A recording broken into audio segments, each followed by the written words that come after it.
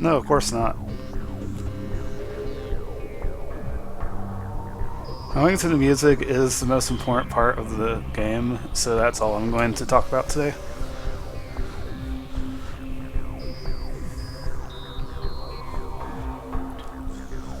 Yeah, I'm gonna wait until I have a few more viewers before starting.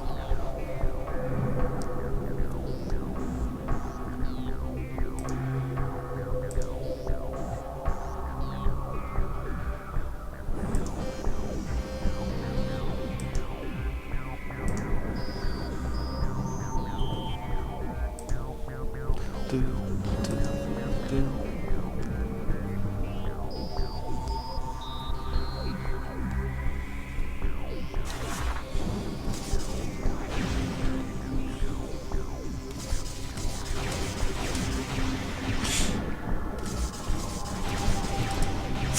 Oh, it's bad. Wow, I cannot bomb jump. Good thing this game doesn't have any stupid bomb jumps like this. Unless you're skipping space jump.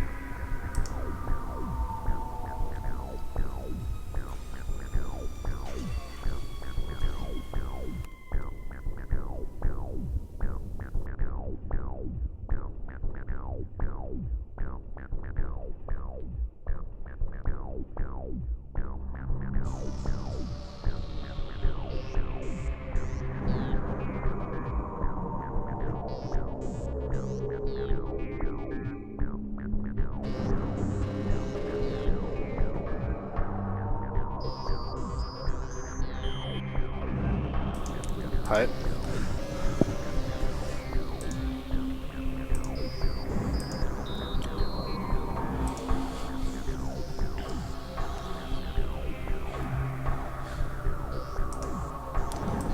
Twitch is saying I have 0 viewers. That's cool. Oh, now it says 21.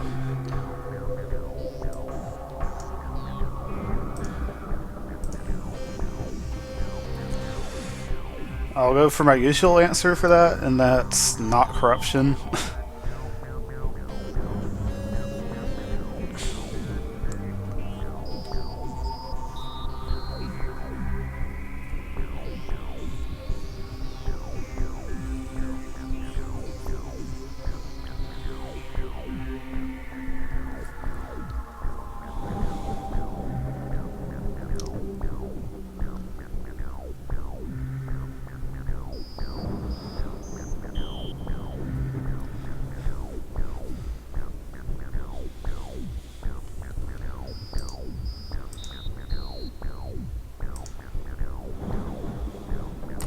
I'm going fine. I hope this tutorial goes fine because I've never done anything like this before, so hopefully I'm able to explain things well enough.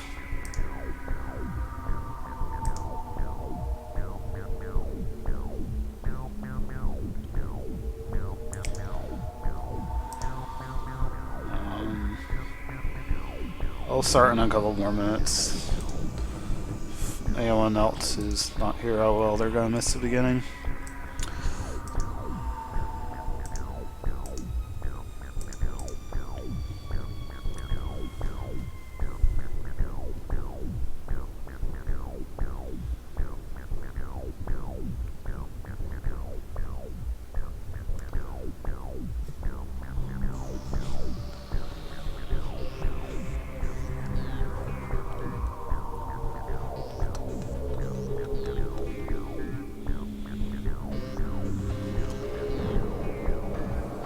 Oh, I should probably mention that I'm playing on Dolphin on the side.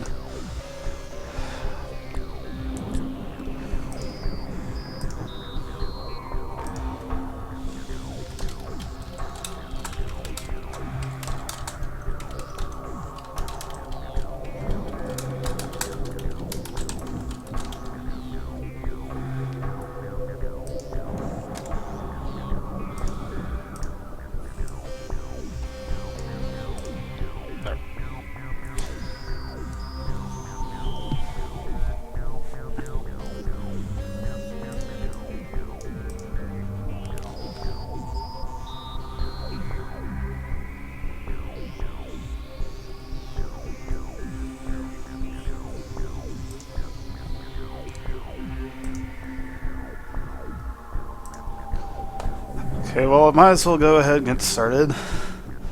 I just add to the left. I'm playing on Dolphin, which means I can use save states. So Dolphin is really useful for practicing if your computer can handle it. I'm using the official Smash GameCube adapter. And also I'm using a mod I created that lets you bring up a menu that does a bunch of random stuff. I don't know how much I'll actually be using this in the tutorial, but that's also useful for practicing things.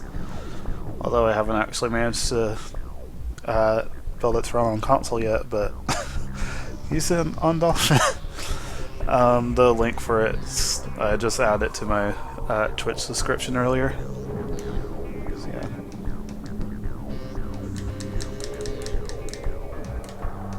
Let's get rid of Combat Visor, that's good.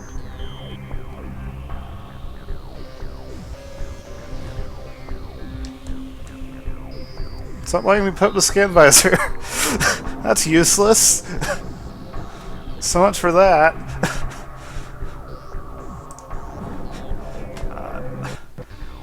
Anyway, before we start, I wanted to talk about movement speed and like compare different forms of movement.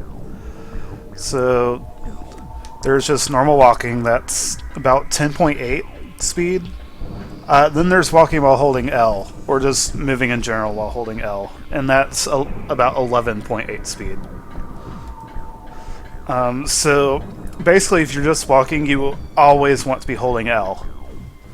And that also applies to just normal jumping too. Just hold L like at all times unless you need to turn.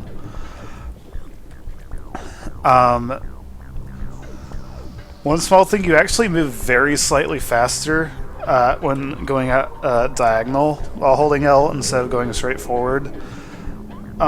It's not something you really need to worry about that much because it's like all the other forms of movement are faster than walking in the first place. So, yeah, then there's Morph Ball. This gets up to about 20 speed. And then Boost, I think it's up to about 40. Somewhere 30 to 40, so it's just faster. That's your fastest form of movement in Echoes. Scan dashes. When you're holding L and R, that's exactly 18 speed. So it's actually slower than Morph Ball. So if you can morph, you should always do that over scan dashes. Roll jumps are a little slower than scan dashing because you lose a little bit of speed before you can hold L and R. So they're about 16 to 17 speed. And screw attack. Now, each time you jump, you go up to about 20 speed, and then you start decelerating. So the fastest way to screw attack is to just constantly jump. Like, if you don't need to space out your jumps to make it somewhere, just constantly jump like that. Like, so don't do that if you're only going a short distance. Try to spam screw attacks.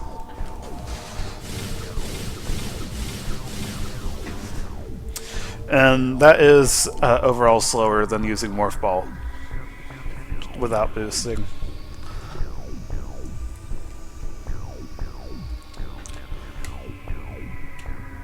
And also, very minor note.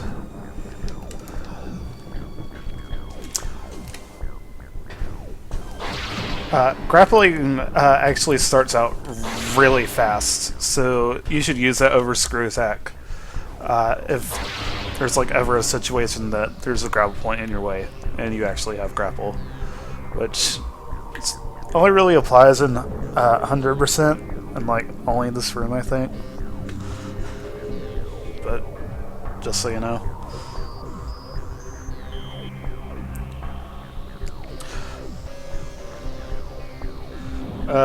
No, you can't.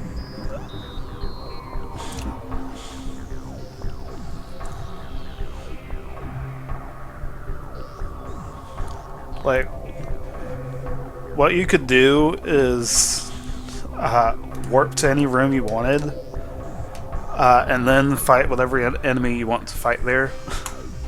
But you can't just spawn new enemies.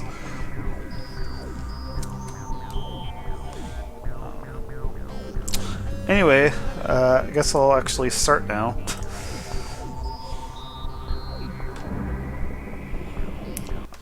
Okay.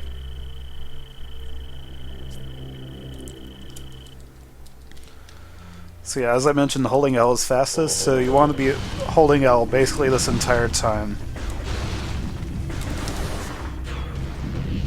Just this over.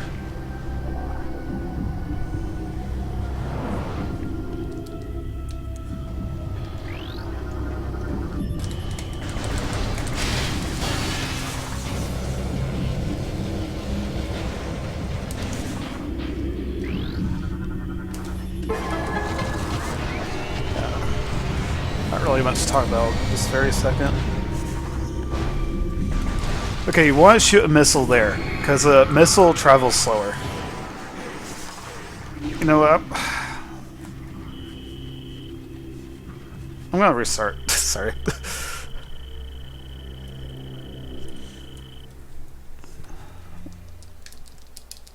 Yeah, already mentioned, just hold L.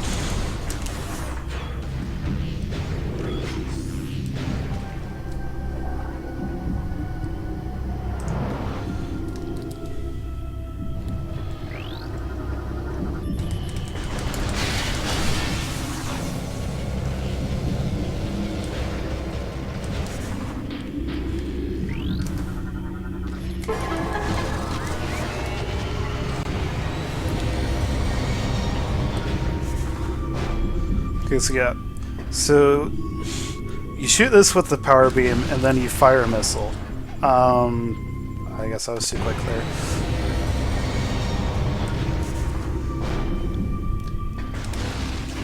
But because it travels slower, that means you can fire the missile sooner. And then firing the missile sooner means you can morph sooner and move towards the sword sooner. Now, we're coming back here to do ILS, but first you need to reload the room. So you go far enough into here to reload, which is about right here. You can go all the way to the web if you want. And then you just go back and turn. Now you want to line up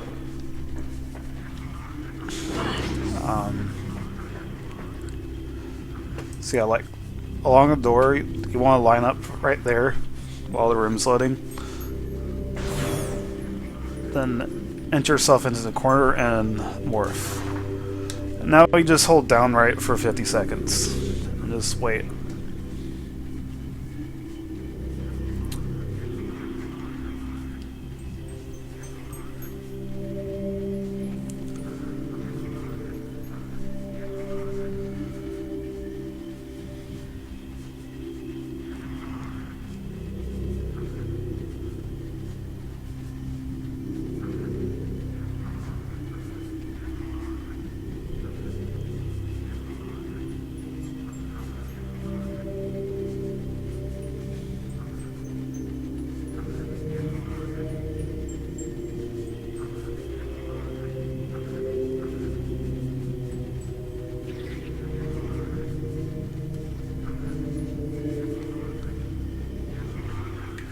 Okay, now we have infinite speed.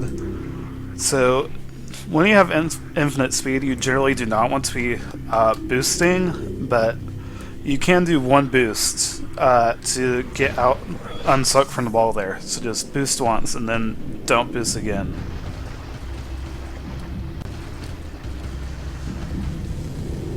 Okay, so you need to get yourself wedged in between these crates now. Okay, do you see how the camera just moved left? That is bad.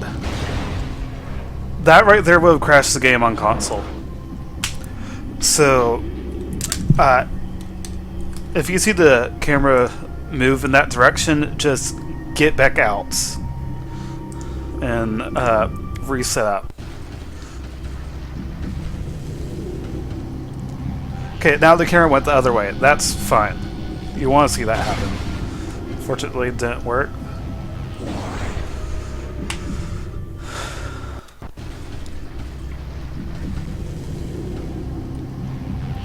So it's just hold a little bit forward and hold boost and let go of the boost. And sometimes it works, sometimes it doesn't.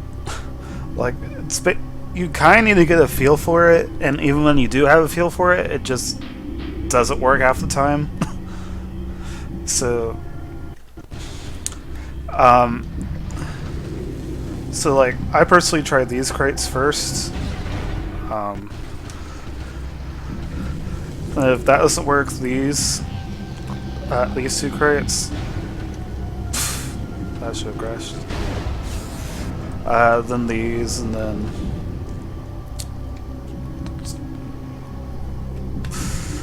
if you run out of crates, you can just go back and unload the room again, and any crates you blew up will reappear. This obviously loses a bunch of time, so if you're trying to get fast time, you just reset if you don't manage to pull off ILS in the first two sets of crates. Am I recording this? Yes, because I'm streaming on Twitch, and Twitch automatically saves archives.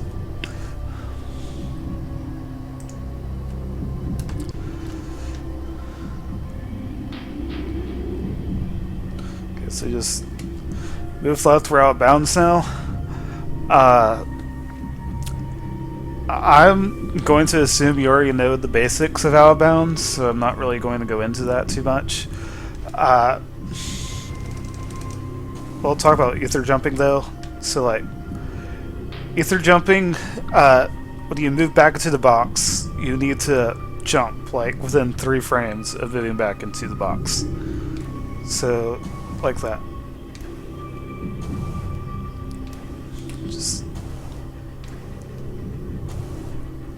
Just press B the instant you walk back in. Now the box's boundaries are determined by the collision. So generally the edge of the room, that's where the box is. So like it's about lined up with the door here.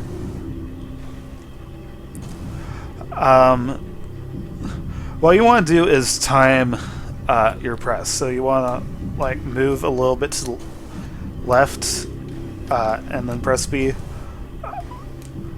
You need to get good at quickly moving back in if you fail your ether jump, so you don't lose much height.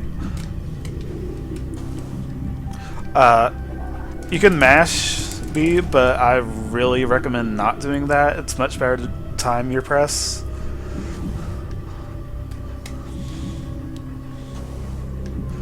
So yeah, it's just a 3-frame window to jump.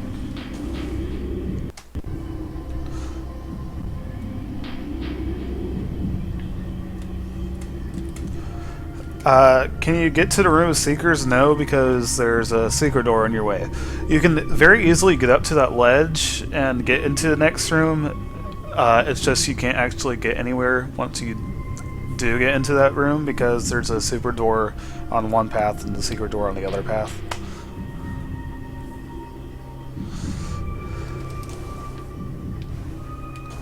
So just jump up to the door. You need to shoot the door. once you shut the door, you need to jump to the side like that, and now load the room. So, jump to the side, then move right, like, I'm being stopped by an extreme collision now, and then just jump up. So, jumping on this side of the door will transition to the room on the left. Jumping on the right side of the door will transition to room on the right. You want to pay attention to the mini map, like at all times when you're transitioning, to make sure that you properly transitioned. I'm explaining a lot of things about wall crawling when I say I wasn't, but whatever. It's just pay attention to that. Now, an easy way to get back in bounds here is to just drop down. Now, because a cutscene got interrupted, the Scamizer is a bit messed up now, so you have to aim above the whatever. So just scan that. That warps you back in bounds. If you then open the door, the elevator will warp to the bottom. Now that method's slow, so I'm going to do the better method now. You just jump up to the skywalk of this room and walk straight across.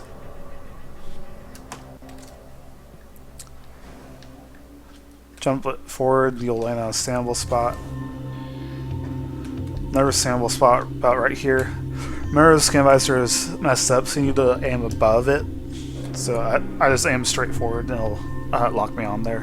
Then dash to the left and you'll get to the ether to the side. And then just shooting the door and it'll load around you.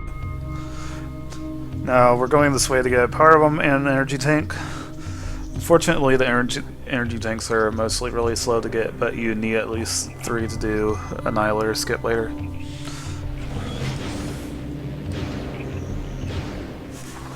Oops.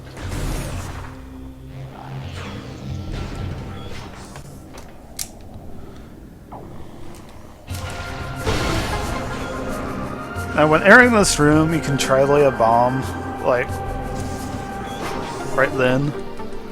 And if you time it correctly, it would have activated the door right after it closed, so you won't have to bomb it again here.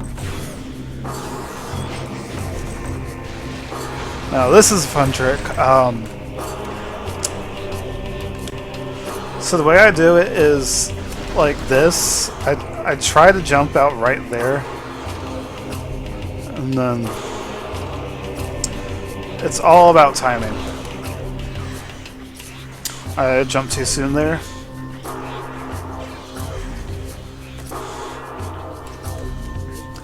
So it's important to also make sure you wait long enough for your second jump until you've cleared the branch.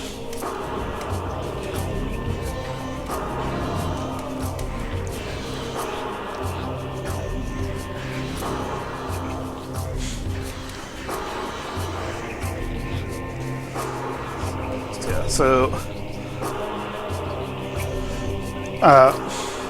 once you're here, you just jump straight, get the hole. Now just wiggle your way forward right. I actually messed up. Okay. Forward right, and then actually back to the left. Now there's a standable spot here. You want to land on the standable spot and then just walk straight off. And if you fall from that height, that basically guarantees you'll be able to get a jump quickly. Let's get up to the floor. Get the jump again. Transition.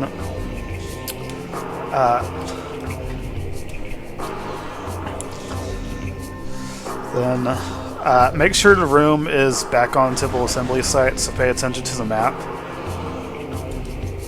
So, oops. Now either you can jump to a sample spot about right here, and then you can jump to the skywalk.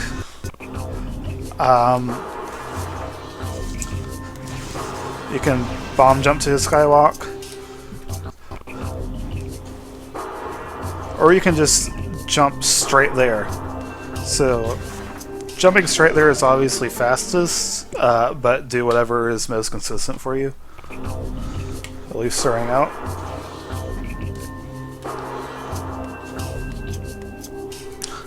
Now for the power bomb, you want to be at this corner here. So like get to that corner and then morph and you'll grab it. Now we are going to Aegon now. So you just bomb jump, move backwards.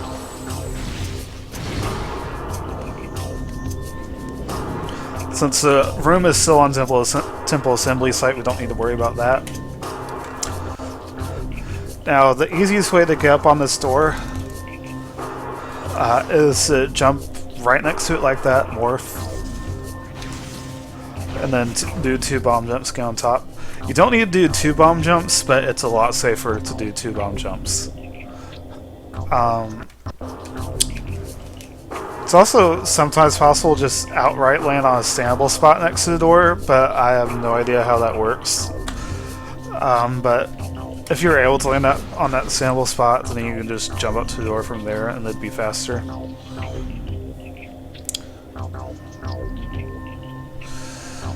So yeah, just... it's also really important to, like, don't mash your jumps too much, or you'll space jump too soon. So you need to just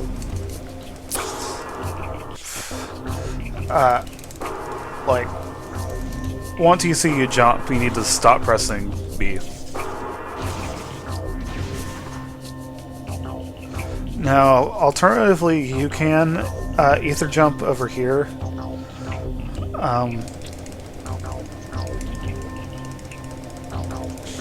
Fill out out and jump. That's why I keep reloading the state.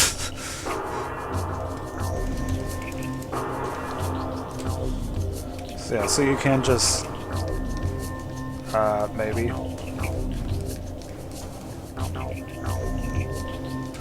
either jump like that up to the door.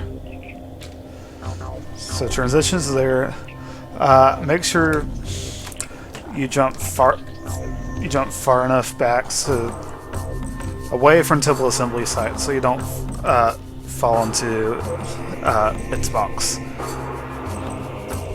So you pass under that part of the tunnel, like right here, and that'll load industrial site, I think it's called.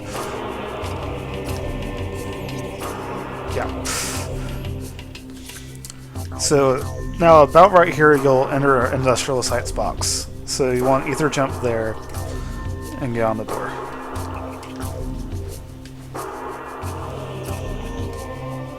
Okay, that's another thing.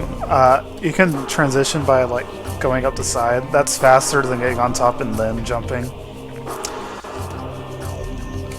Okay, so the fastest way it's once you're on this door is to do a scan dash. Scan dashing there can be that's wrong to say. Scan dashing there can be a bit difficult, so you can also just whoops.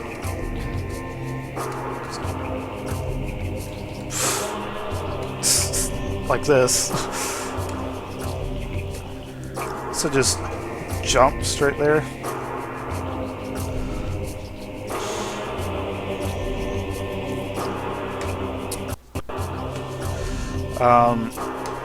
Or if you're really paranoid, you can jump backwards and then go all the way around.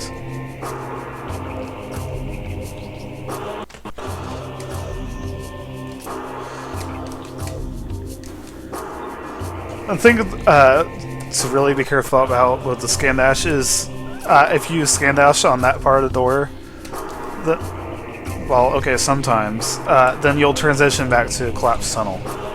And you really don't want to be transitioning back to collapsed tunnel. So you need to be careful about that. So once you're here, you just shoot the door and then move towards it to load it.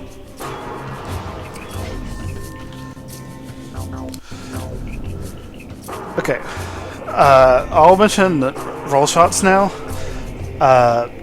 Roll shots, you have to press A and X at the exact same frame. So, like, I do it with 2 fingers, one A and one on X, and then just do it at the exact same time. You won't actually fire until about half a second later, so I'm not entirely sure how it works, but it's just A and X at the exact same time, they'll fire a shot during your own morph animation. So, just... Oh. That was bad.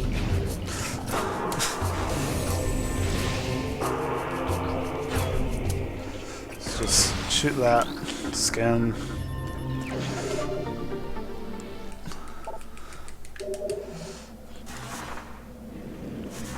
Morphing there doesn't really save any time, because it's just such a small distance, so it doesn't really matter if you morph or basically just walk to the elevator.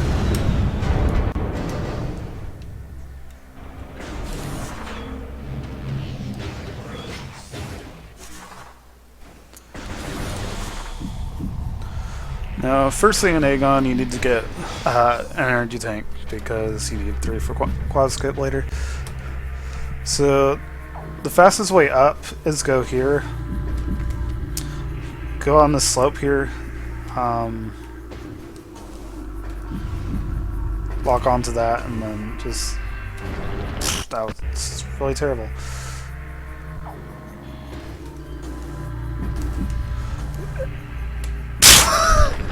Okay, it's something like that, but you want to dash from there up to there.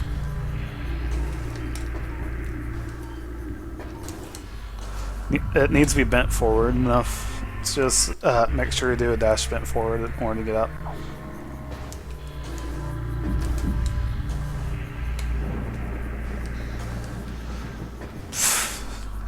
Okay, sometimes these sandbats will block your shot to the door, so it's best to shoot several shots at the door to make sure you actually hit it.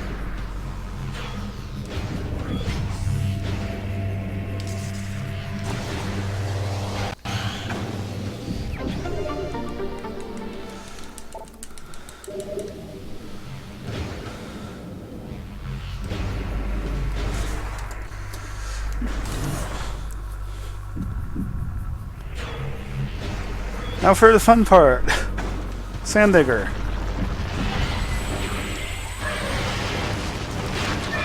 Let's just kill you for now. Okay, so I fall about right here. And then I turn, wait for it to start its stash, and then I move here before it actually starts stashing. So, let's try that.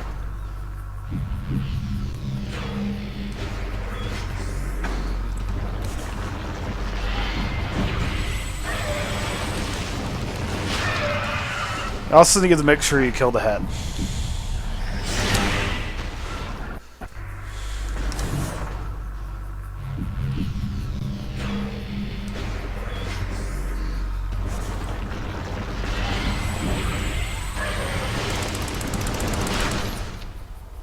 That's close.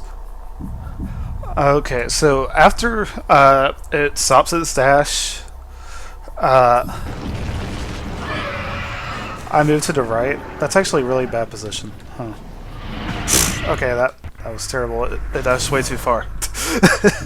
I did not want it to dash that close to me.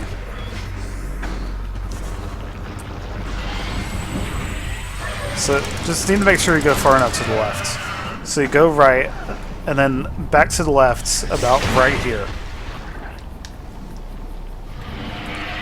And it grabs you, throws you out of bounds. So, try that a few more times.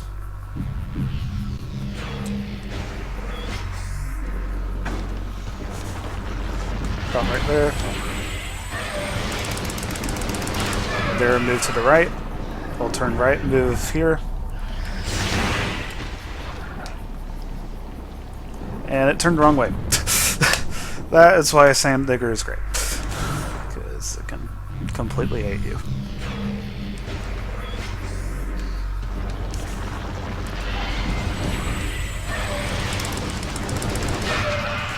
That's bad.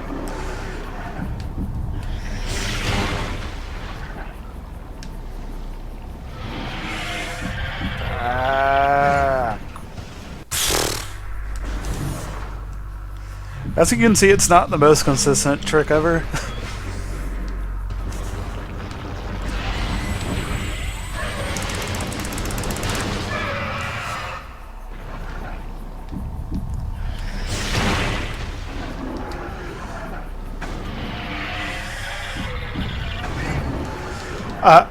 One more thing, it's impossible to get stuck here.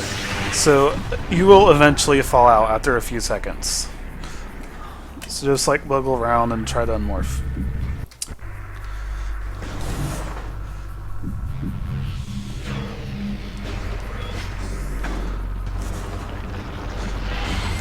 Now, if you mess up, then you'll need to reset it.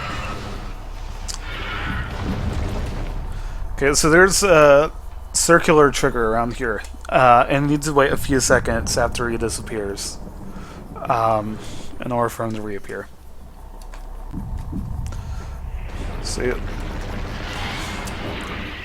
I wait about right here.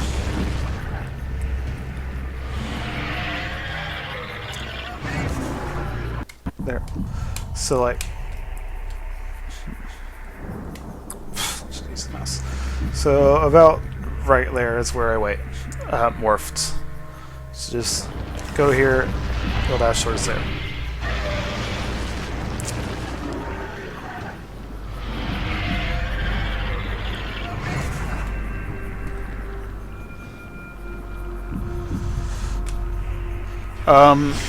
Yeah, it throws you through the wall because the morph wall basically does not have any collision while he's grabbed you.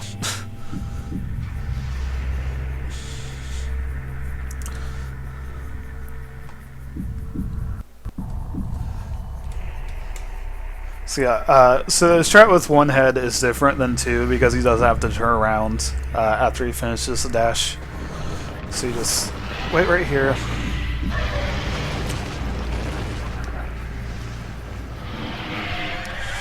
And then hopefully he throws you out of bounds.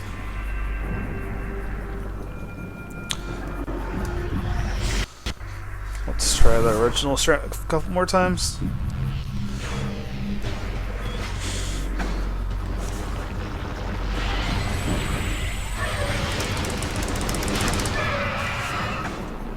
Move to the right, move around here. And grab it. Now, it's important to avoid touching him after he turns around, or else he won't grab you. Like, you'll be immune to it.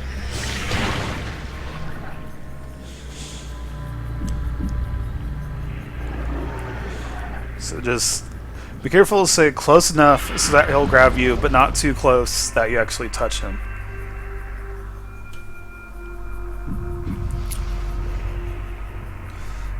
The route I am using for this is the correct route. So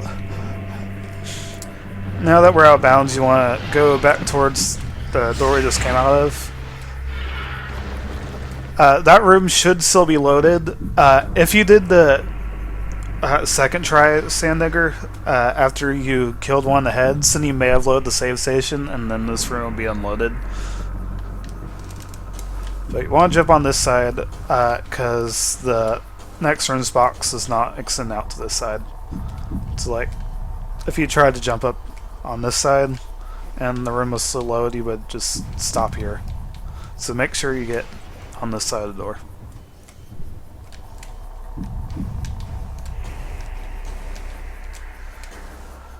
And if it's not low, then you'll need to shoot it.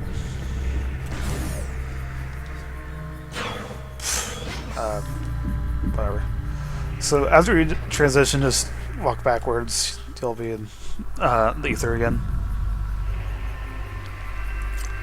Make sure you jump high enough before then, because if you jump high enough, then you're able to just walk onto the door there. Don't have to worry about jumping.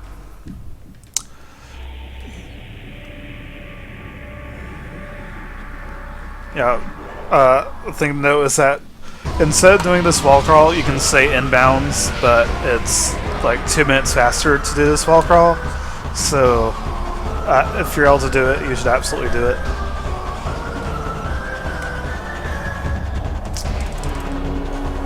Let's just jump up here.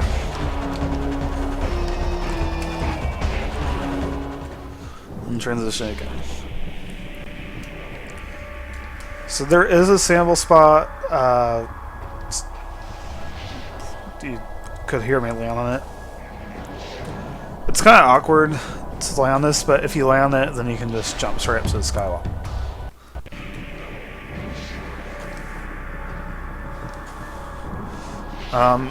If you don't land on it, it's not a big deal. You just morph and bomb jump up.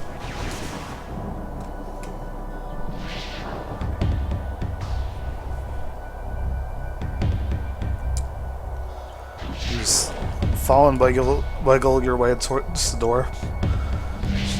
Jump up. Go into a room. You'll fortunately avoid the cutscene triggers. So just over here.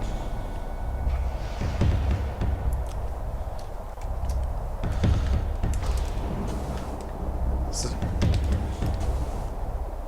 there's a couple of ways to do this transition. If you miss a door, there is this... Well, I failed now. Okay. One thing to be aware of is this next room is lower than this one, so you don't want to get too close to it, or you'll fall in. So be careful about your placement here. So I jumped straight to the door, or try to. There's a sample spot about right here that you can try to wiggle yourself down to. And then jump there to the door. Then jump off.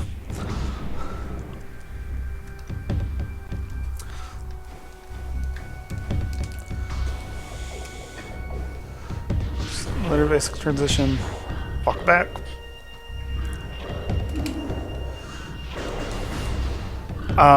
These two doors are connected to the same room, so I shoot the first door to get to load, then go to the second door because it's closer to my destination.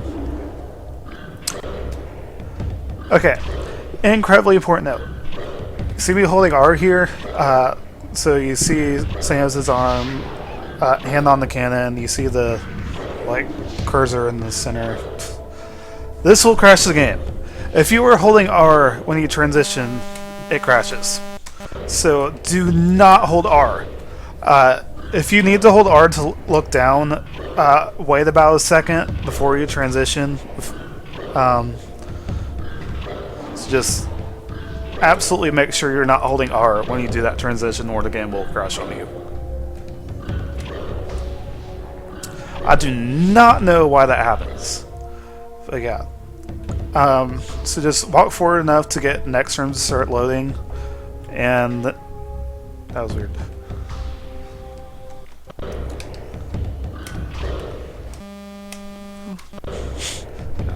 Don't hold R. Then turn around and just walk back. Okay.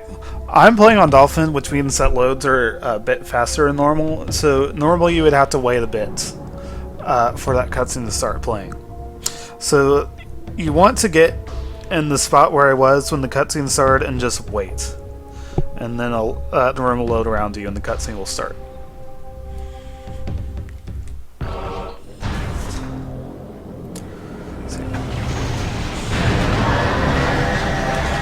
That's how we kill Dark Samus. Okay, let's do that again.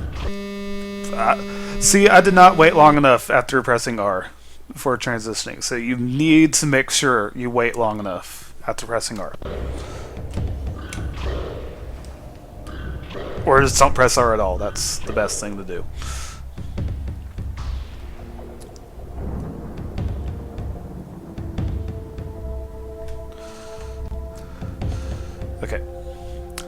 So, start this fight, immediately morph, go around to the right, cut her off, and just light a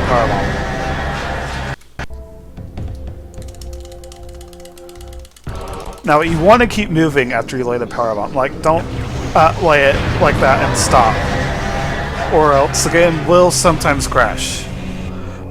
If you keep moving, that makes the crash a lot less likely to happen. So don't stop after you lay the powerbomb. Just keep moving to the other side of the room. So like sometimes either the game will crash or the fight will just never end, and you're stuck with a white screen forever. So the important thing is just go to the left, cut her off, lay the powerbomb.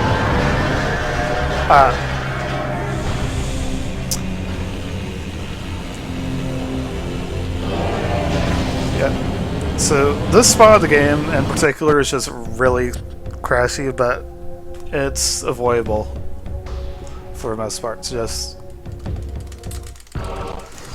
once again, morph, move left, run into her so she stops moving, light a powerbomb, keep moving past her. Do not stop, do not move backward, just keep moving to the other side of the room.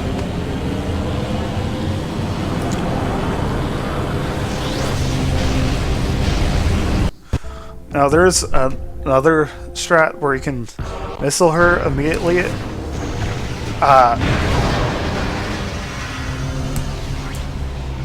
And there we go! The fight is not ending. So, the safest strat by far is to move around to the left, run into her, and then keep going. So, just do that strat.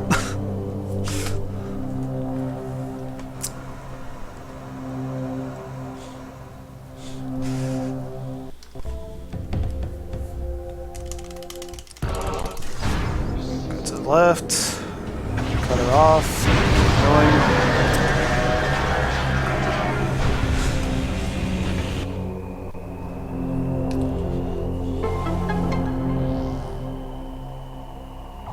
Now either you can just walk into there, or you can try to morph and boost it.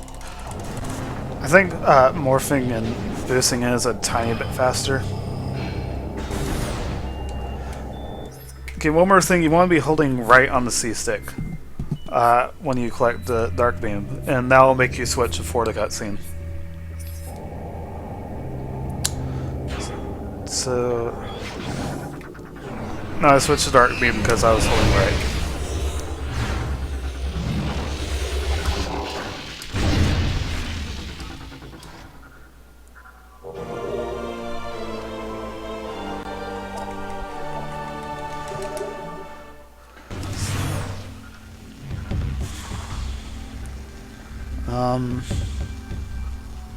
One thing I forgot to do when I came in, I was supposed to shoot one of the crates to try to get a powerbomb.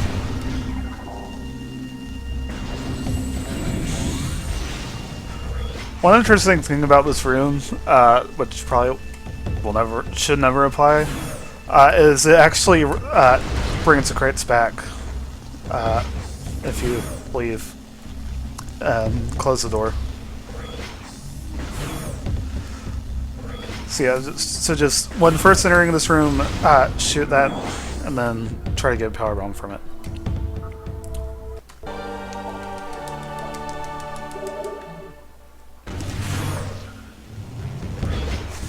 So you want to boost all the way to here before I'm morphing, because you want to trigger the load as soon as possible.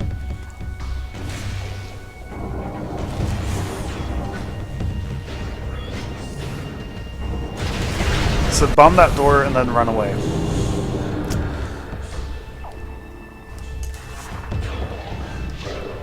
Let's do that again.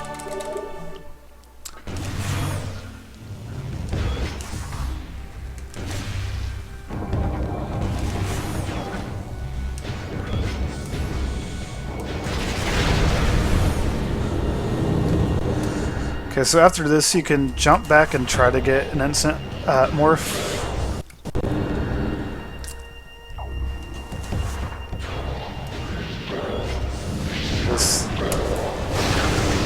boost out, go into the portal.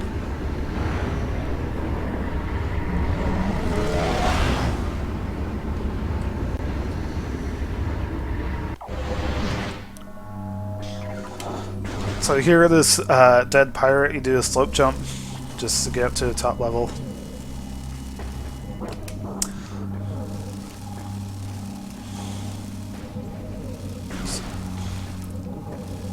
Make sure to avoid this, like, ear thing, maybe. Now, it does save a little bit of time to do a scan dash across the room there. So let's do that again. Slip jump up here. Lock on, do a dash.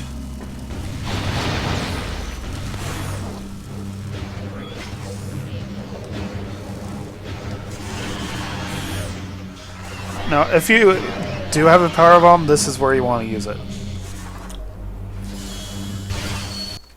So let's do that again. Just one more time.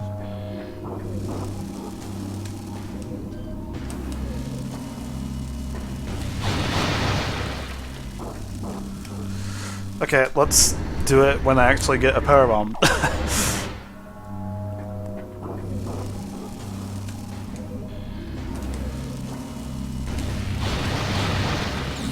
There.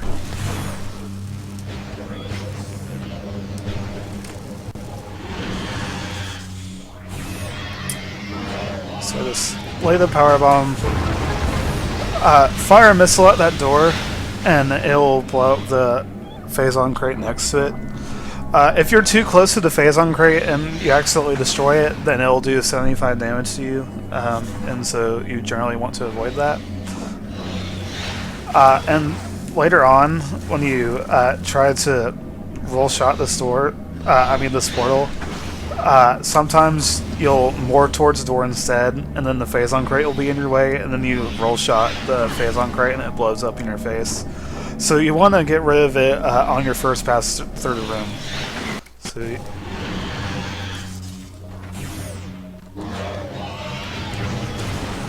just shoot a missile, it'll activate the door and blow it up.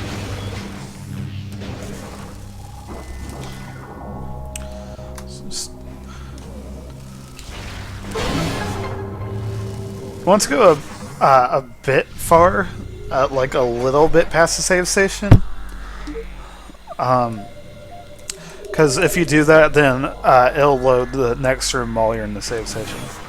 So it's actually faster to enter the save, because no in-game time is passing, and you load the next room while you're in it.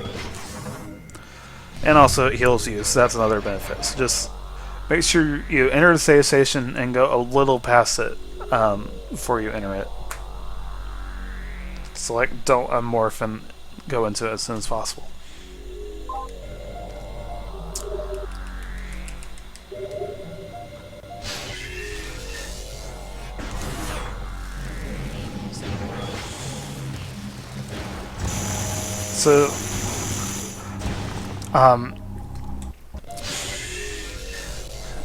So if you boost properly,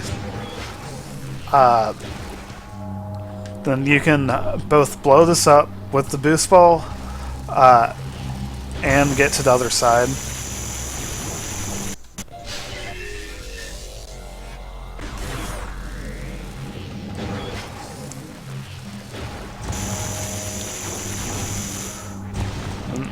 You can just get up. Okay, this part right here is kind of difficult to do as fast as possible. So you want to do a roll jump. That's not a roll jump.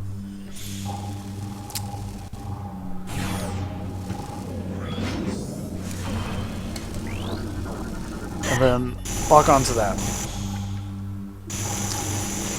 Now this is actually a bit harder on Dolphin because the room load more quickly, but if you're fast enough, then you can jump up immediately afterwards.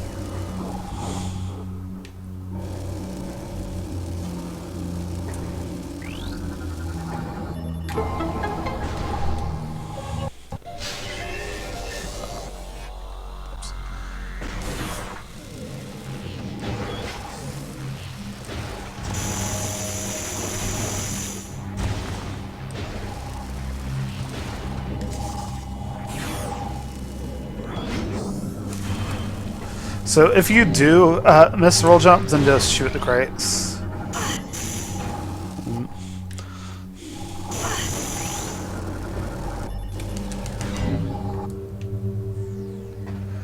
Remember that when the cutscene starts, it'll run your jump, so make sure you're not in the middle of a jump between two platforms when the cutscene starts.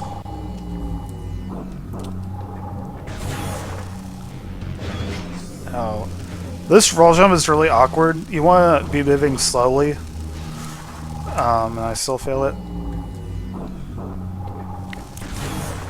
But if you're moving too quickly, then you'll bounce up because of the edge there, and then you won't be able to roll jump there.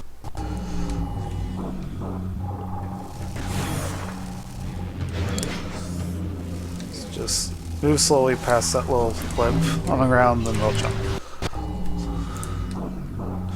Alternatively, if you're you have trouble with the roll jump, you can do a dash across. It's a little faster roll jump there. Just use crates to the left, shoot them if you need help here.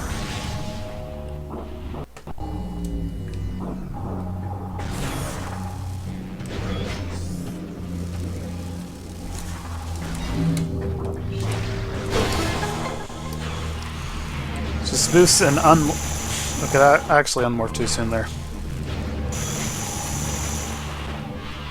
But in order to like quickly get over this little lip here, you want to unmorph before you hit it.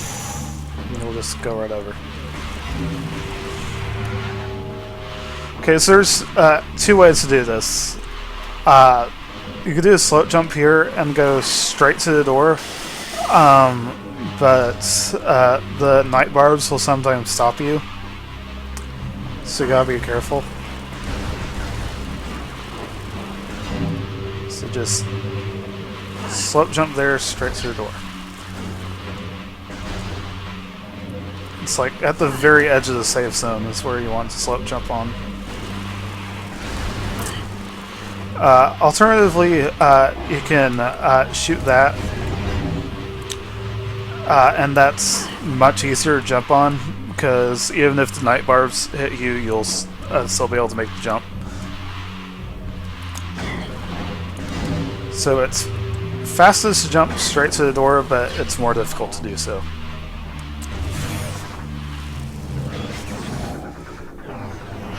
Okay, one thing to point out is if you let cutscenes play out while you're in a safe zone, you'll actually keep healing during the cutscene. So that gets me about 10 more health. Now, I actually can't skip item cutscenes on this file, because this file has only been used with the randomizer, and the randomizer doesn't have item cutscenes. So, unfortunately, I'm not able to skip any of the item cutscenes during this run.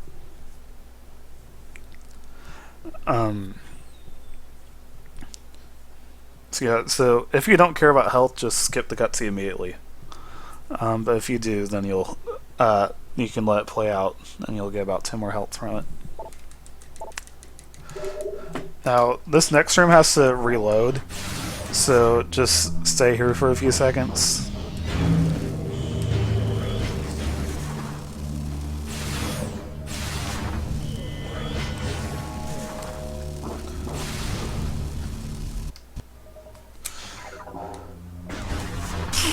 Why did I do that? It's wrong beam. Let's just wait a few seconds. Go.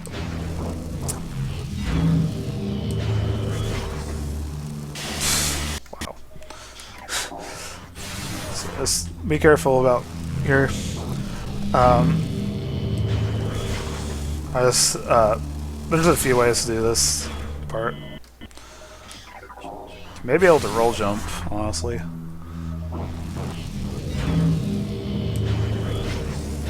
You just roll straight off. So there's a bunch of different ways to get off that ledge. So you shoot the first one, roll far enough so you get to the load trigger, then unmorph and shoot the next one. Okay, so for caches and crates and everything, you can only get ultra energies when you're below 20% health. Right now I have 2 energy tanks, so below 20% means below 60 health. So it's useful to purposely take damage from like the Dark World or something until you're below 60, and then you can get an Ultra. You're not guaranteed to get an Ultra, obviously. Sometimes you'll like waste all your health and then it'll give you a small, but it's generally a good idea to wait if you're really close to that amount. So if you're like at around like 70 or something, then it's good to purposely take the damage to get under 60, or however much you need, depending on how many energy tanks you have. So it's the same for all forms of health. Like you can only get the blue larges when you're below 50%, and you can only get the red mediums when you're below 75%. So it's important to keep track of your health. And that also applies to other types of drops. Like, when you're out of missiles or power bombs, you are incredibly likely to get a 10 missile or a power bomb drop. That's really useful for this run because you only have 1 power bomb maxed for most of it. And so that means once you use your power bomb, you are really likely to get another.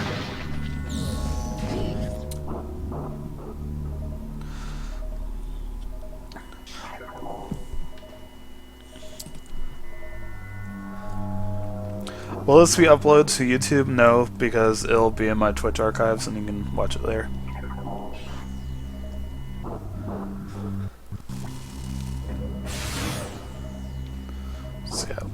So you do need another power bomb at this point, because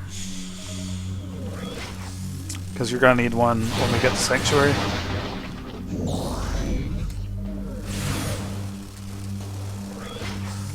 Okay, one really weird thing about this room is if you put the scan visor up, it'll break it and get rid of the scan visor when you enter. So if you want to do a scan dash, don't put the scan visor up until you've actually entered the room.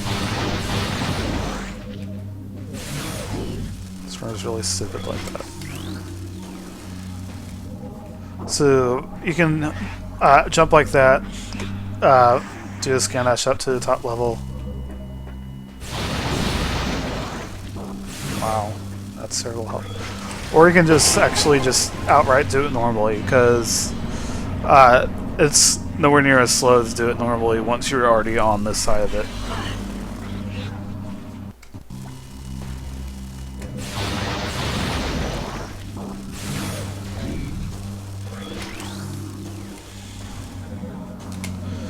And you can try to do a dash again.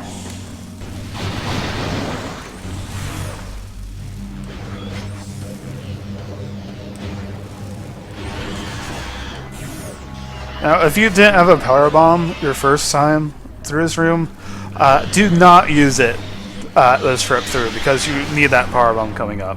So don't be like, oh, I didn't have one, I'll just get this trip. Just wait until, just wait to blow it up until the end of the game when you have to come back here.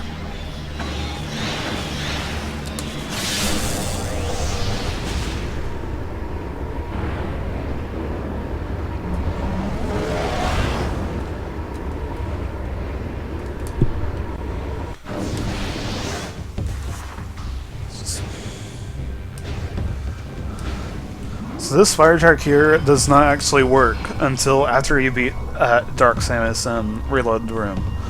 So you can actually skip fighting Dark Samus altogether, but if you do that, then this fire track won't work. So you do want to fight her before Dark Beam, not skip her.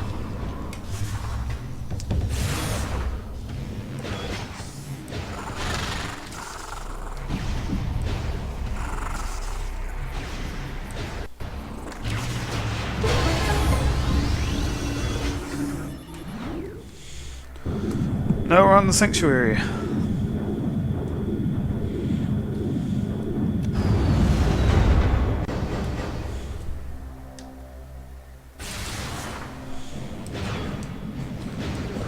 Okay. You immediately... Oh, wait. You immediately need another power bomb. You're basically almost guaranteed to get a power bomb drop from the crates in here. I think I've only failed to get one once or twice ever from these crates.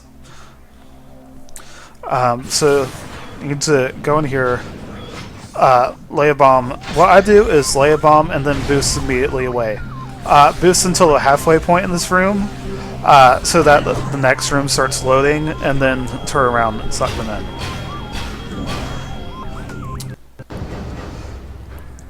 Scan dashes in this game, I'm not sure if it requires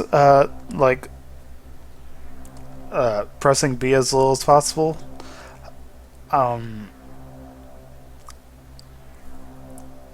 It's probably a good idea to try to press it for as few frames as possible anyway. But I'm not sure if it makes as much of a difference as it does in Prime 1. Yeah, your timing of pressing R during a dash is by far the most important thing. Just boost in here.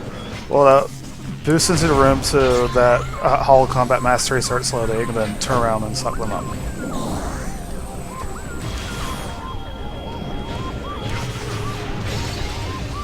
You can get an instant morph by just jumping up to the ceiling there. We'll shoot the door. Shoot this.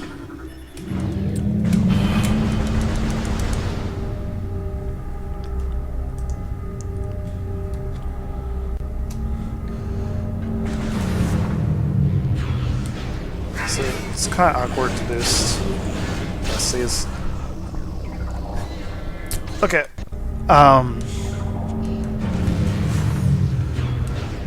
One thing is, you'll unmorph. Well, you'll sometimes unmorph towards the heads instead of unmorphing forward. But if you're close to the door, then unmorphing towards the door will override that. So you want to get close to the door before you unmorph here. Just to be safe. Make sure you don't unmorph the completely wrong way.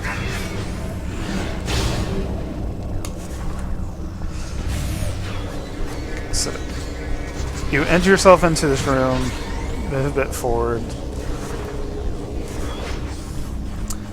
then you're out of bounds. So let's do that again.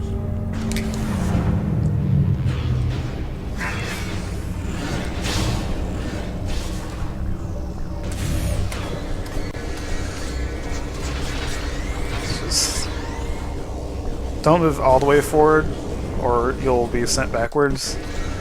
Just move a bit forward. Now, whoops. After you morph, well, wasn't far enough.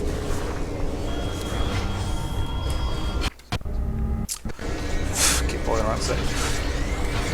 What you want to do is unmorph, then immediately hold L and down left, and you'll move into the ether to the side. So just move to the correct spot. Wow, that was bad.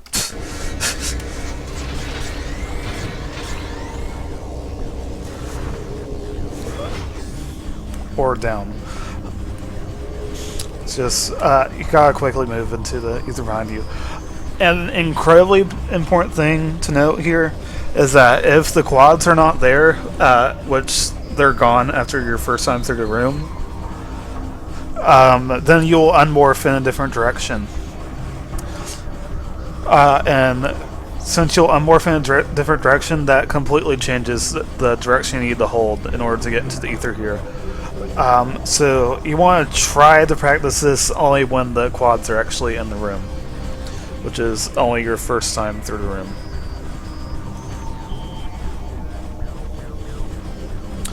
Another thing here is you can actually do a sort of roll jump.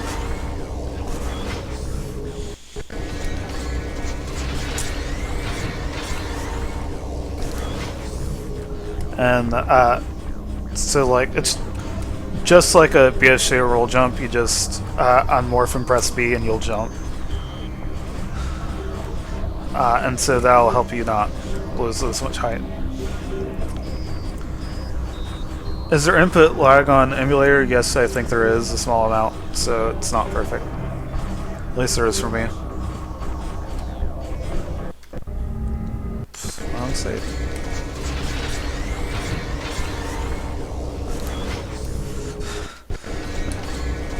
Now it is the whoops.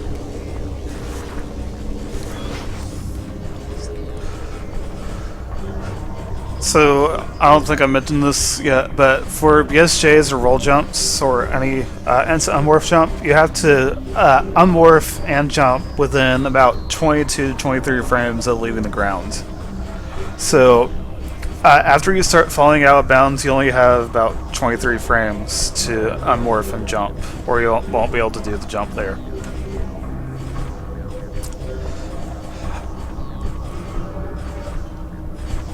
Emulator runs cannot be compared to console because load times are not accurate.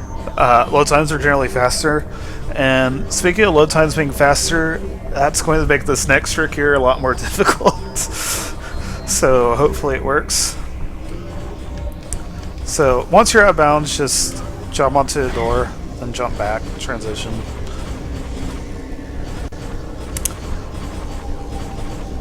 So just keep walking sideways until you unload the room and turn. This is not going to work because load times are faster, but just, yeah, I didn't make it.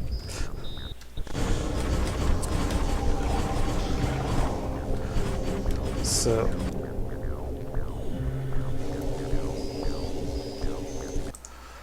you want to basically line yourself up with the room right here. So like the edge of the room. What the hell? I'm inside the wall. Cool. But yeah, you want to line up about right there and just straight back. This is a lot more difficult when the room loads faster than it should.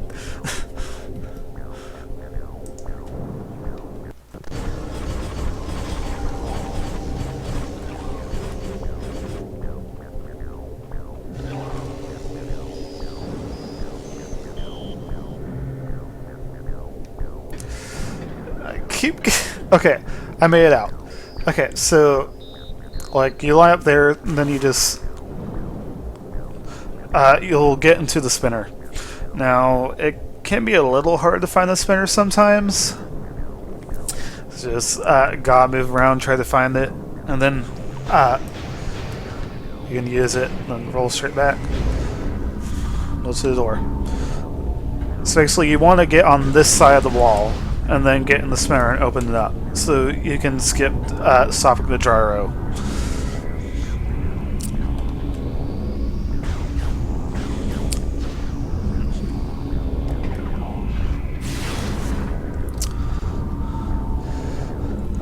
This roll jump is kind of obnoxious.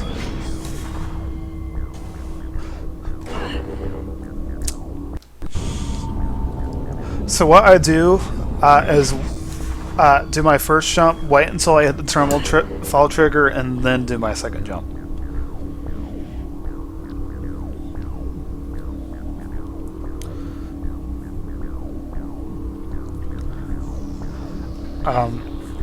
So that wall crawl to skip stopping the gyro, I think, saves about 30 seconds. So it saves a lot less time if you save the game, but if you're doing a single segment run, you don't have to worry about that.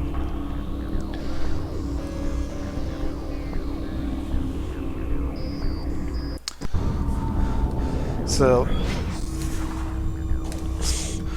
this roll jump is generally easier to get your first time through the room when you're doing it at an angle. So it's kind of awkward to do it straight on like that. Oops. So yeah, when you hit terminal fall trigger, that disables the L button. So when you hit it, you'll see your cursor disappear. So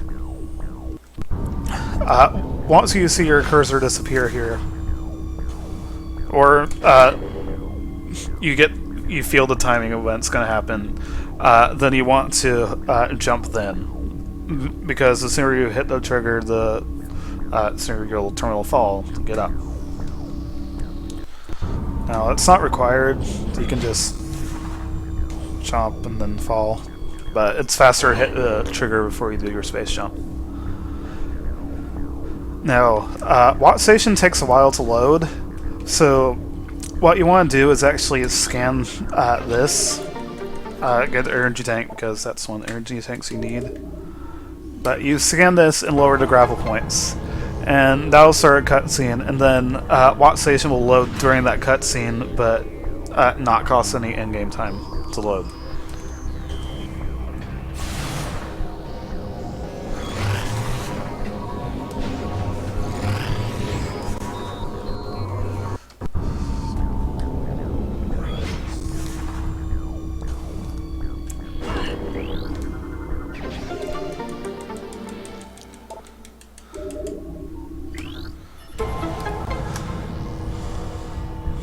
I can't skip this cutscene either.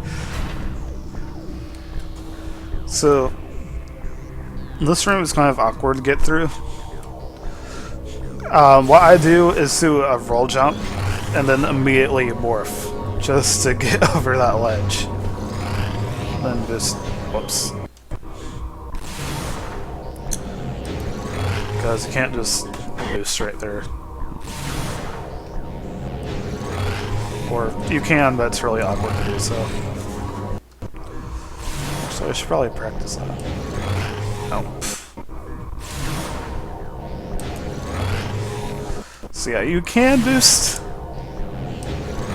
but it's safest just do a roll jump and then immediately morph.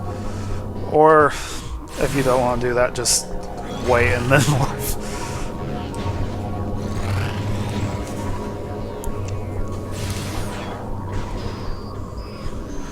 Okay. Grand Abyss. One of the most infamous parts of this run. So this trick, you only have one try, period. Because as soon as you cross about that line right there, the Echobots will start moving. And it also turns off the layer that they're on, so if you leave, they're not going to come back. So you only have one shot once you cross this line. Now what I do is try to get as close to the edge as possible. Let's just jump here and do it.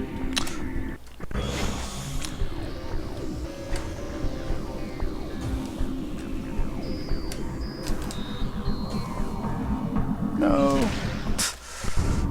So, this is all about getting good at your dashes. And actually landing on the ledge, that's also helpful.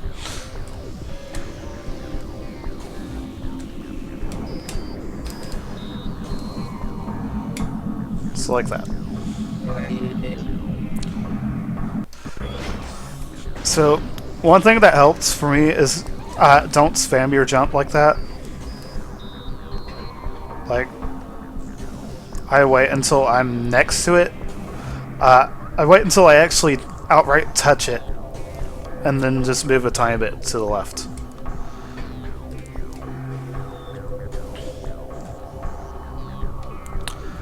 So like, don't jump up like that. Just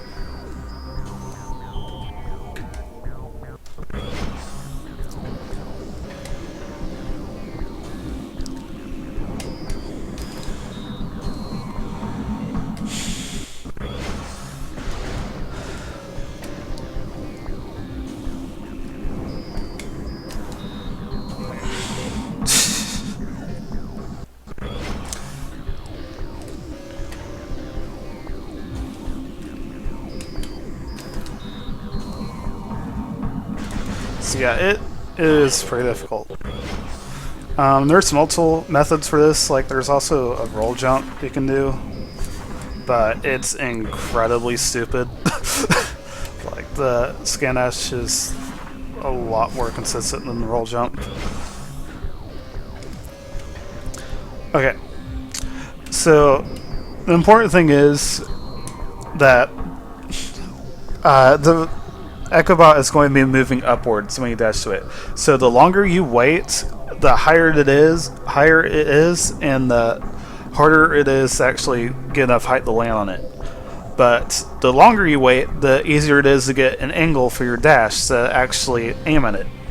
So you have to balance waiting long enough for a good angle and doing it quickly enough so it doesn't get too much height.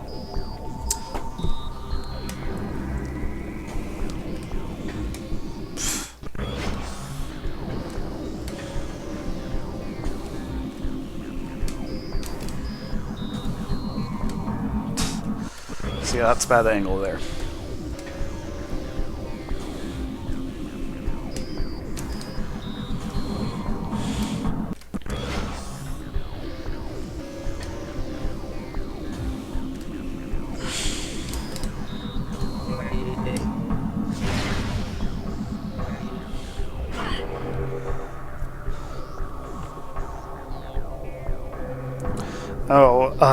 Another important thing is you can do what's called a floaty dash, which is dashing after you actually walk off the ledge. It's like an ether jump, and that'll make your dash get more height. So, like, within a couple of frames of when you walk off the ledge, you can still jump and dash, and that'll get you more height.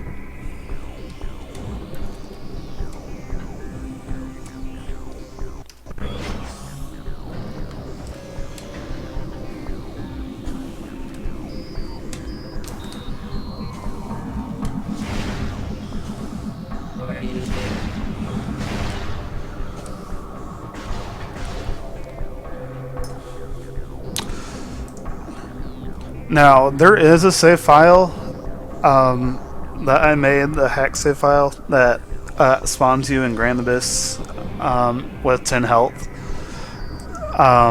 So it's really useful for practicing.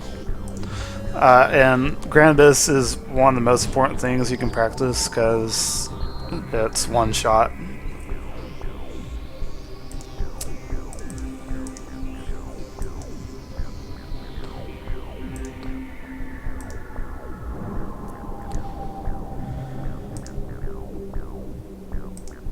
So I'll link it in chat, and if I upload this later, not upload but highlight this later, I'll put it in the description.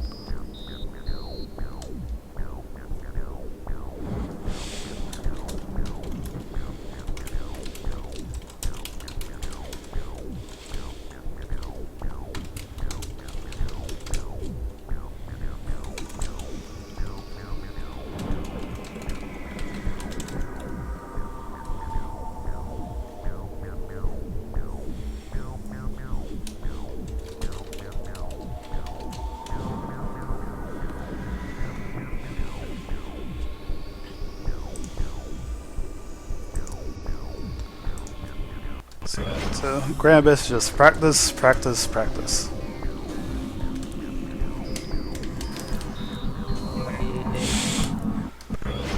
Like, try to mix up when you press R, when you start dash in the first place. Just mix up what you do until you can get a method that's consistent for you.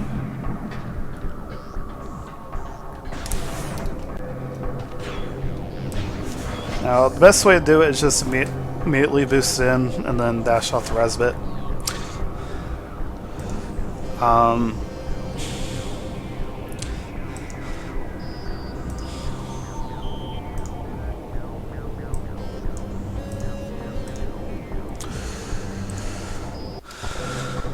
So, if you don't want to worry about the res bit, then you can just kill it.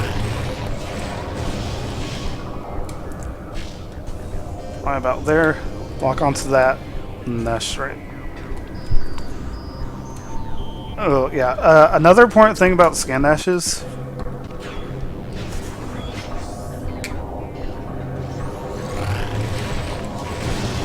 After you dash and you're holding L and R, your momentum is fixed. So, whoops. How did I end up there? So after you start holding R, you can press A and then you can turn, and that won't do anything to your direction or speed. But it'll let you turn and look at the direction you're moving in.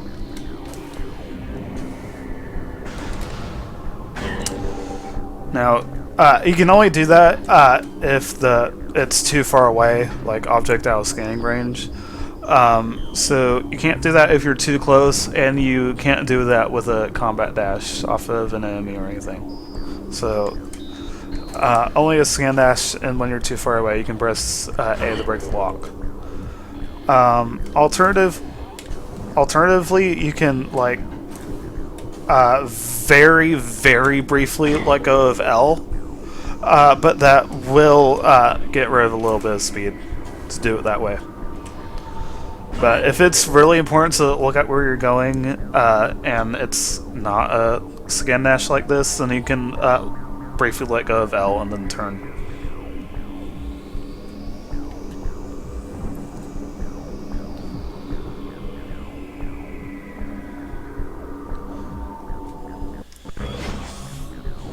Sure, let's do it again. Not to say I want to load, but... Oh, screw it.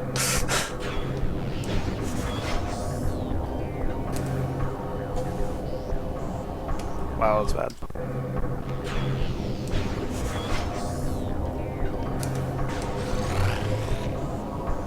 So that's why you don't press A, because that just shoots the enemy, and you don't want to do that. Do not want to get Respite's attention. Now, there's a couple of other methods to get past here without the scan dash. One is to wait, and just wait and wait and wait. So, I don't really recommend this method unless you're desperate. But you wait until the Respite gets close. Then you shoot with the Dark Visor. Jump up on its shield. Not, did I say the Dark Visor? Shoot with the Dark Beam. Then you jump on its shield. And then you would just jump over there.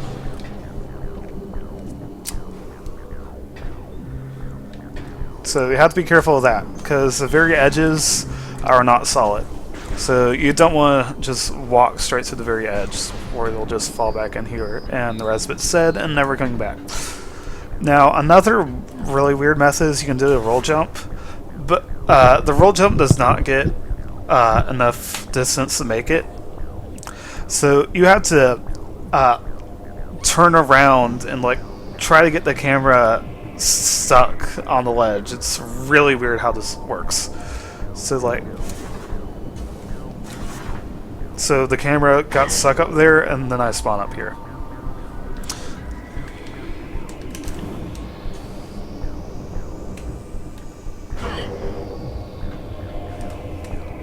So, the timing of when you morph is important here.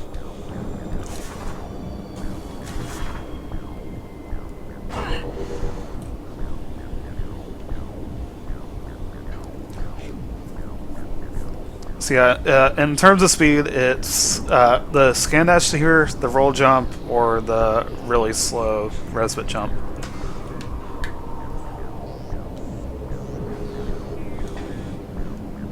Can you be a ship there? I don't know, probably not. But let's try.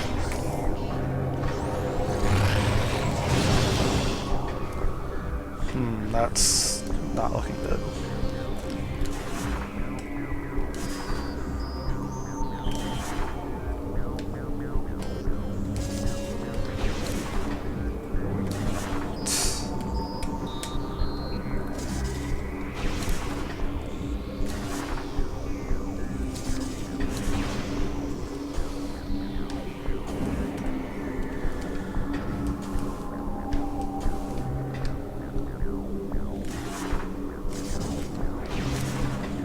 Well, if you could find a way to make a BSJ work, that's cool, but that's also really slow, so it's not really a method you should be using.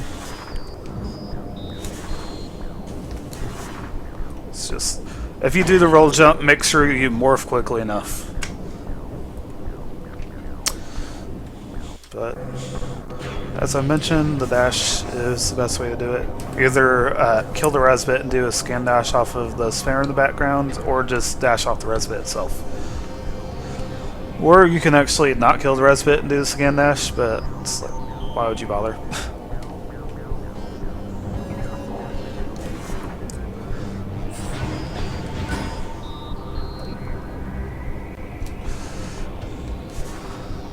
So after you get out of here, lock onto there, and what you want to do is like not press R, just do a normal strafe jump, and you'll get into there, and then you do a scan dash.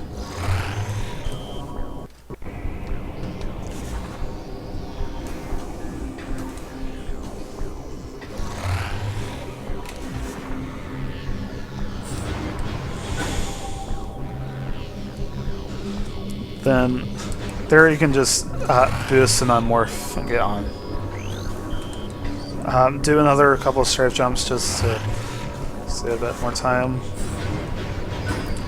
It is way more awkward to do the scan dash from here because the res bit gets in the way.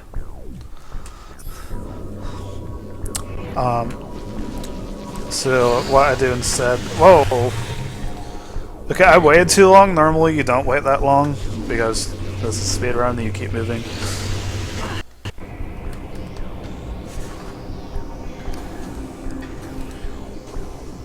Oops.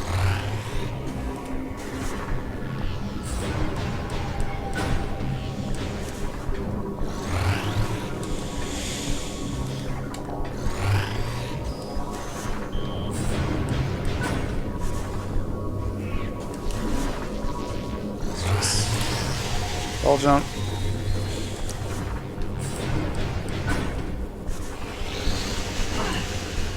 Now, you can do a roll jump off of the spinner, but it's really awkward. Wow, good job, Resbit. Like, you can do it like that, but a lot of the time you will either fail the roll jump or you won't get enough distance to actually spawn over here. So what I usually do is unmorph and do a dash over here instead.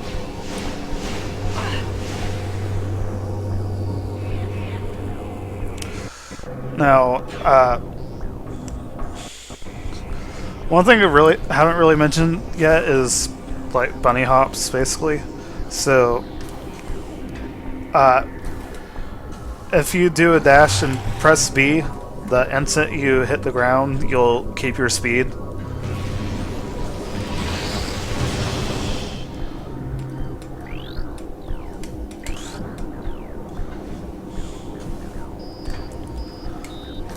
So just dash right, jump as soon as you touch the ground. And that also works with roll jumps too.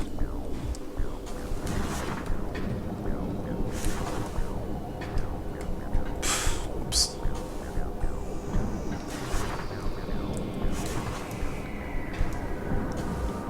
So basically you're moving faster than normal and you're holding L and R. Just press B the instant you hit the ground, and you'll keep your speed and jump.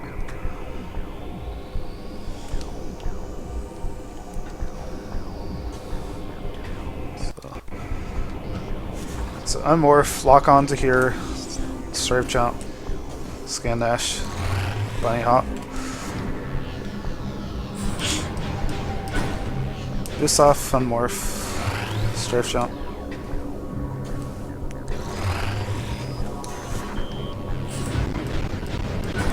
Good slow down. Morph. Wall jump. Unfortunately, the res bit got in the way, so I couldn't try the bunny hop.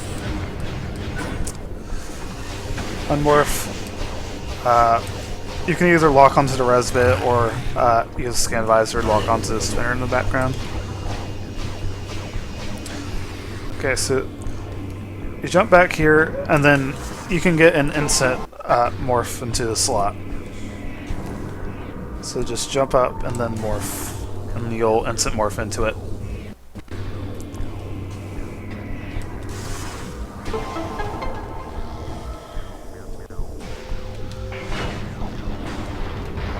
Now, what I do is like pause for about half a second before grabbing screw attack and fire a shot, and that'll let the shot hit the door before the screw attack cutscene starts. Alternatively, you may be able to bomb the door right as you enter, and then you don't have to worry about shooting it. So you can try that as well.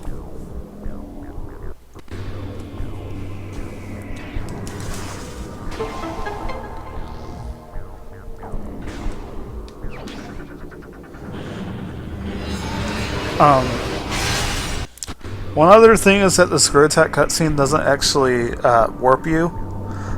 So if you morph before the cutscene, then you'll be morphed after the cutscene ends. Wow, that lag. So just make sure you press X before you touch screw attack.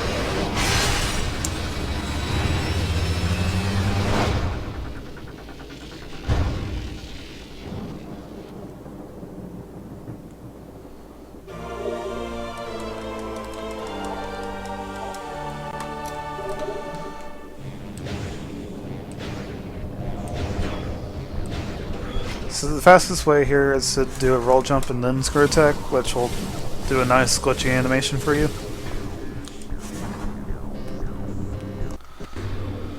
Oops.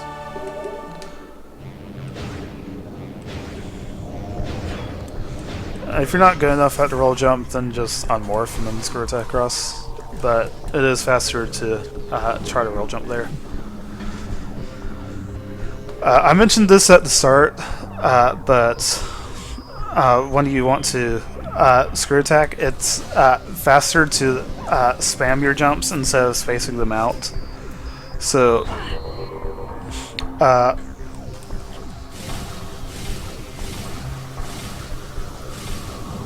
what you want to do here is actually to like spam your jumps until you're about halfway through the room, and then space out the last two, so that will get you to the to start loading the next room more quickly.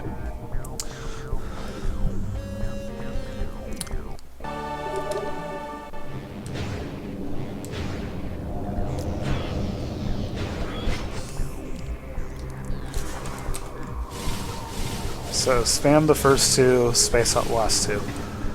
Now, when you get that glitchy animation, it takes longer to unmorph at the end. That doesn't matter here because you have to wait for Watch Station to finish loading anyway. So it's fine to get that glitchy animation there. So here, I'm going to go ahead and kill these guys so I can explain this more easily. How did you not die? Whatever.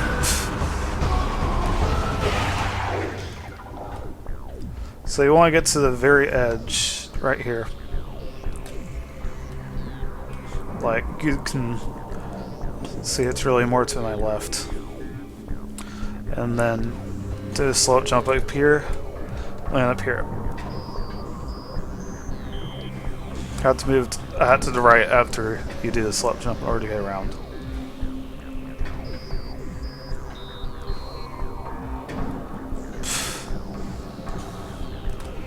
Then once you're up here, just jump here, jump around, and whoops. Okay. Let's show this again.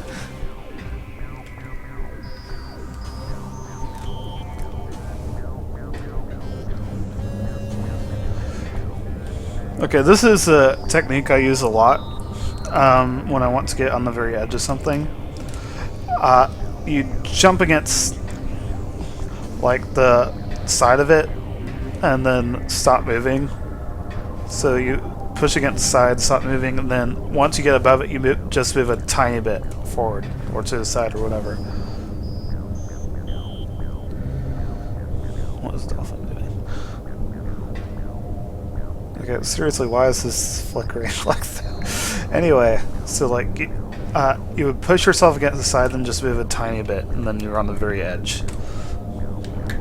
Now, why I do like this red thing in the background? So I align myself with the very edge of it.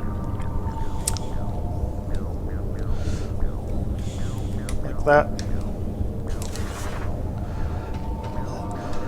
It's really important your timing for the morph. Because you need to get instant morph there.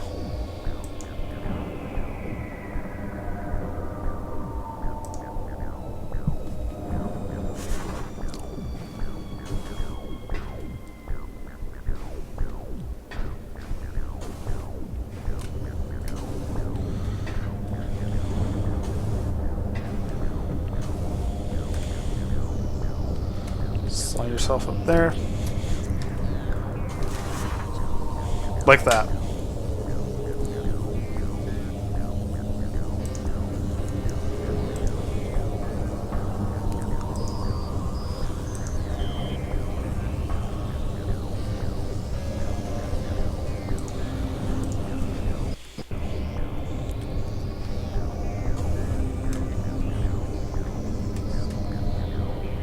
Get yourself out. So just practice your timing for this. Like, I morph right after my space jump. So let's just jump, space jump, morph. That's how I do it. Now, if you're really desperate for some beam ammo, then what you can try to do, not that, is bomb jump out of it, get up here.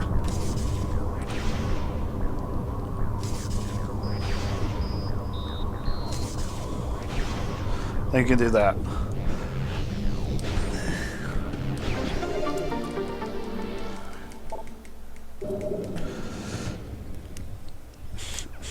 Now, let's do this with the pirates actually there. As soon as I find the correct save state. Okay, with the arrow troopers here, you need to be really fast, or else they'll shoot their missiles at you, and stop you.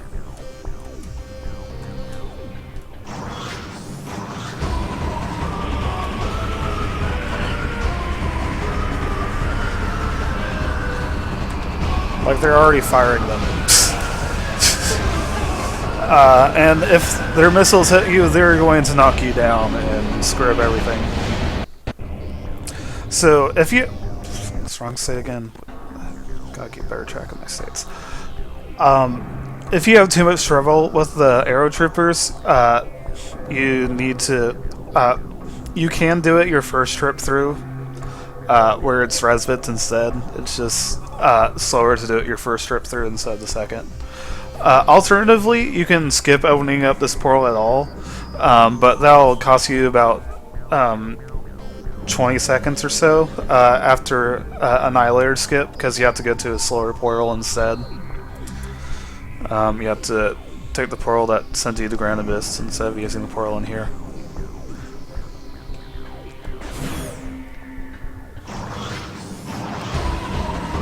So yeah, like, that's already too bad. I have to kill them now because I messed up the slope jump once.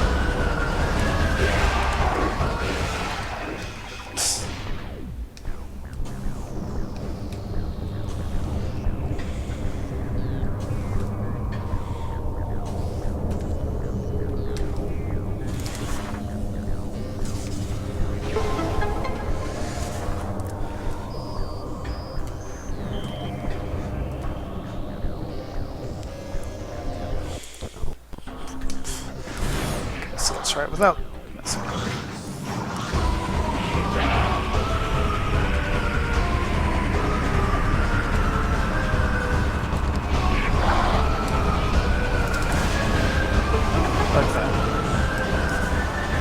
Once you have opened that, just go back here. There's a few ways to this room. An easy way is to just fall and you'll get an instant unmorph, and then you can jump screw attack across. You can also try to do a roll jump, but that's really awkward to do here. It's easiest just roll off, then unmorph once you hit the floor, and if you've blocked the camera, then you'll get an instant unmorph. So that was me unmorphing towards the door right above me. It unmorphed me to make me face the door above. So just go straight across.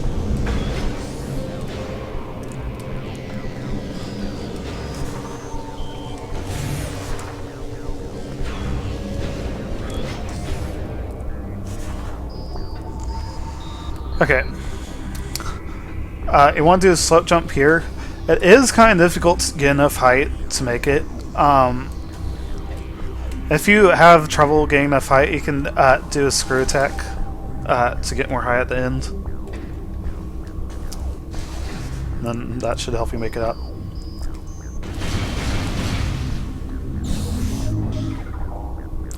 Okay. A method I see people use for doing this screw attack is like this. Something like that. Actually worked. I really do not like this method. It's really inconsistent from what I've seen. So what I do instead is go further back and then do a canceled screw attack to get in. And doing a canceled screw attack is way more likely to actually let you get in there, because you can't bounce back from it thinking you hit a wall.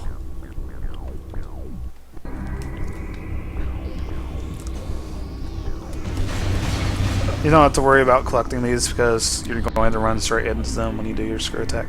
So just jump backwards and cancel your screw attack into there.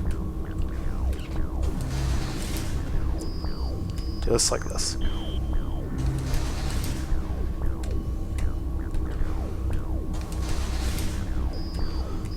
Just make sure you're far enough back. That's a bad spot. So can't be too far to the left. Wow, I'm really far to the left for some reason. Okay. There's two ways you can do this. You can either jump to this morphball tunnel and then jump around and wiggle. Then get over here.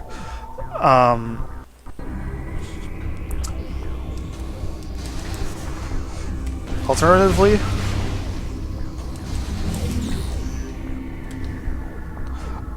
you can land on this side and just slowly move forward and very slightly downward, and you'll land on a standable spot. And then you can just jump from there.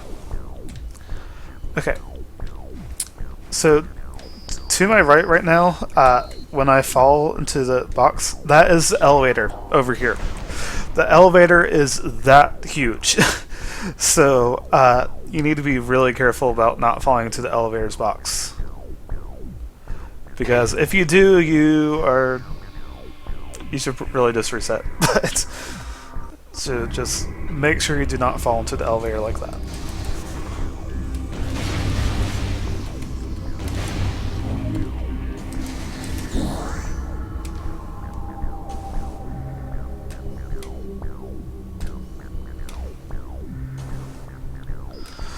Now you can use it if you want like lose height without morphing. So you just slowly like enter the elevator's box and then just fall. And just do this slay PV and fall in. And just make sure you do not move too far to this side when doing that. Just stay on this side of the door instead of this side.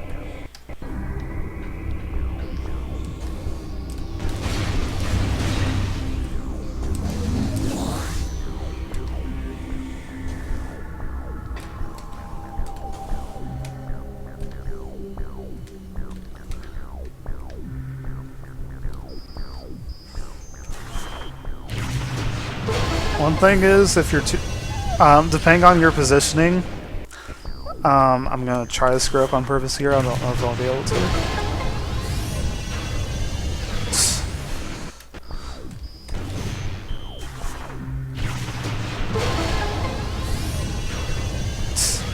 It's not going well. And by not going well, I mean it is going well when I don't want to be going. Maybe too high, too low.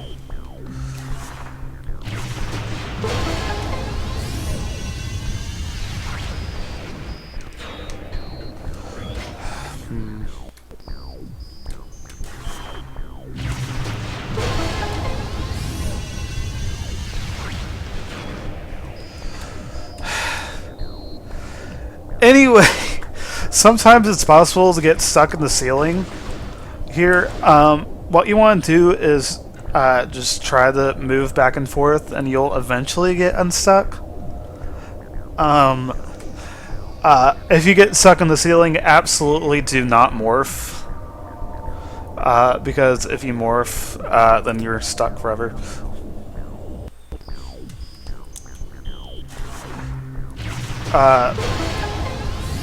And if you accidentally don't end up in the room,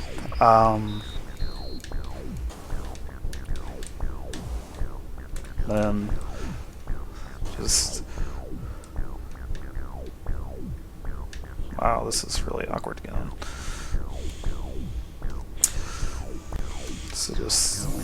I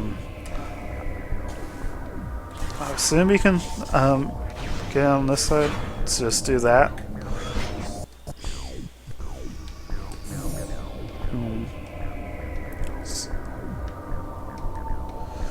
That's it.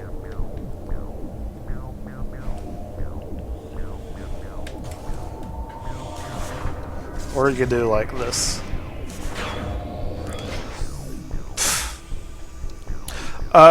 One important thing to note is that portals do not work if the map is not on this room.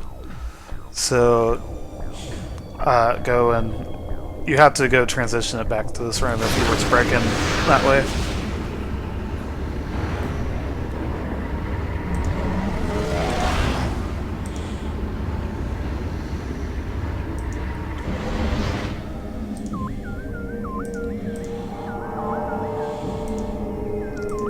Okay, so this room takes about 5 seconds to load, so you want to stay in the safe zone for about 5 seconds.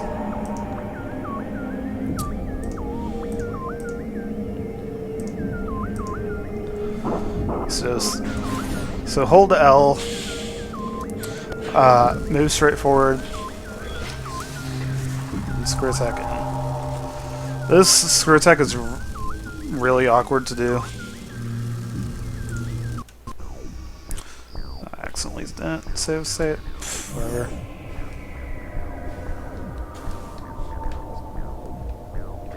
So if you wanted to see me try to get back in bounds, wow, this is really stupidly awkward. So what you want to do is have the room load around you and not have to do this.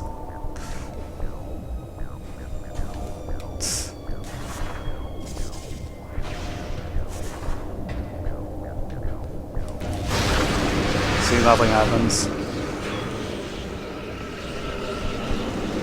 And nothing will continue to happen.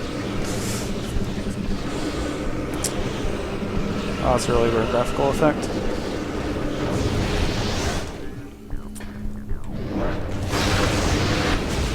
So make sure the room is on the correct room. Map's on the correct room.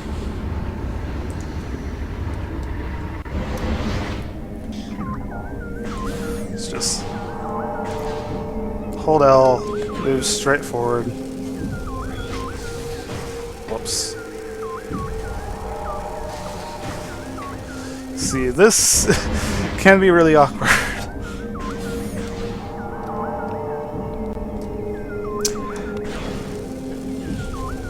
It's just practice your positioning and your timing for a screw attack. Now, once you get in, you want to move a little forward, jump straight up and move to the side, then jump out from there.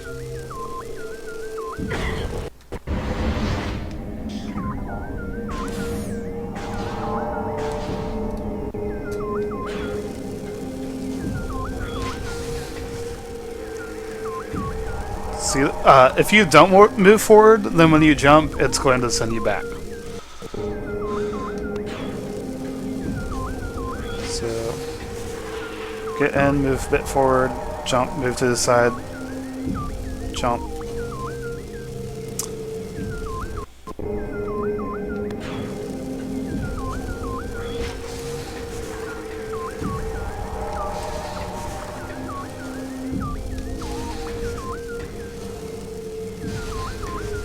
So yeah, definitely practice this, because it can be really awkward at times.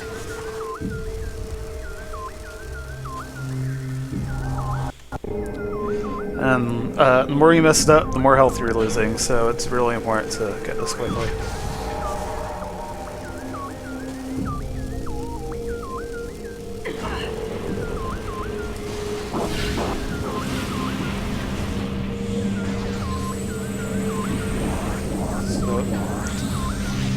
That does get you a lot of health drops. I was actually really low on health, a lot more than normal. I assume I messed up in Vault too much. Because I was just showing stuff off. But you want to be close to full health here. Okay, right now I'm actually going to cheat and give myself light suit. So I can show this off more easily. And then I'll do the wall crawl normally afterwards. So, you want to get out of bounds in this next room. So, whoops. The simplest method is to do a bomb space jump here.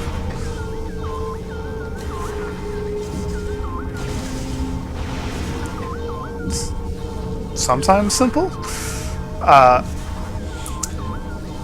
Anyway, you can get the camera stuck like on this wall here.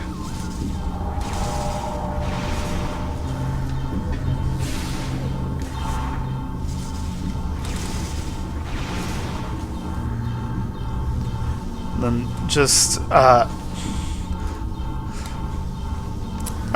on the very edge here and standable right here.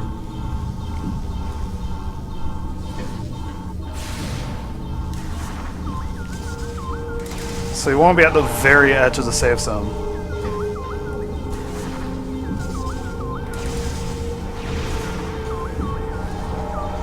Here. Once you land here, you want to jump forward and land like right on the edge of the tunnel here. So like as soon as you clear it here, you just stop moving and land right here. Now, for this transition, there's a wall to your left. What you want to do is jump, push yourself against the wall, and then stop moving. So just move against the wall, don't move, and then just jump straight up, and you'll transition.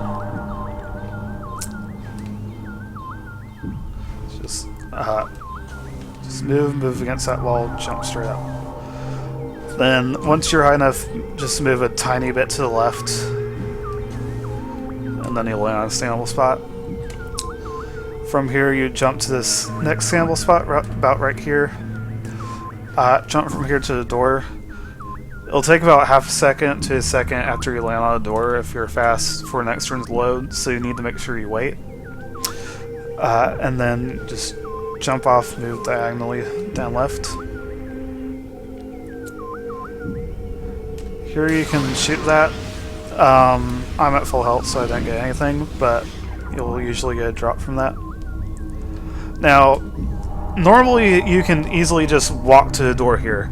As I've said plenty of times, this has faster loads than normal, so I couldn't do that. But you can just walk onto the store and then wait.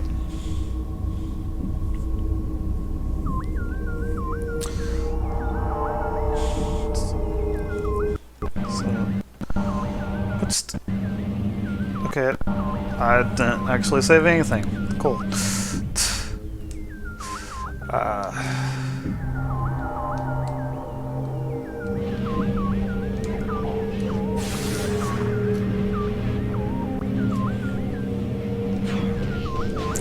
Okay, another method for this.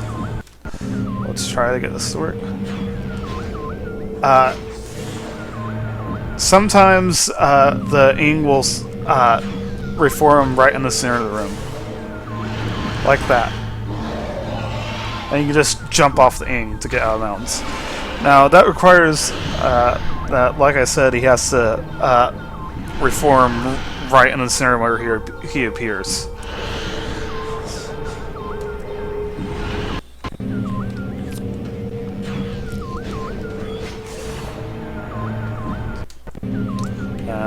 Usually that does not happen.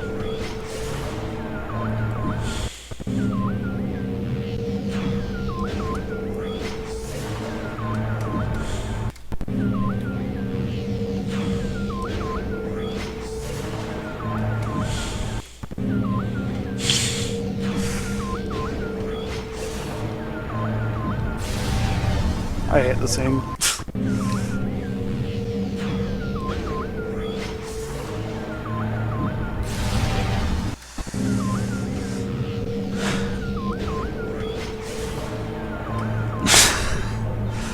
Okay. Well, you saw me do it once, so that's good enough.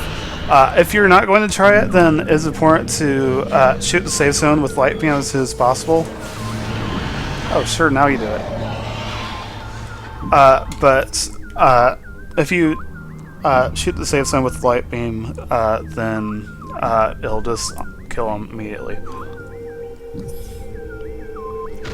So, get out of bounds, jump, and there.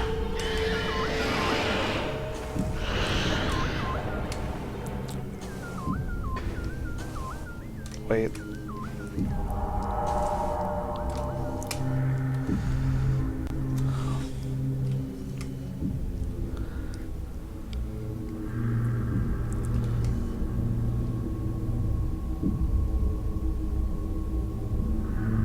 Okay, you see all these little things that appeared?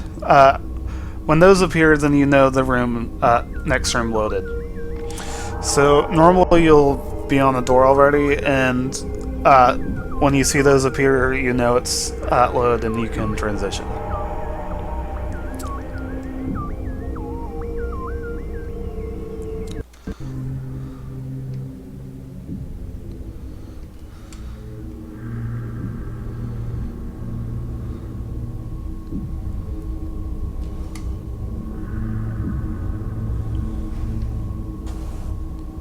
So once you're there, just you gotta make sure to get out of this room's box. So you want to jump basically straight back, except a little bit to the right.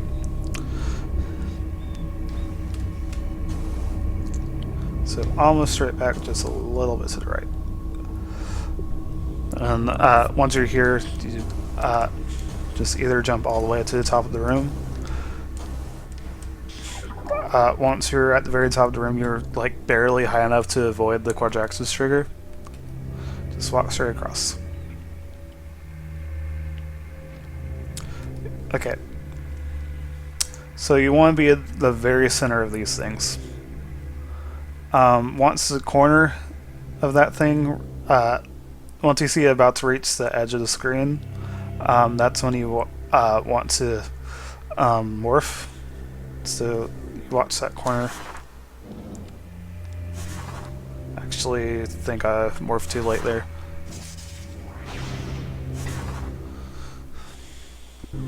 So let's try this again. Should have saved the save before that as well.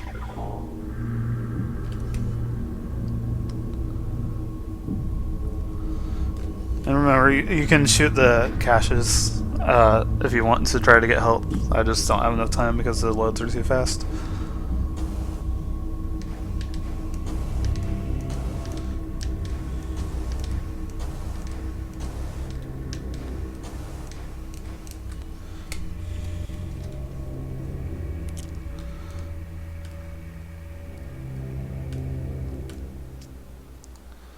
Just line yourself up in the center. And the corners are just about to hit the edge. Morph, and then you'll break into the room.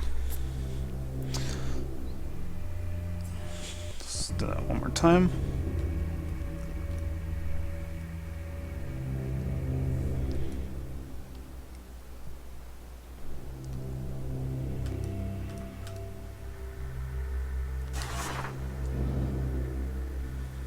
And I assume if I return more fear, we get in. Yeah. But instead, I'm going to show if you miss. So, if you like end up bouncing off, then immediately unmorph. What you can try to do is either jump here, then you can break in like that.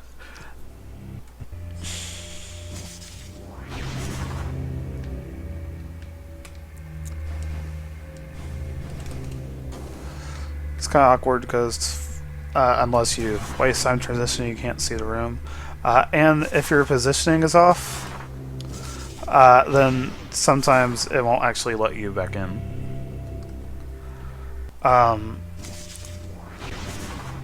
Now, if you're too low on health, there's a safe zone back here.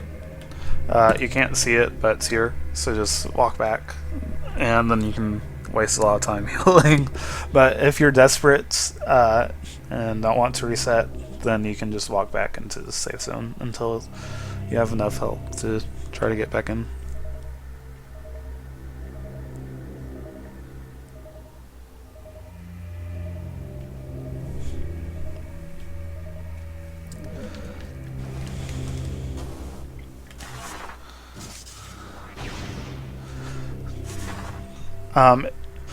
Doing that bomb jump up makes it easier because the more speed you have falling onto it, the more likely you are to break through the ceiling. So it wastes time to do that bomb jump, but it makes it a lot more likely for you to actually break through the ceiling like that.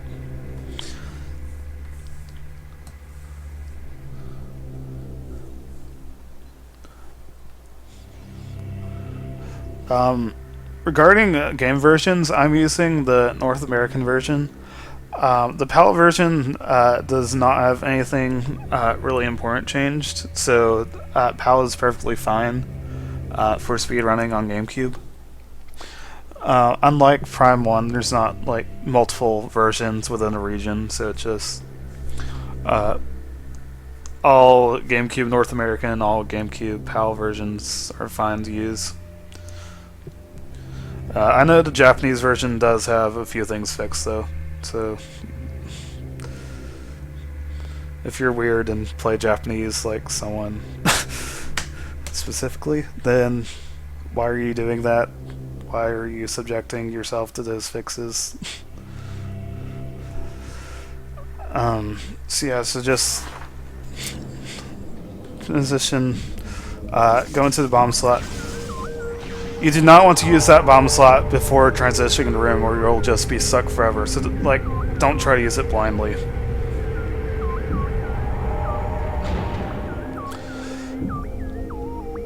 Okay, one minor thing that saves a bit of in-game time. So, don't skip this cutscene immediately. Okay, usually don't.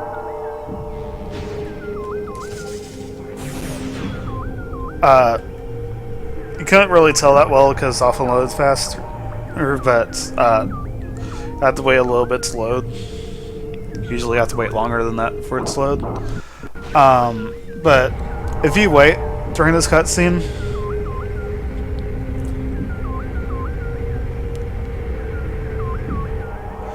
and skip it right at the very end, then the next room will load during the cutscene. And you don't have to wait.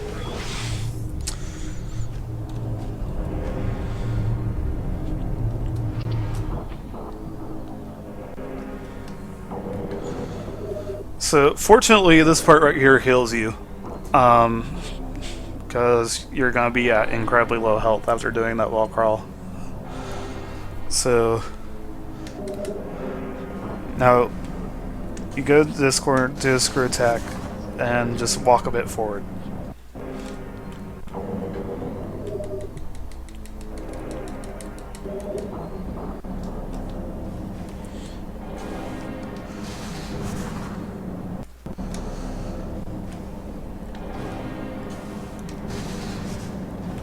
So just like that.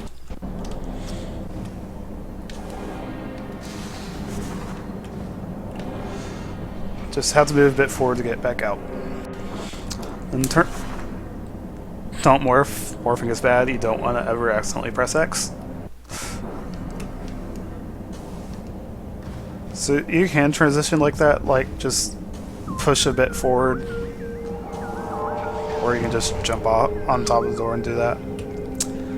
Now, fastest way is to do a dash like that.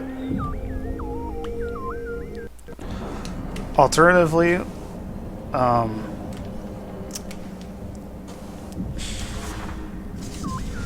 can do this and just wiggle your way across, but that's a lot slower.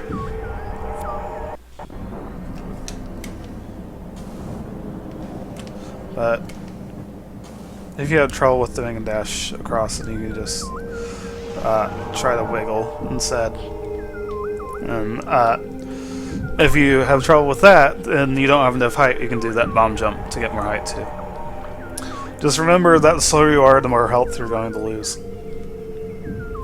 So the fastest way is just transition.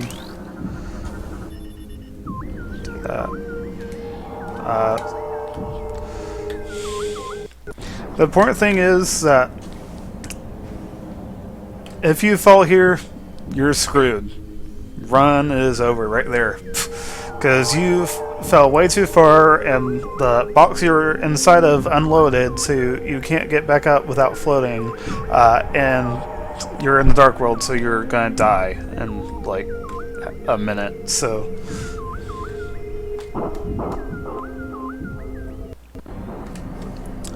do not fall.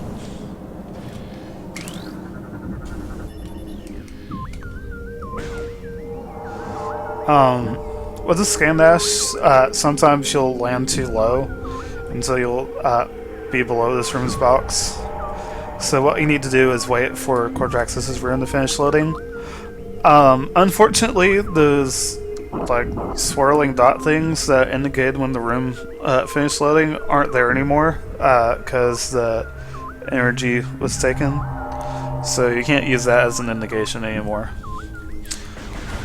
Now, you can try to shoot, and what it's doing right now is being reflected by the door you can't see, and so the shots just disappear.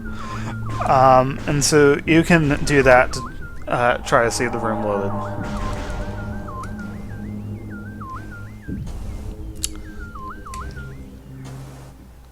Just try to get as much height as possible here. Once you pass about this part, that's where the edge of the room is. Just walk straight. Pay close attention to the map. Then you can fall around the door.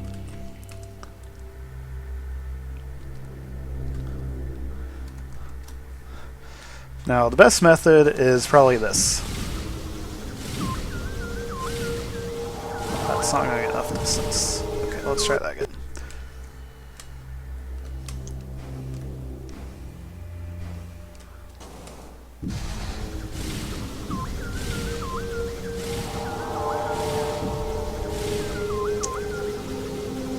So yeah, if you are a complete absolute idiot, you could try to do that.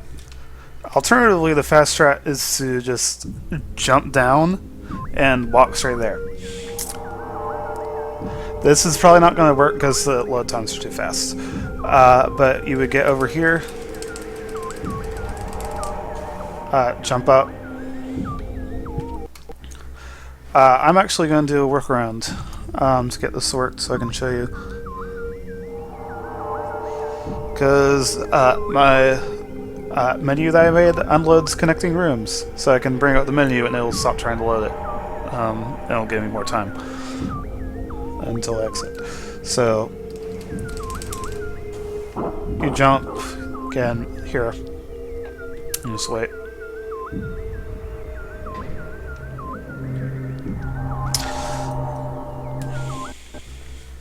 So let's just do that one more time. Just walk straight there.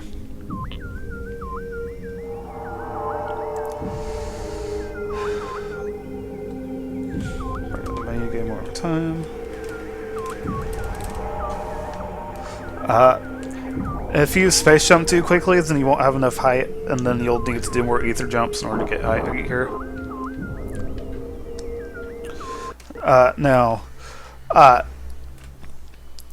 once again, if you're too slow, then you'll fall, and if you fall, you are dead, because that room's box is massive.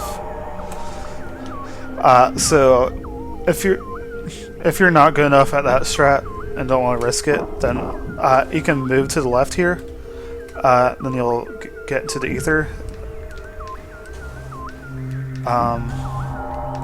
Then just either jump to this room, skywalk, and walk across.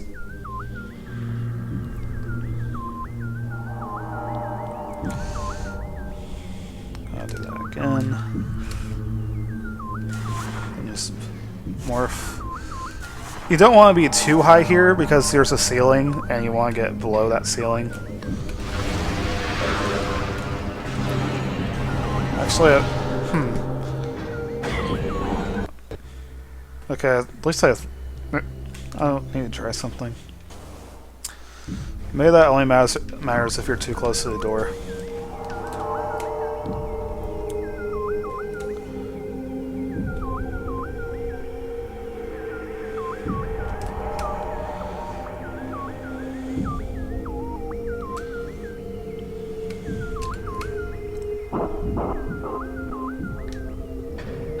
Okay.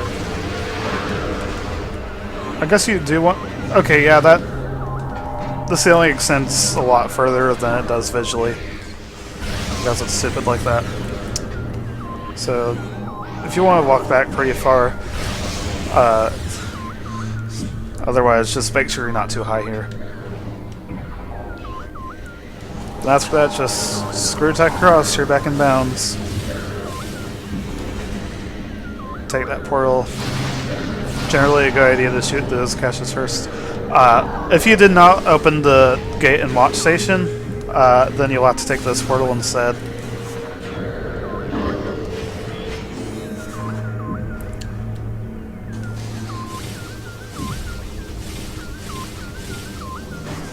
Whoops.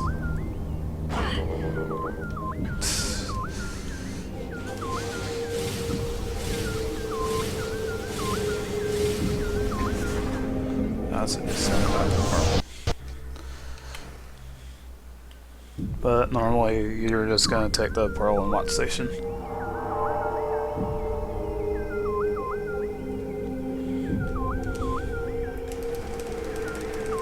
So if you spam space jumps like that and then space jump too soon, you just need to do another ether jump in order to get more height.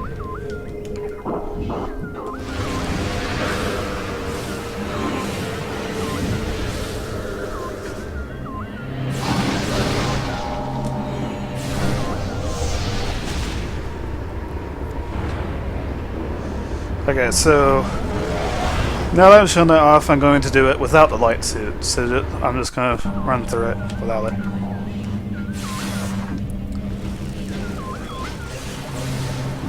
How did I miss? Good job.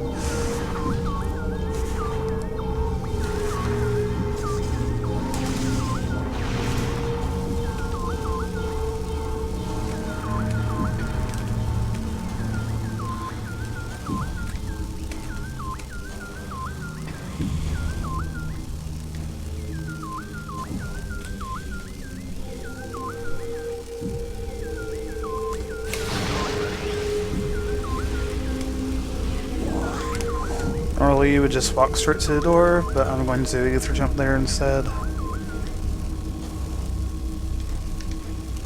loads too quickly. Either jump all the way.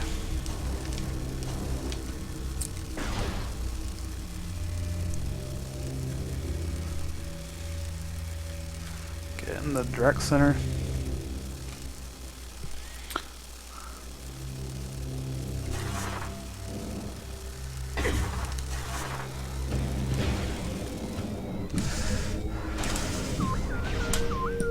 Now, I did start this wall crawl with about 50 less than full health, and I also did not get medium health from the drop in the cache. I got a small, so you can finish that with a lot more health than I just did.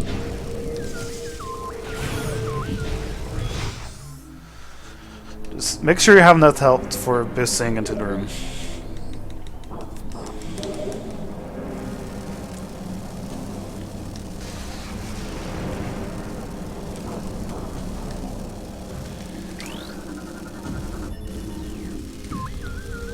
Wait here, because you don't want to be losing health while you wait forever for this next room to load. So you have to wait for about 8 to 10 seconds or so.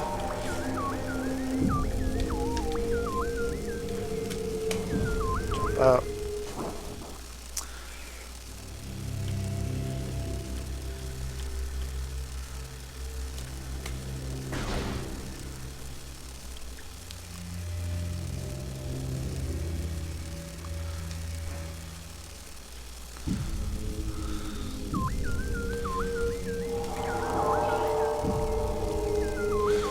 Bring out the menu for that workaround again.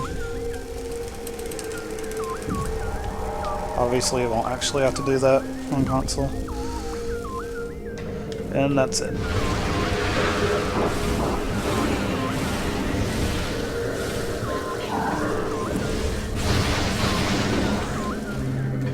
Okay. If you're really worried about health here, keep in mind the 20% health thing. So that would be 80 health. So you can wait until you're below 80, and then you can try to get an ultra from those caches. Now, I will run through the wall crawl just one more time. So.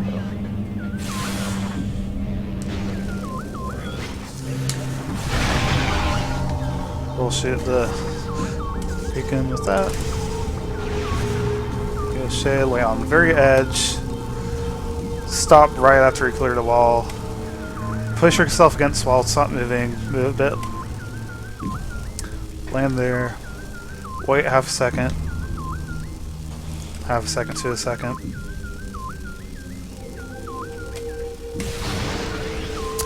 There we go, that's a large, not large, medium. Can't get large right now because my health is too high, and that's bad. Again, don't have to worry about that ether jump. Normally it's just sit low too quickly. Could have brought the menu to get around that, but I didn't think about that. Either jump all the way up here. Walk straight.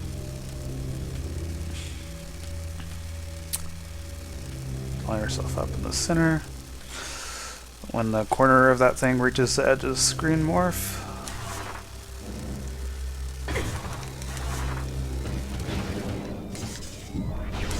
Whoops.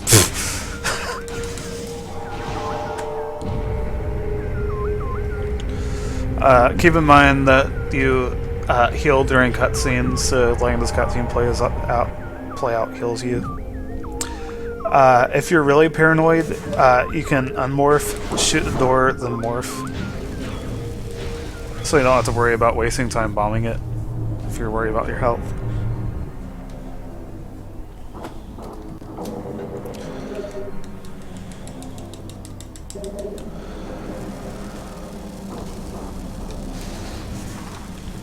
Push yourself forward. Transition, land back on the standable spot.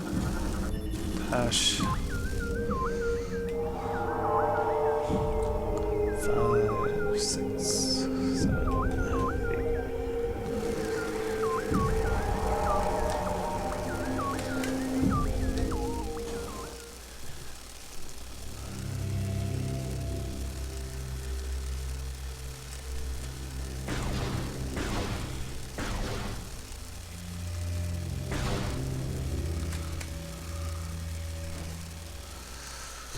Just jump, do a single jump off of the door. Once again, bring up the menu just for that loading workaround. Ghost often loads too quickly.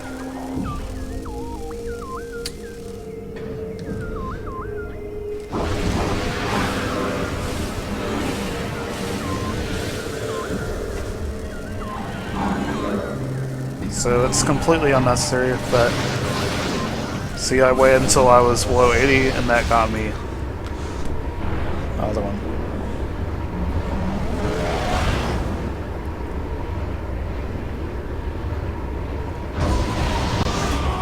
Okay, something I didn't mention earlier is after getting screw attack, instead of going that way, you can go this way. If you do go this way, you should. If you do go this way, you should open the portal your first trip through Bot Station while the residents are there, instead of doing it afterwards. But you can go this way and get an extra energy tank, and it does lose a pretty good amount of time. But if you can't do Annihilator's Hit with only 3, this will get you an extra one to have 4, and also gets an extra missile if for whatever reason you need that.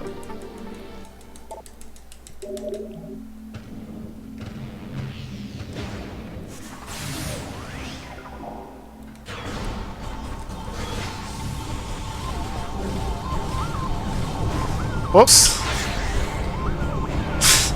I never go this way, so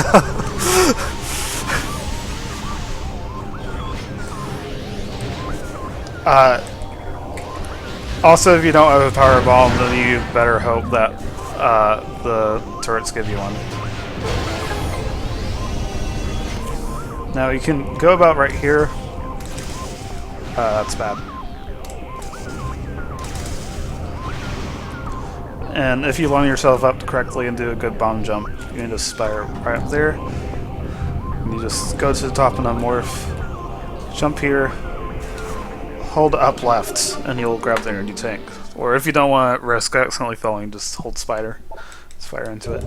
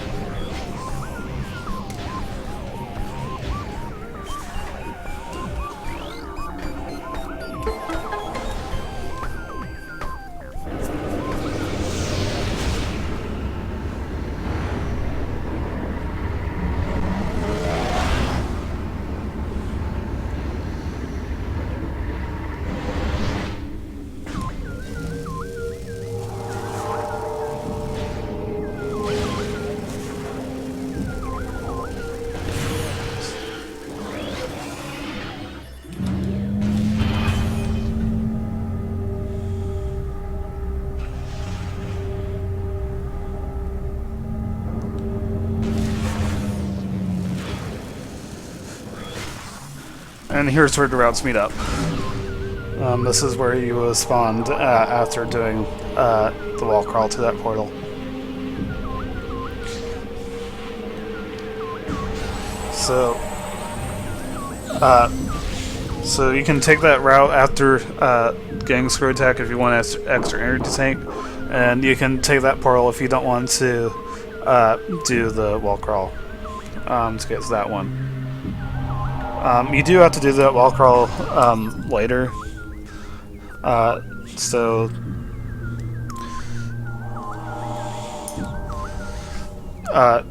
you still do it at some point, but you only have to do it once instead of twice if you were to do that.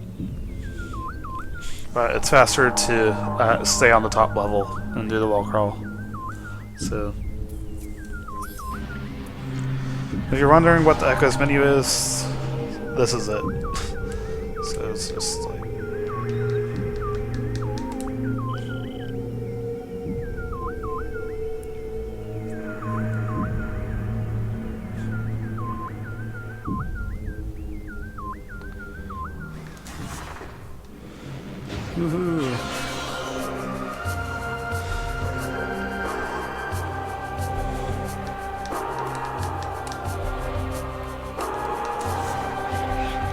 All those don't die to cannonball?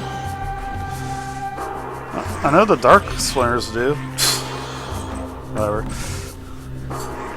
Anyway, let's get back to the actual run now, if I can find the correct save state. Yes. So, after you turn from Annihilator skip, just go back this way.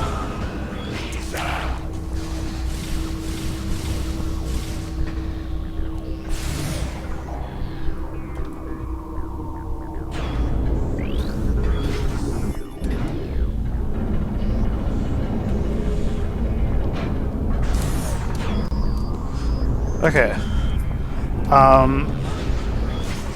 The fastest way to get rid of the quad in here, shoot the head 4 times, get under it. That failed completely.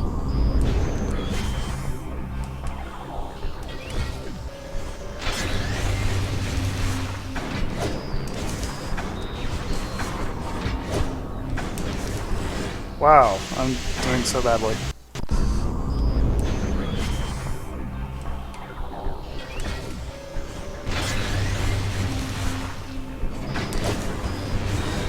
Why am I not letting my bomb?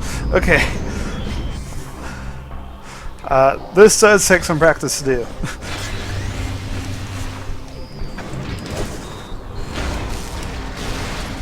So yeah, so you go under, basically lay the bomb and boost away at the exact same time, and then unmorph when you're far enough away.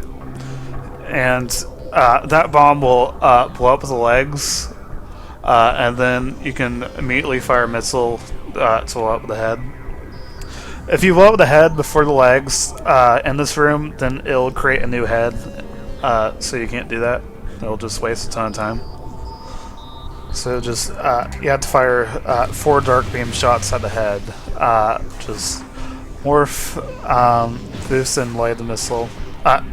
Lay the bomb, and then unmorph and fire a missile. Let's try that again. If you're quick enough, it won't put up a shield around the head. Why did I do that? Why did I do that? Not supposed to morph.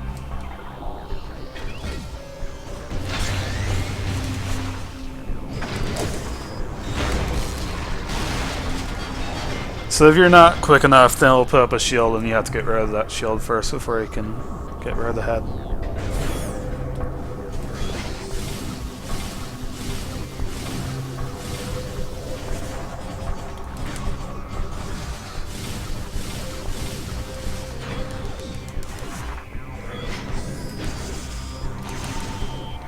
You can do the same loading trick that you did with the Dark World Energy Controller, where you wait until the very end of the cutscene.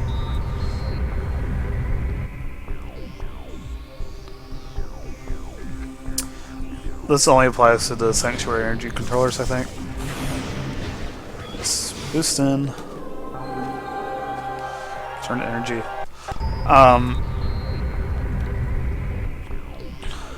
If you're worried about your health, you can talk to a leader, and getting Cobalt will refill your health here. Just scan it.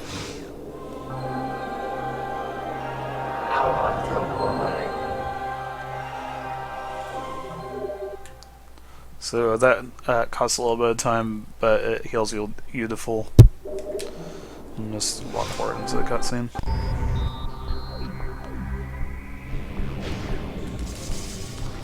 So yeah, I skipped the cutscene too soon. That means I have to wait at the door.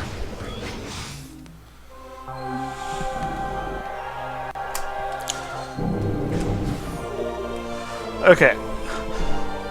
Here I'm going to get Cannonball.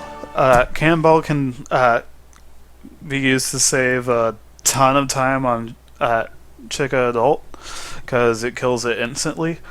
So Cannonball ideally takes like 50 seconds, wastes 50 seconds to get, and it saves like a minute and 20 seconds on Chica Adult. That's ideally in both directions, like ideal Chica Adult and ideal Cannonball setup. So it can save up to like 25 to 30 seconds overall, if you do it well. And also, that means you have Cannonball, which means nothing can hurt you in Morph Ball for most of the rest of the run. So, you start out exactly like Annihilator Skip. You don't have to lock onto the door, you can instead lock onto this thing next to the door that's not there in the Dark World.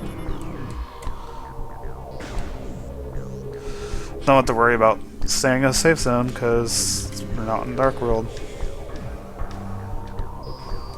So, going in the opposite direction this time. Get to the skywalk. And walk to this room. Don't want to move too far to the right yet.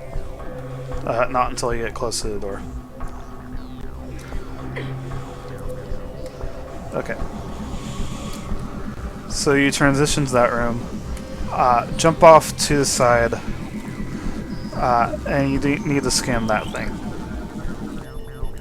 So that activates the orb cannon. Now, don't move and just bomb up twice here. Then move here. Do another bomb jump. Now, transition the room back to the temple. And get in bounds.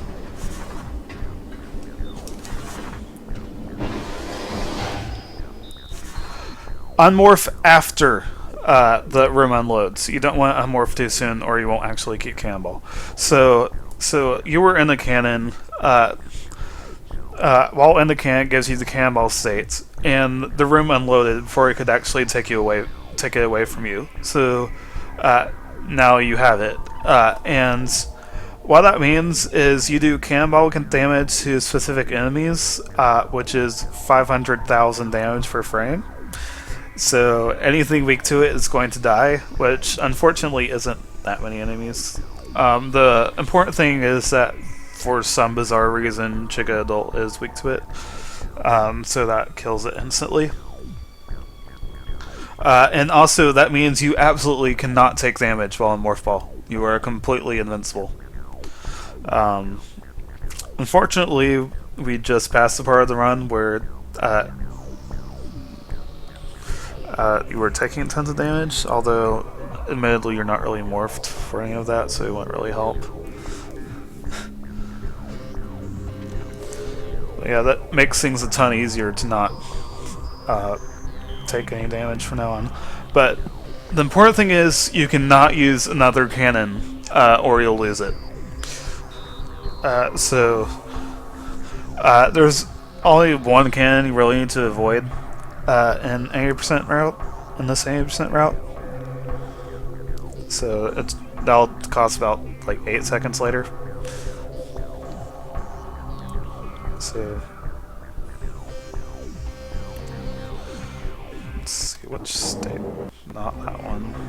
This one. Okay.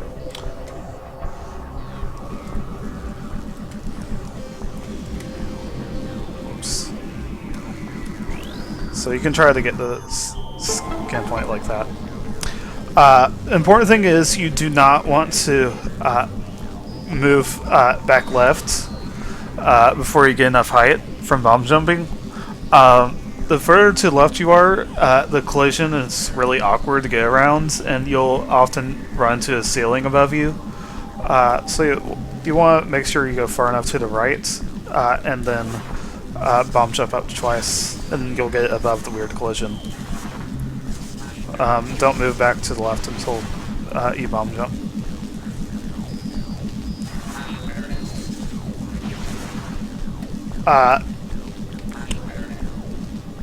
Another thing, if you fall, you terminal fall, and now you're stuck in this room. I grabbed Cobalt so you can actually get out, but you can't get Cannonball without going back and getting back out of bounds again. So absolutely do not fall, because either you grab Cobalt and you have to go back out, or you have to go fight Spider Guardian, or you can try to get out of bounds in that room, which is really awkward to do.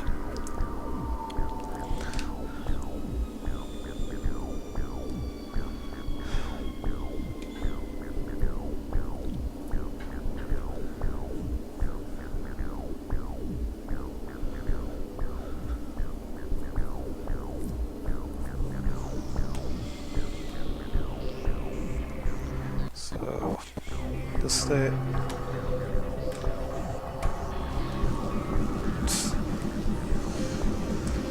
So,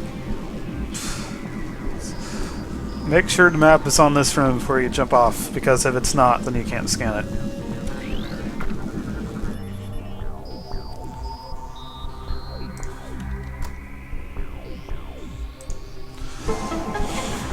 It's just bomb jump straight up.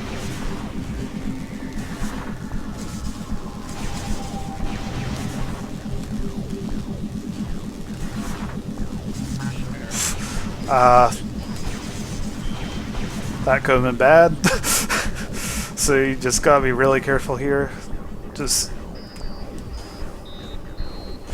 so yeah, you just have to like basically like wiggle around here until you find a standable spot.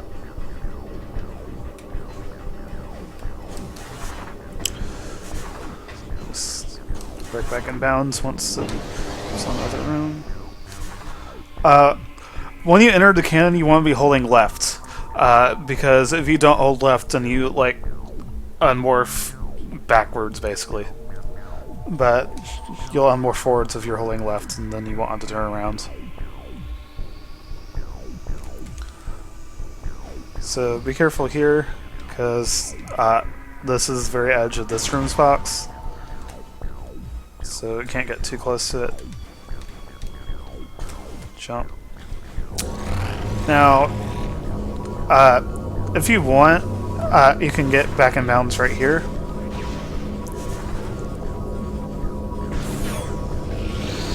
Do a slope jump. And fail. Okay, might as well show off cannonball right now.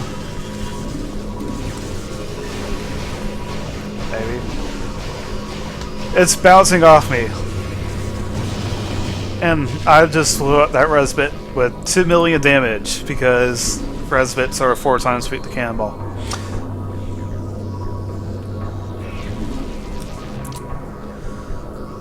Anyway, there's a few ways to get over that room. What I'm gonna do...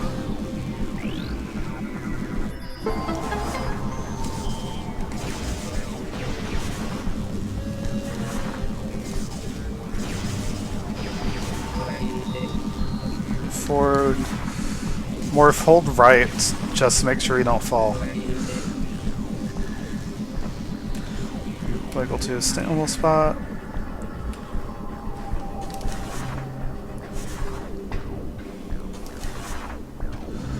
Hold left. And morph.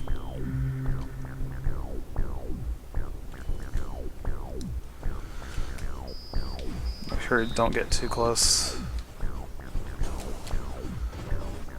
So now what I'm going to do is jump backwards, just move straight right until the...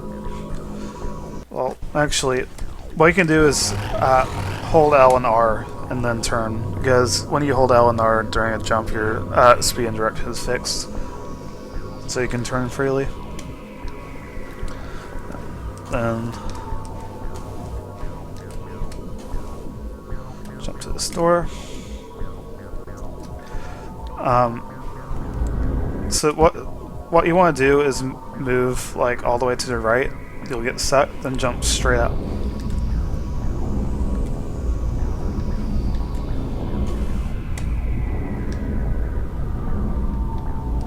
Oops.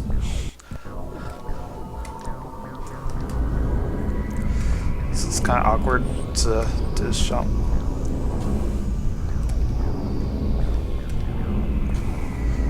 Now, ideally you get this room to load around you. Remember, the timing on console will be different than the timing I just did because different, faster loading times here.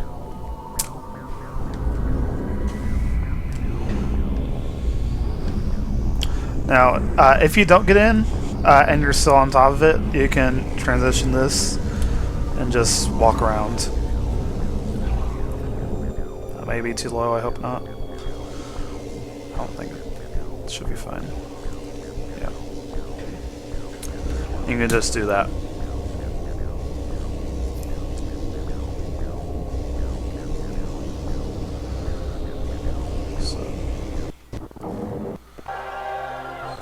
Let's start over from the beginning.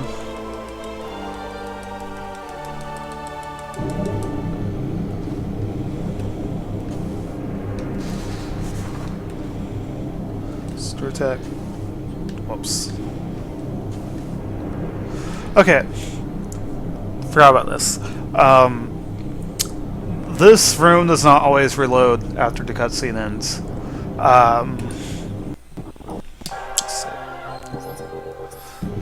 So what you want to do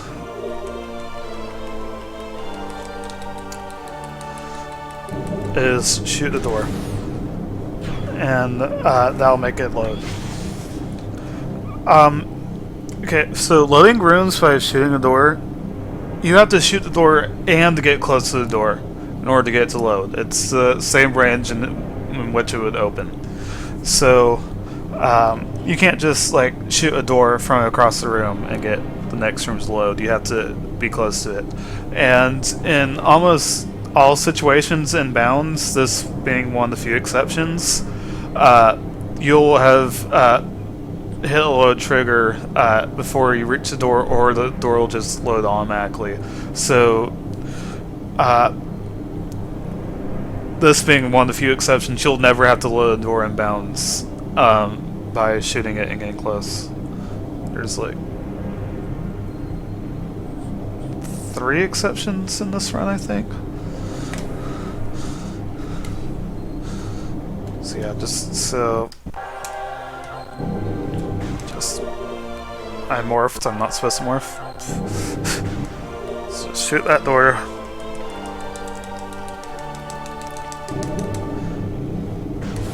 You have to get close to it in order to do the screw attack, so that's not a problem. It's positioned. Actually lock onto it, that's helpful. You can do a dash where you can go across just like Annihilator skip.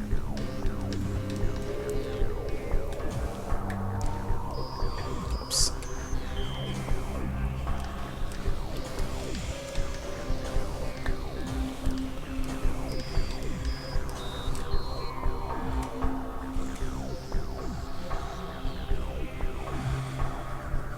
So make sure you don't go too far right until you're close enough.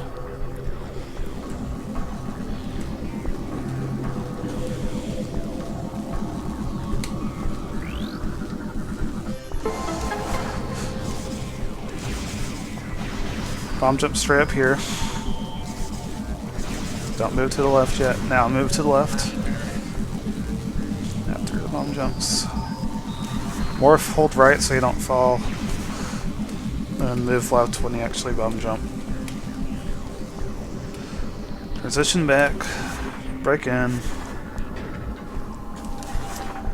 Get into there. Be holding left during that, and then don't unmorph until after the room's unloaded, or you'll lose cannonball. Jump over here. Jump back.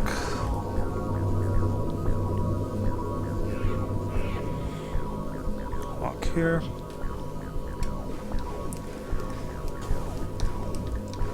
Jump up to the door. While you're doing this, main gyro chamber takes a while to load, so you're not losing that much time. Just walk as far right as possible, jump straight out.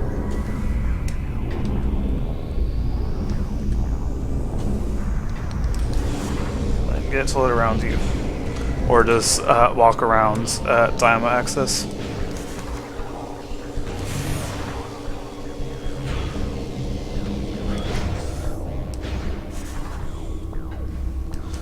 And that's how you get cannonball.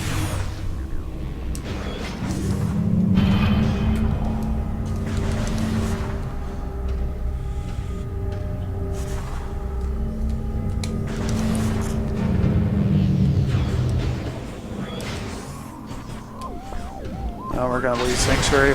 I have cannonball that blows up the heads, but unfortunately not the legs.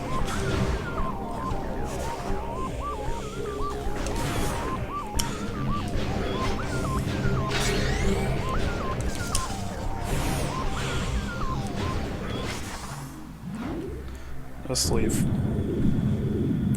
You'll notice I morphed the completely wrong direction. That happens if you get one of the quad's attention. So don't actually go and blow up the head like I just did, because you don't want a quad to notice you, or you'll morph in the wrong direction.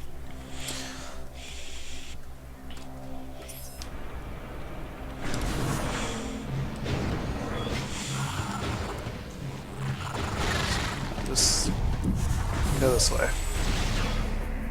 So here's a cannon. If you take it, cannonball's gone. So if you got cannonball, you did not want to take this cannon. If you didn't, then you can take it and that's fine. But otherwise you have to screw attack across the room. That costs about 8 seconds to do. Good job!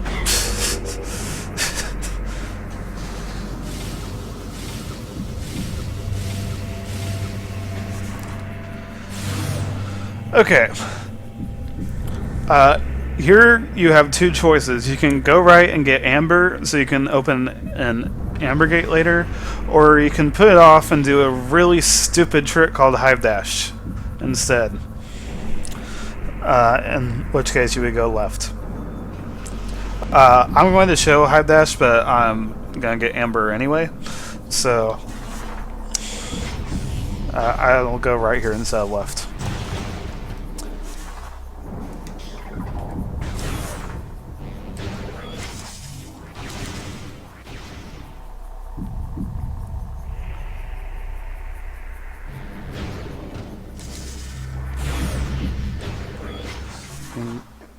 So when you go around this corner, if we do it right, you can get an instant unmorph.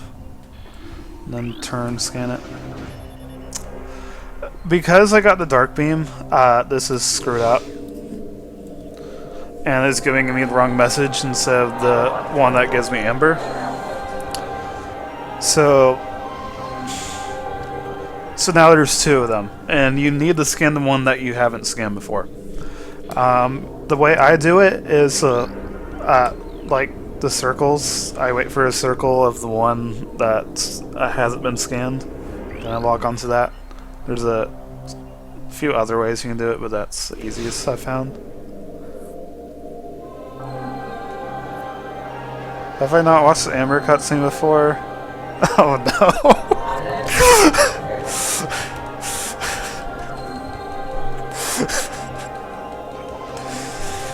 Oh well.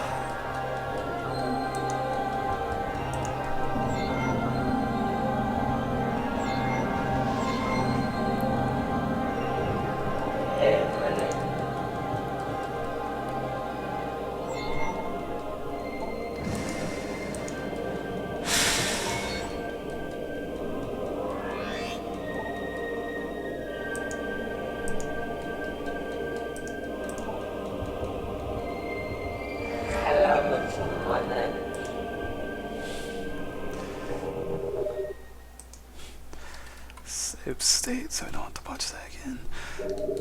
Okay, so after watching the Amber cutscene, you want to move, down and a little bit right, and so you fall into this hole. And then, once you start following morph, and you'll get instant morph.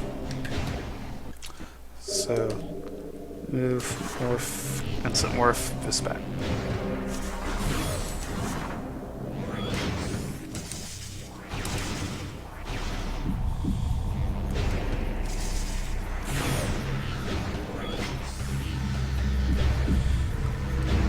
Okay, this glass, normally you can break it with boost ball, but if you have cannonball, you can't.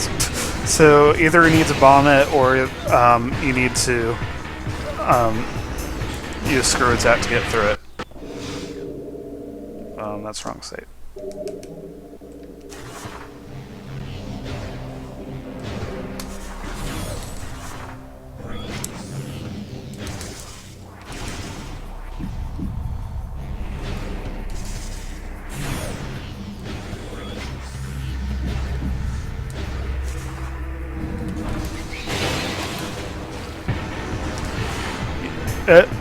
You need to get far enough away from Bomb Guardian so that it doesn't start the actual Bomb Guardian part of the fight. Because when it does, it warps you back into the center of the room. So you need to get far enough away, which isn't difficult at all. You just need to not be incredibly slow.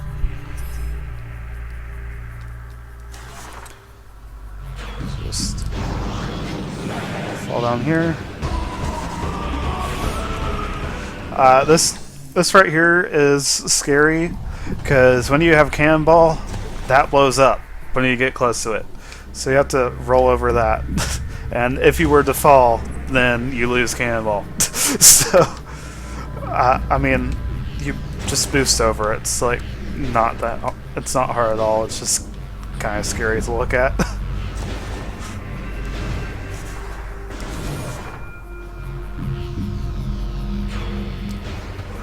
So, fall down next to the save station. Boost in. Save first. Boost in. Now, you can do screw attack right into there. And once you're in here, just do a single jump and get out and walk over. Alternatively, you can screw attack to the door if you're a complete idiot. But let's not do that. Jump up. Yeah, so transitions. Oops. Start that over. Which state is it? This one.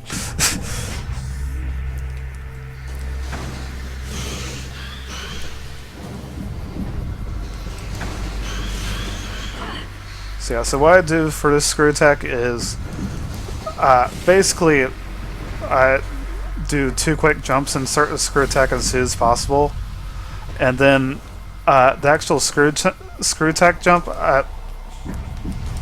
I wait as long as possible to do it. So like last possible moment to screw attack jump,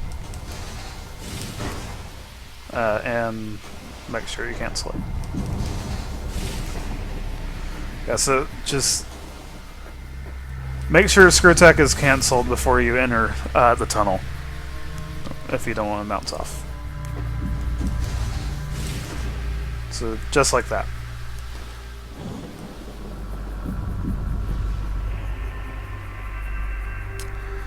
Canceling screw attacks is really important in general because when it's cancelled, that means you can't bounce off of walls.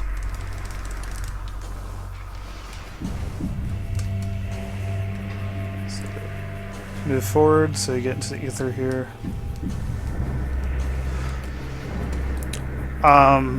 One really important thing you need to always keep in mind is that if you screw attack out of bounds,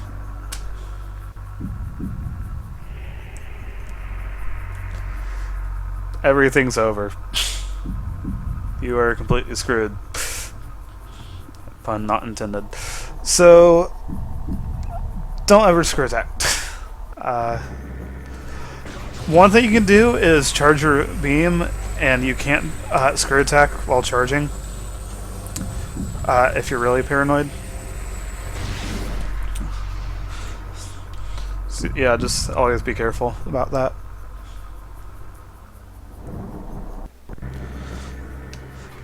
So what you want to do here is land about right in this area.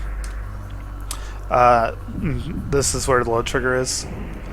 And then once it's loaded, I was too slow here because I was standing there talking about it.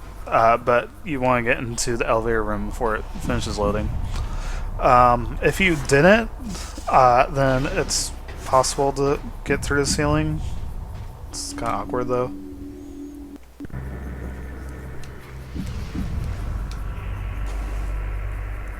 So just jump over here and try to find the sample spot. That was too slow. Took way too long to find a sample spot, so just try to break through the ceiling there.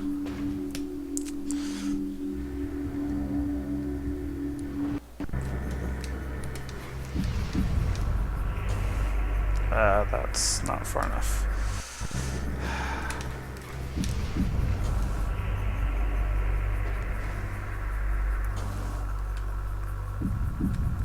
And there. Now we're off to Tortoise.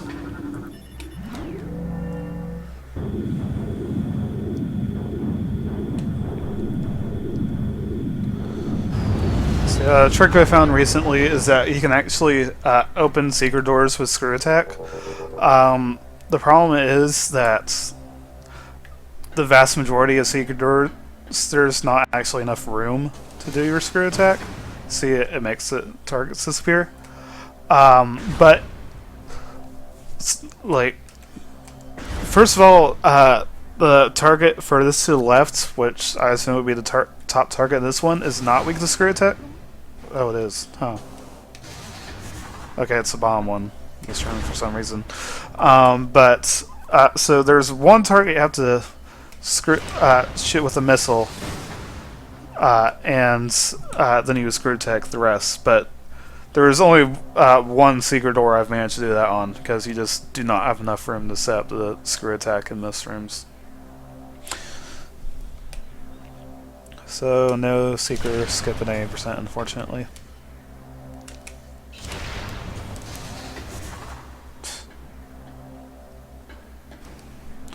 Anyway,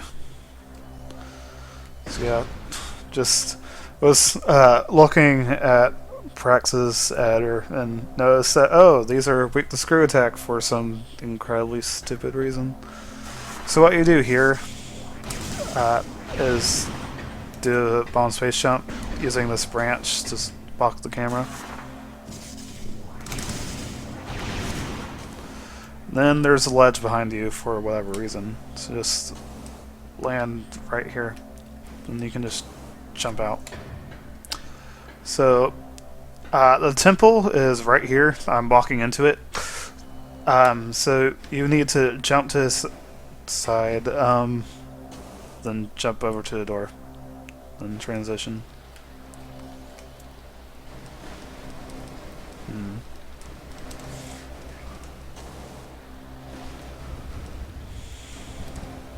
I'll try something. Okay, so you can transition it like this, but at least you can transition it back. Let's see if you can transition back to the temple. That's stupid.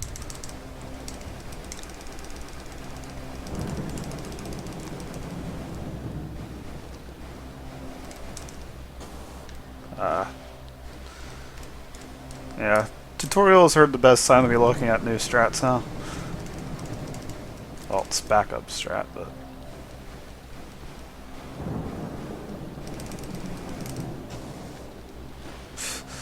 it's really awkward to avoid the water here.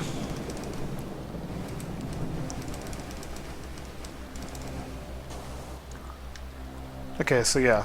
So if you were to fall, you could do that, but it seems stupidly difficult to do, so don't fall. You just have to avoid the water here, which sticks out further than it looks. So yeah, just after elevator, go right, like line up straight to the right of the poles to the side. That's bad. That was really bad.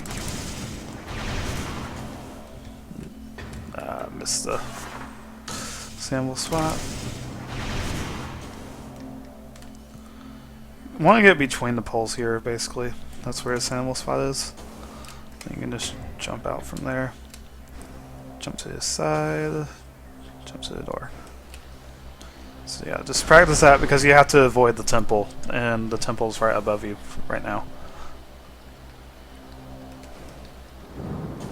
So, once you're here, you get to fight the pirates from out of bounds, which is so much fun. So you shoot that. Try to kill this pirate.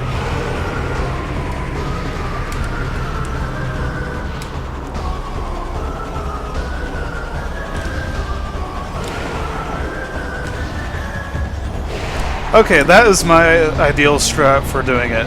Well, it's not ideal, but it's a good setup. Right, save. So, the trigger is next to the door. For some reason, it activates when shot. You don't have to actually enter it. So you just shoot the trigger.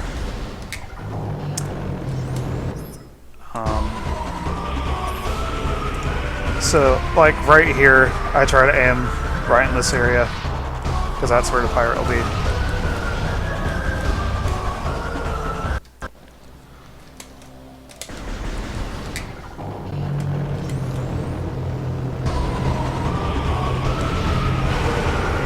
And that branch, I aim a bit above that branch.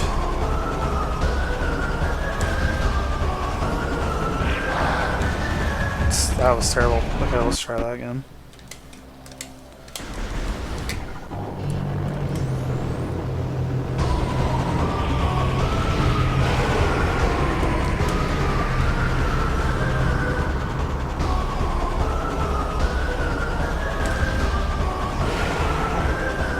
Aim right there, and as soon as you see the pirates, you fire. So wait, this one first. Oh well, let's not worry about you. So starts moving left, aim there. As soon as you see the pirate appear, that's when you fire.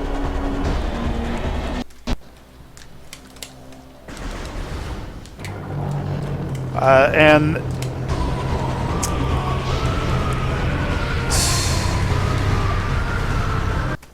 if you miss, you're just gonna have to improvise.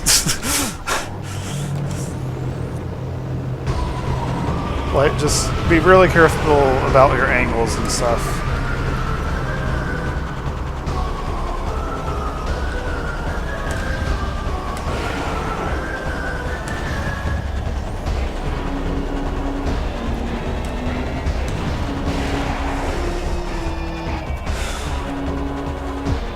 Then after that, you get warped back and bound, so you don't have to worry about these pirates nearly as much. I'm really low on dark ammo.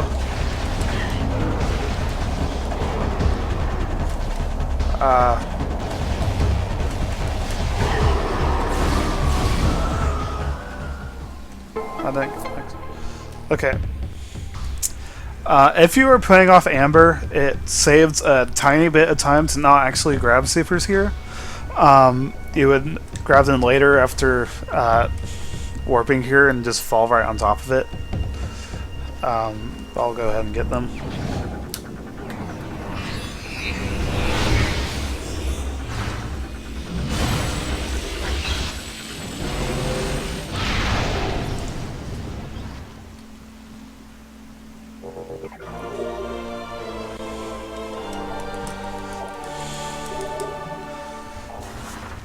So the reason you have to do that fight now is there is a giant invisible wall that blocks the way into Lower Torvis until you complete that fight.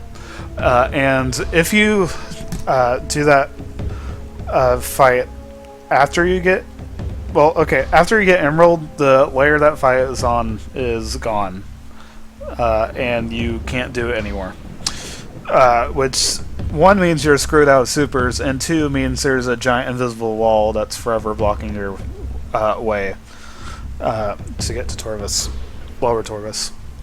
So, you trigger that fight from out of bounds, kill them, and then optionally get supers, and then leave.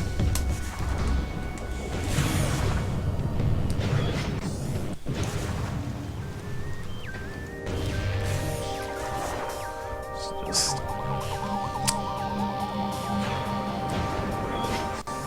fall down here.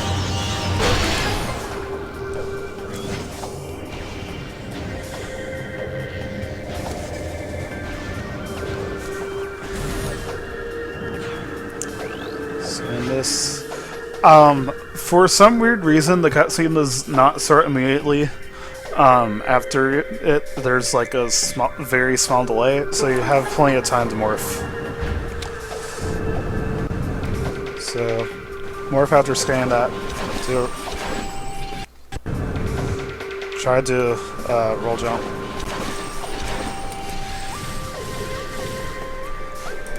This is the first time through the room, so the cutscene's still there. If you're high enough, then... Okay, what you want to do...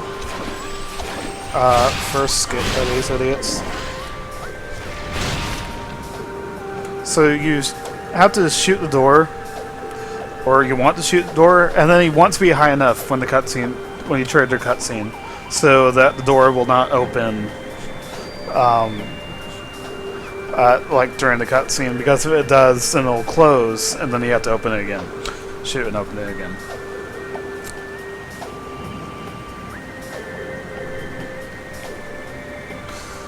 So, do a vault. Try to do a roll jump.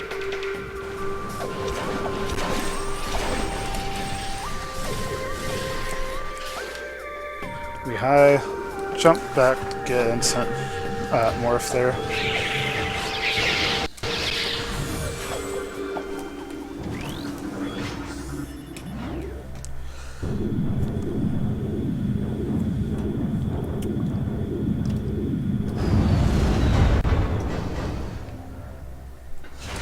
Okay, now for the most stupid part.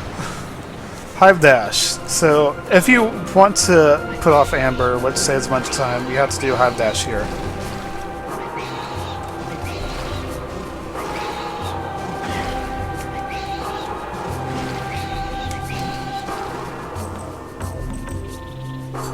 Okay, somehow I got that first try. So, you would get it. Either jump right next to you. If you screw it up, you're gonna fall and hit Journal of Fall. Either jump to the door, land about right there. There's a sample spot right there. Jump a little bit far. Wow. Okay. Jump just a little bit ahead, then screw attack and let the room blow around you. Which can be really stupid.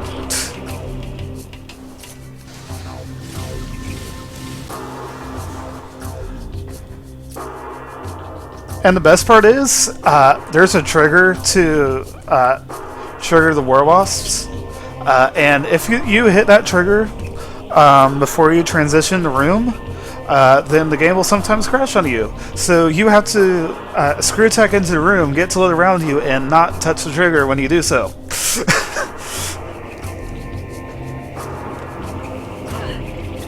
Or else it'll completely screw up the war wasps and crash your game.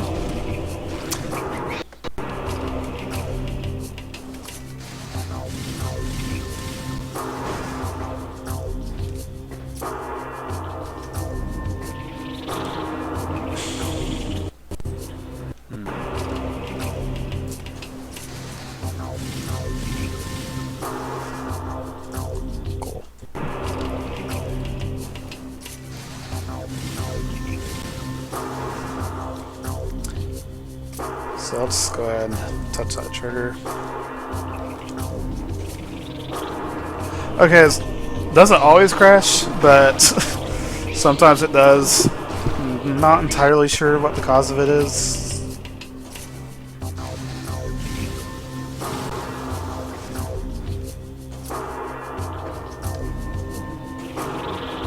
Because it doesn't need to be wanting to crash here, but still, it does sometimes crash. Something you need to be aware of. Or alternatively, don't do Hive Dash. If you want tips on doing Hive Dash, I'm sorry, that's outside the scope of this tutorial. Screw Hive Dash.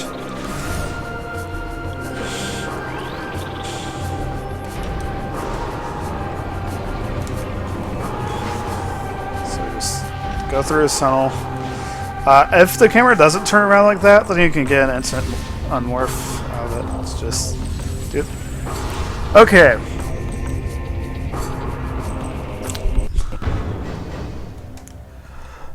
If you are doing that, pay attention to your missile count after the elevator. Because right now I'm at 5, and now I use 4. So I don't have enough to use supers. So what you need to do is keep wasting missiles so you get down to 0.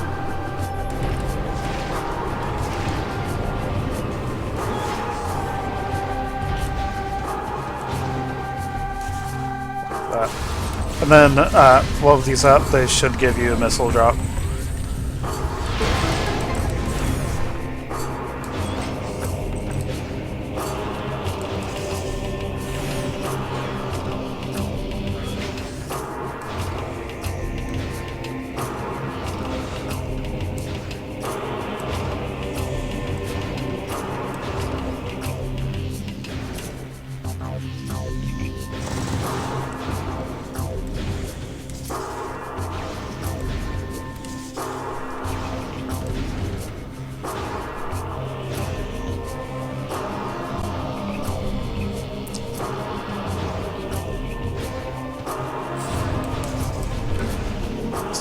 It's important to lay the bombs early as you can, so you get out of the spinner sooner.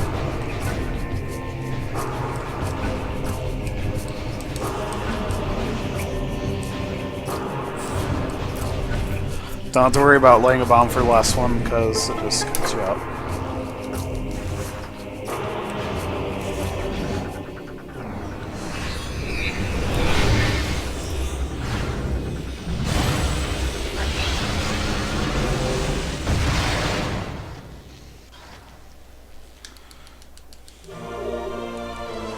To be honest, I have no idea what the fastest thing to do here. It's probably not really worth to do that boost. So this is just like what I did for the Secret World in the save station and Aegon. Just 2 quick jumps, and then just wait as long as you can for a screw attack before you get into the tunnel. Wrong state. Which state is it? That one. Okay.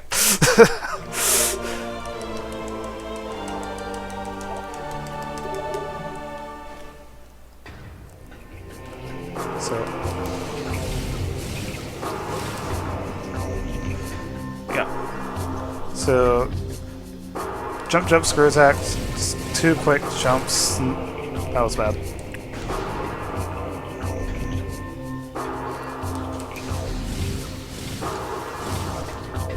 Wow, okay.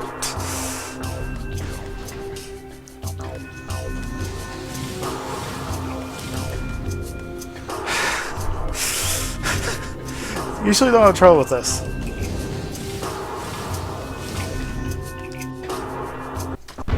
That one, yes.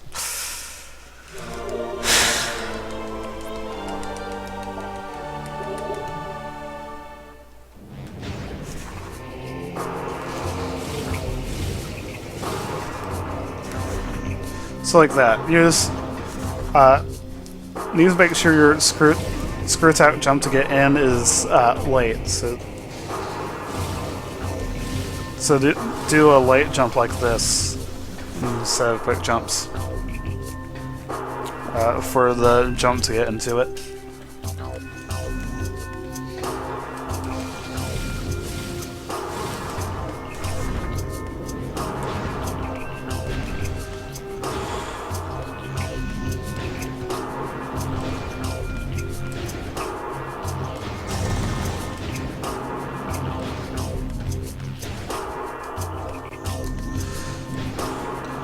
Now this part is incredibly stupid. So you got Amber, and here's this Amber gate, but it doesn't actually require Amber. It requires Violet, so you can't open it.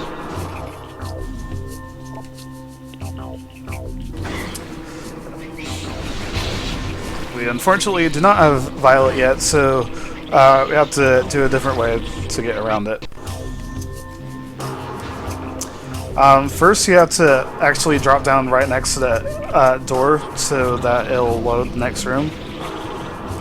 So even though you can't open the gate, you have to drop down to it. Go here.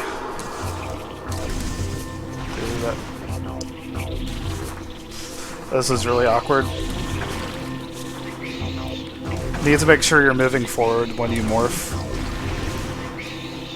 And land on the edge of there. Jump up here. The collision does not extend all the way up that branch, so don't go too far up the branch. Then you just screw attack into the room. Just move back to the door.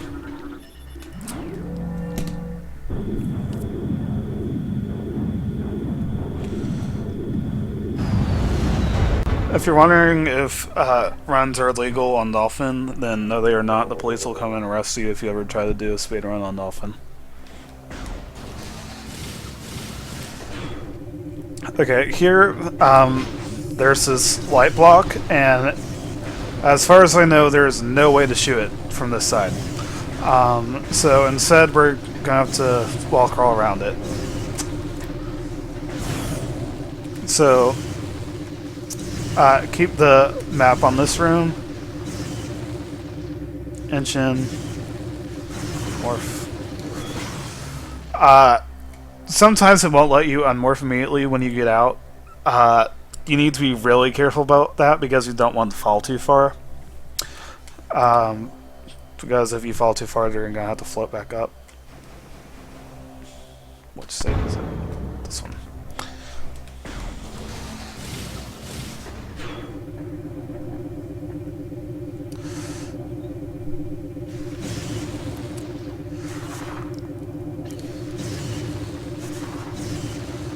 That was weird.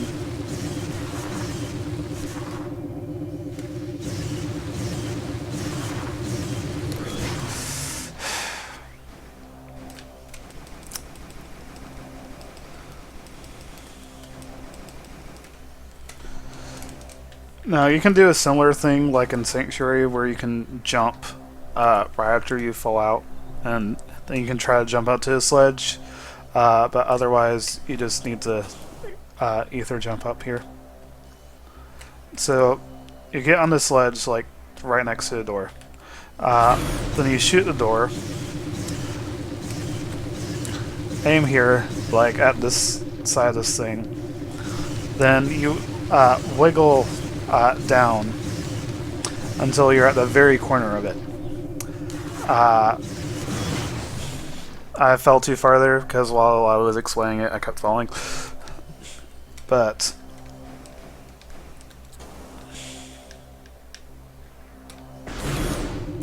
so you wiggle down, then hold upright and morph. And if you're in the correct spot, that'll transition. Then shoot the light block from out of bounds so you don't have to worry about it later, and then just walk backwards, and you'll trigger the Alpha Splinter fight, which warps you back in bounds. Then just jump over the barrier and skip Alpha Splinter.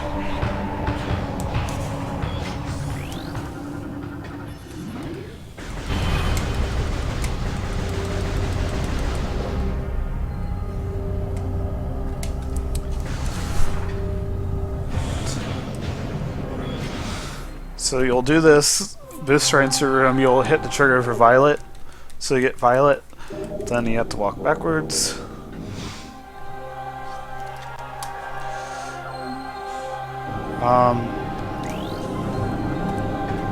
You can sort of do a dash here. It's easier in 100%, I think, because he's not standing in your way. But whoops.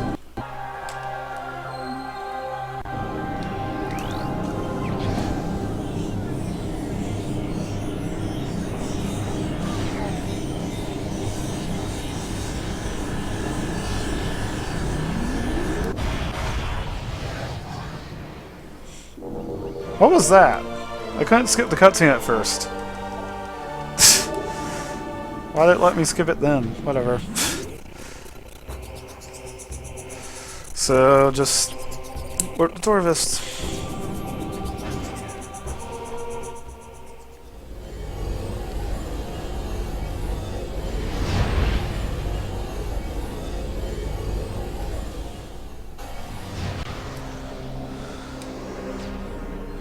So once you're in Taurus, immediately turn around and scan it. It's going to give the same issue as Amber, where you have to scan it twice.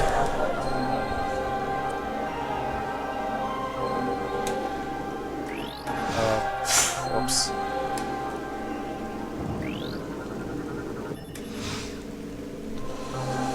And once again, I have not watched this cutscene.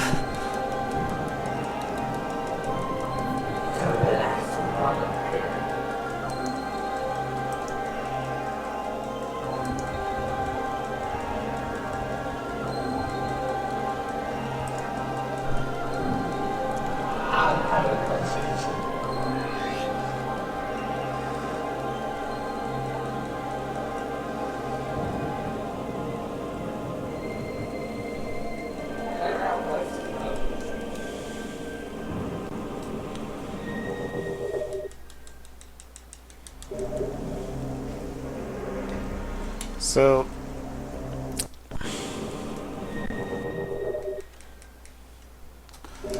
here you can, I think, jump back, yeah, get instant Unworth. This is another place where you have to shoot the door and get close to it to load it, because it will not load after you warp here for some stupid reason. So the important thing is to shoot it as soon as possible. So you want to do that and get a roll shot.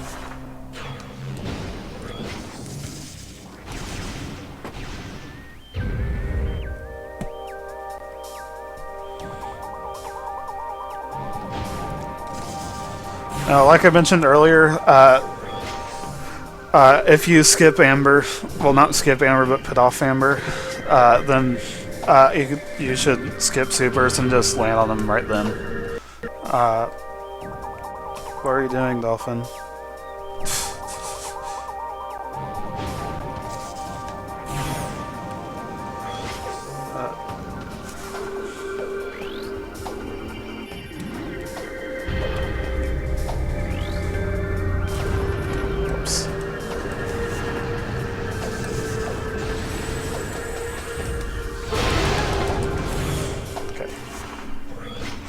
Important thing I mentioned, important thing I didn't mention is that if you hold A, and then unmorph, then you'll start charging during the unmorph, and that's useful for when you want to like shoot a saber missile faster or something. So just be holding A, then unmorph.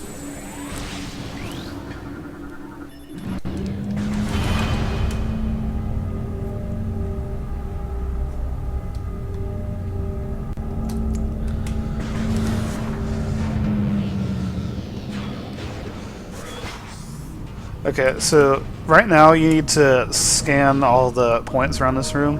The fastest way to do it is with a trick called Air Underwater, where if you morph the frame you enter the water,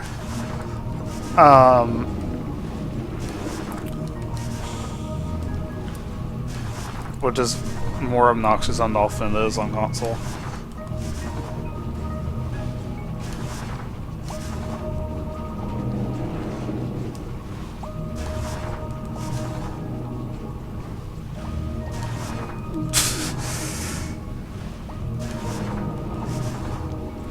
Cool. Come on.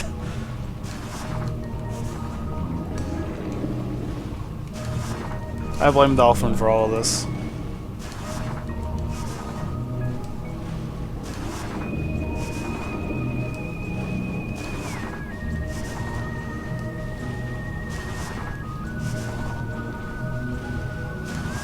Help. There. Okay. So now you're in the water, but the game thinks you're outside of it. And what that means is that you can screw attack. And so you can just screw attack to the targets.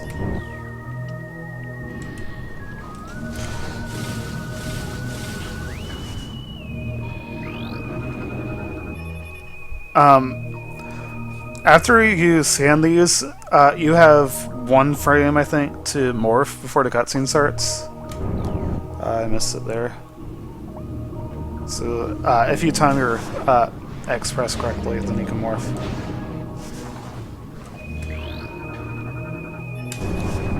So you heard me morph there.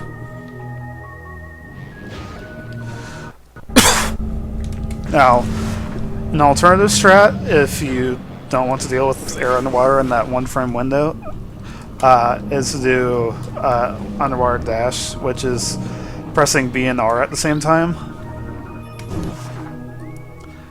And then you can just use a cannon. Fortunately, that cannon actually does not take away cannonball, so you don't have to worry about that one if you do want to do this strat.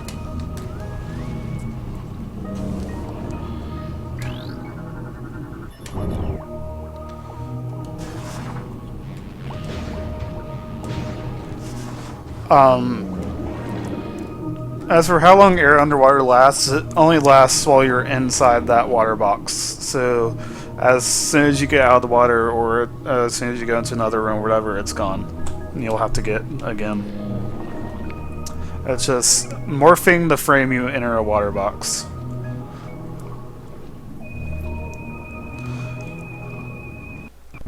So let's try the air underwater strat again.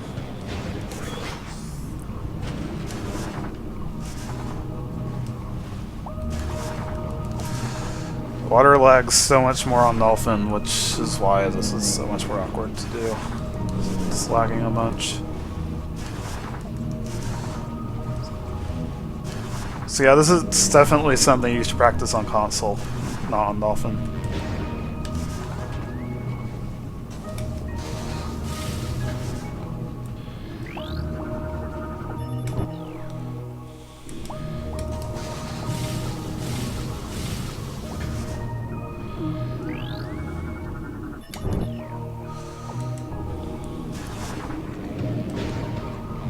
So yeah, so even though it looks like you're above water, you're still inside it, and so you still have to deal with the water physics. It just means you can screw attack, but you still move slowly. So now I'm inside the other room's water box, which means it came back.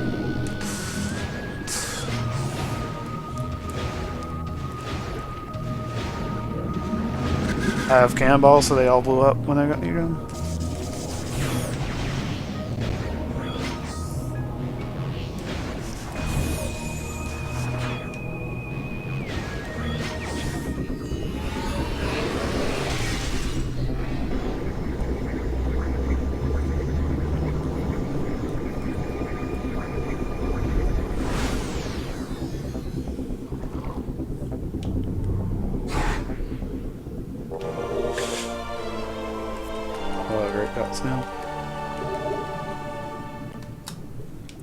Okay, and so there's 2 strats here. The first is to get air underwater again, which is really awkward considering you're going sideways to the box. But yeah, you do it like that. Make sure you switch to Dark Beam beforehand.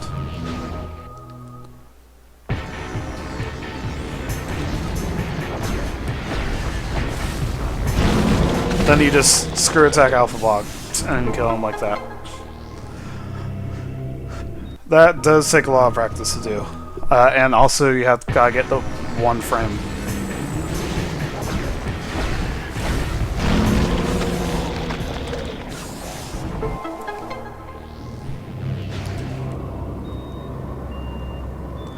And then you would take this portal.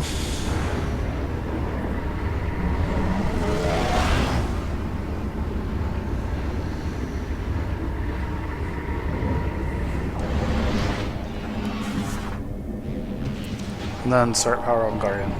Now the alternative, let's get rid of air on the water, please.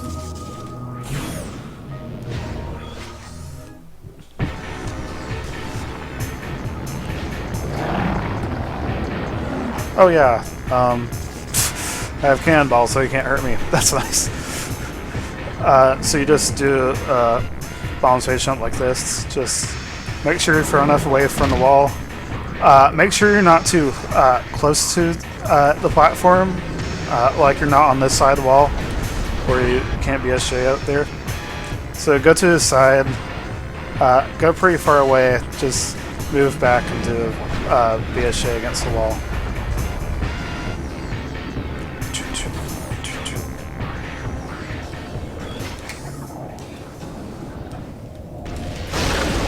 And take this whirl instead.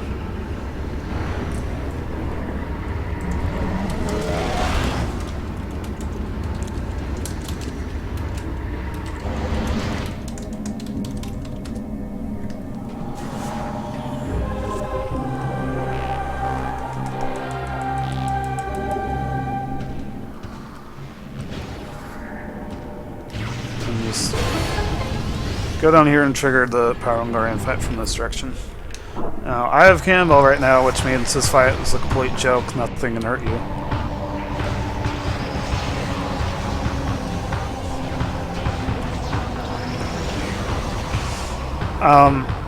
So what you want to do is go to the edge. This boost is really awkward to do.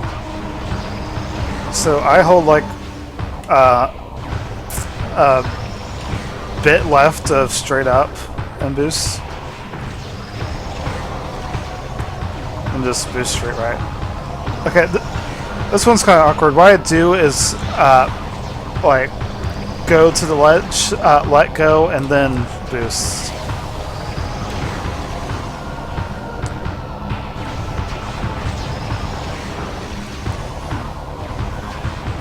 Like,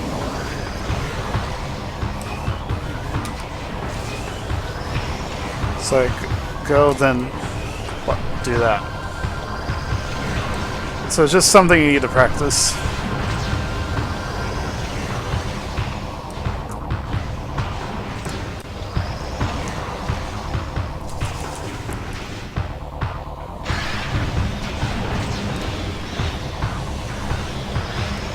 Do that.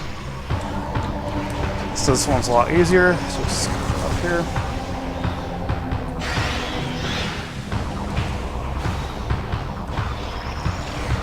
So sometimes you'll just fail to go up like that. That doesn't matter if we're going to the right.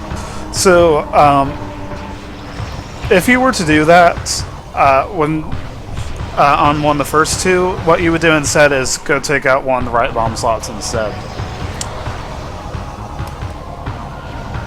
And then just boost and boost like that.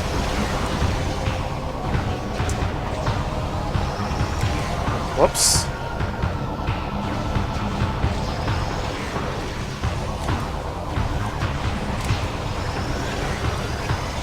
So the important thing is to let go of R when you're boosting across spider tracks. Well, not this first one. Don't do it for the first one, but after this first boost, make sure you let go of R when you boost across so you don't grab an earlier spider track.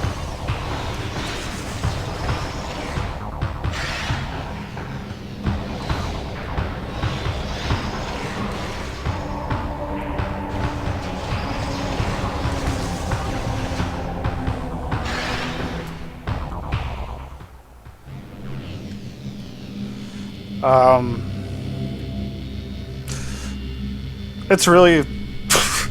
it can basically put you in completely random positions after the fight for some reason, so you just have to figure out where you are. So do a double long jump. Either you can stay morphed and just roll backwards to the PB, or you can unmorph, which makes it a lot easier. Like that, and just walk backwards into it.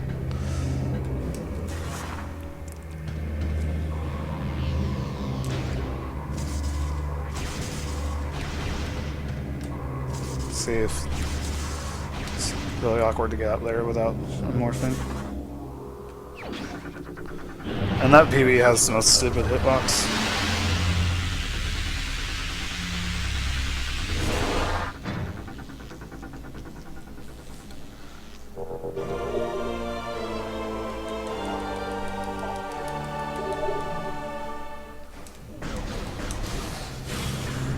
just leave here. This is when you would get the key if you killed Alpha Vog.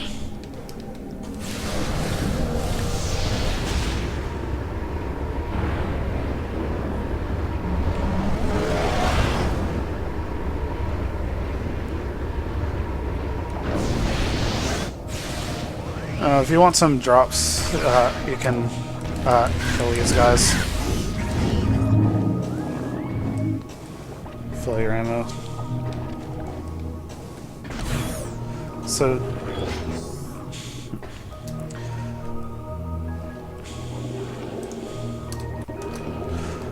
just double jump there,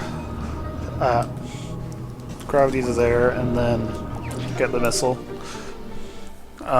You need a lot of missiles during the end of the game and during Sky Temple Key cleanup, so you want to get a bunch of missile expansions that are really close at this point. So just don't jump here, gravity boost, missile.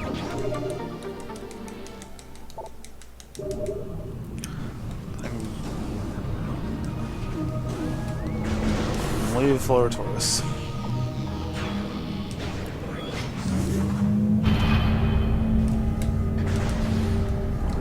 Showing doors like that does absolutely nothing, I just do it for fun.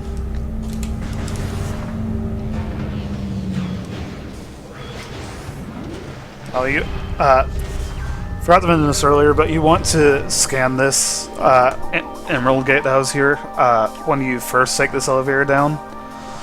So, like, after you get emerald and drop down into this room and take that elevator, you want to be scanning that gate on the way down. There's another really quick missile.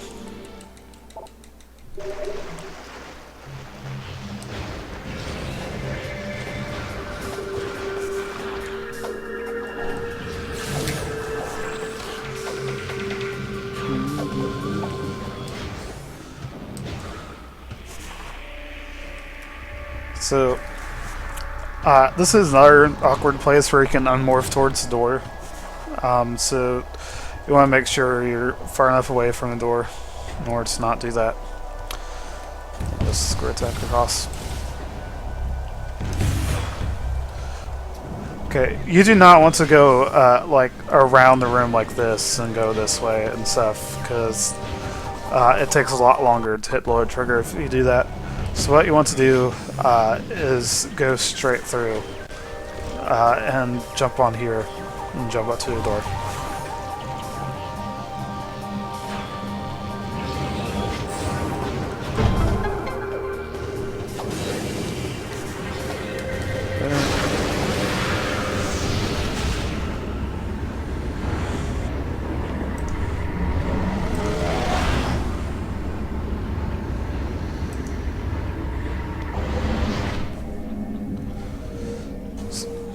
Here.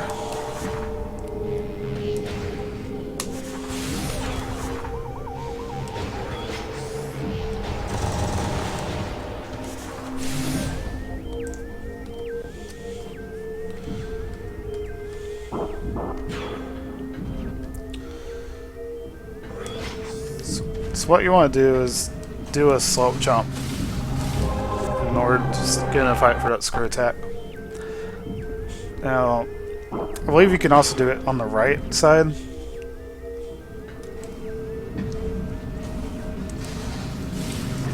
Though that makes it more awkward.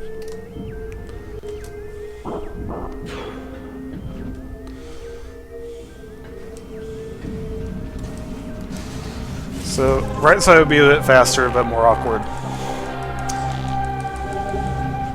So you just screw attack into there. Turn around and go back.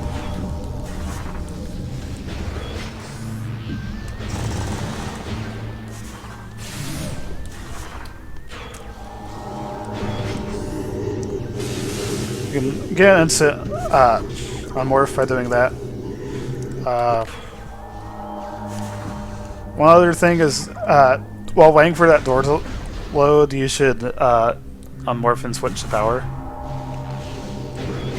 boost out. If I'll get... Okay, I failed too, but... Fall and try to get instant on Morph.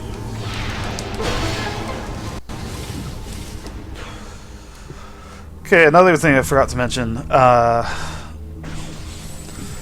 If you bring up the scan visor right after you fire a super, that will get rid of the cooldown after firing a super, so you can fire an uncharged shot a lot faster.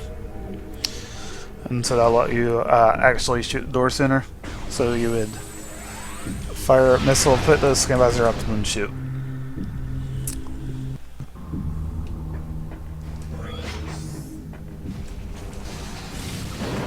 Make sure you don't screw attack too far here, because you can possibly accidentally screw attack into the tunnel and fall out of bounds.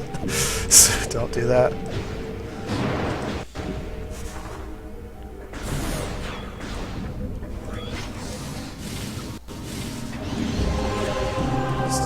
Good final key.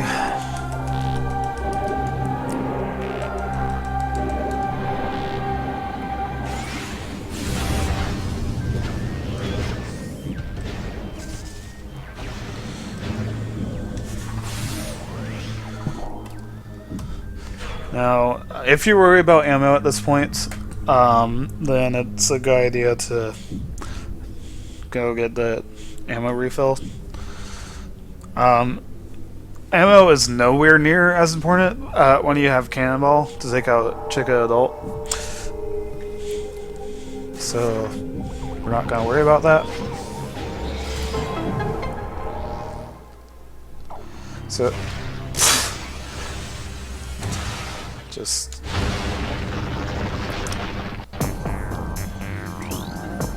partially scan, then finish scanning.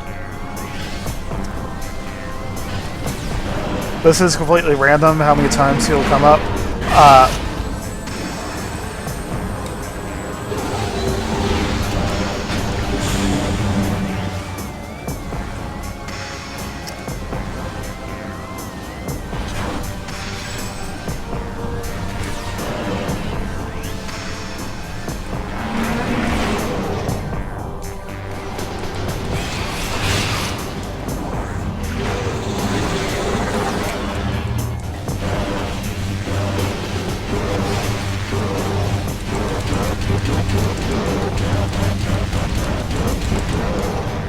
He will always appear on the opposite side after this.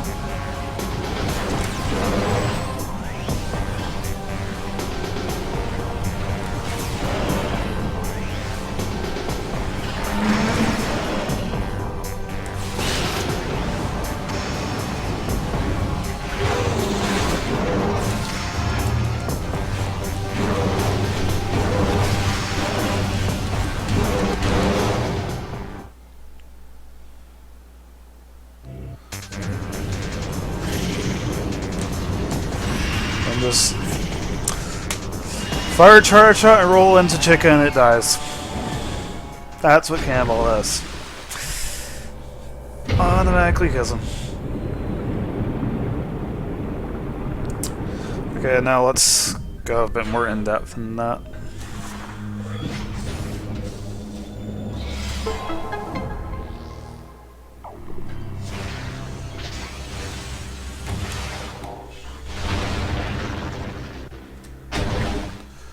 So, yeah, so want to immediately scan part of it.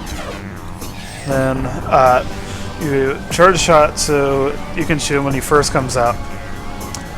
Then finish the scan. The amount of times he comes up here is random. If you do too much damage, then he won't jump out for the super missile shot. So typically it's if you hit him 3 times. 3 charged light shots. The charged light shots actually do a varying amount of damage, so very occasionally you might do too much damage with 2, but it's unlikely. So If he comes up twice, it's great. If he comes up 3 times, I do not hit him with a charge shot that 3rd time, so that it'll do the super missile jump. But if it's going to be more than 3 times, then I just keep shooting him and don't worry about hitting him with a super there. You may get a chance later in the fight to use the super. So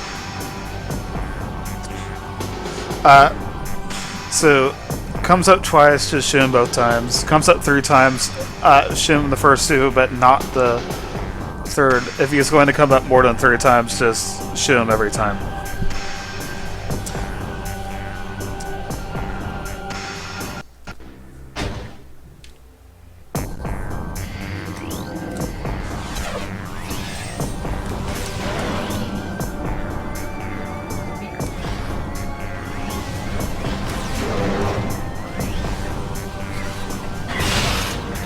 More than 3, so I just keep shooting.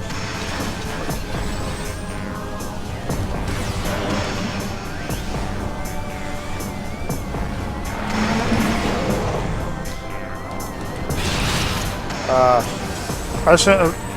Whatever.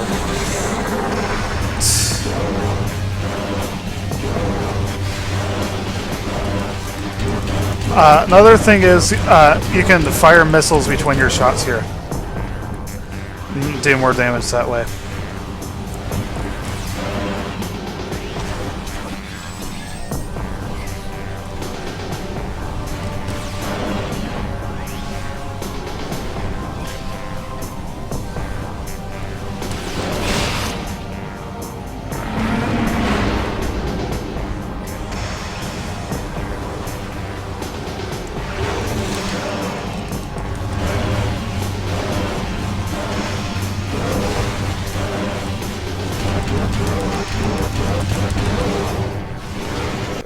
Again. Whoops.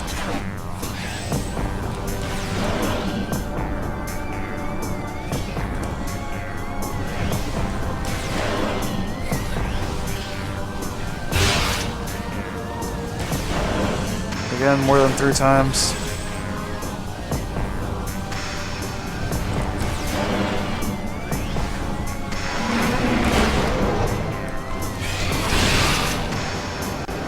So, best thing to do here is fire a light shot when it first comes up. Keep spamming dark. Then fire dark and occasionally missiles. Then again, he always spawns at the opposite side after he comes up on the platform.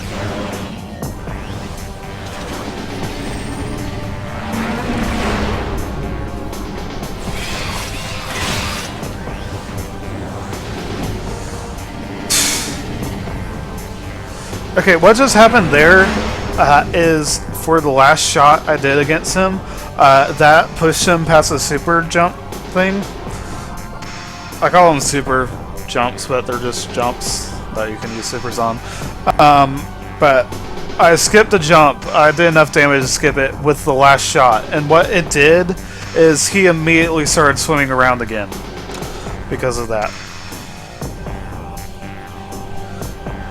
So didn't do the jump, didn't come off on the platform, just immediately started swimming around.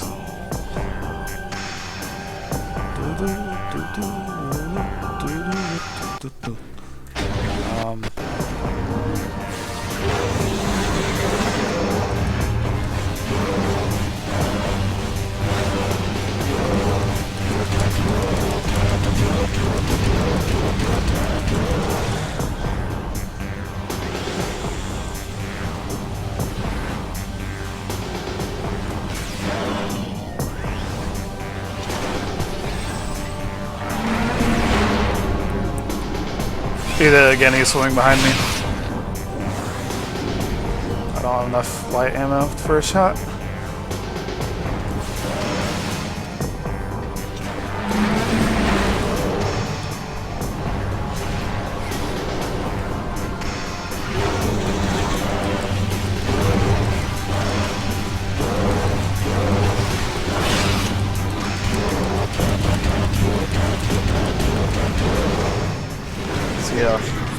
There is a decent amount of improvising needed for this fight, depending on how many times it swims around and what the shards want to do to you. Now, fortunately, you do not have to worry about ammo for Chica Adult if you're using Cannonball. So that makes Chica Larva a lot easier to deal with because you can just use all the ammo you want. So, what you do is fire a charge shot and then roll towards him and he dies. You don't need to stun him, but stunning him makes it a lot easier.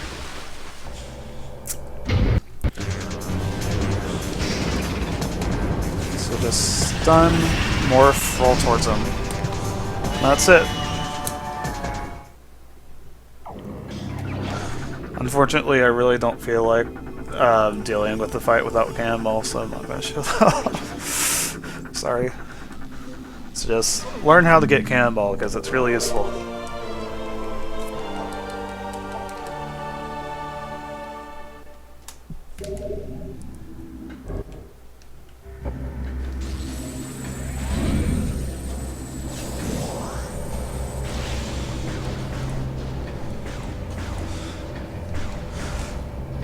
Cannonball kills Chica Adult because it's weak to it, and Cannonball does 500,000 per frame. Okay. You need to unload this room without actually going to the energy controller. You have two options. One, you can just go to the back and then come back and wait a while. Alternatively, you can actually use this twice. Wow, I haven't watched this cutscene before. This is actually faster in game because it'll make the temple reload during a cutscene.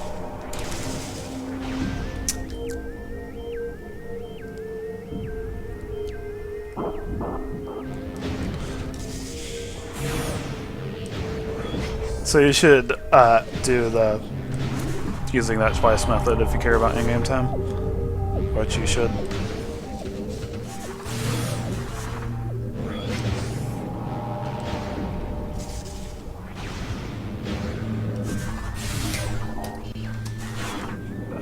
Wow, good morph. Anyway, what you want to do here is boost and then which state was it? This one.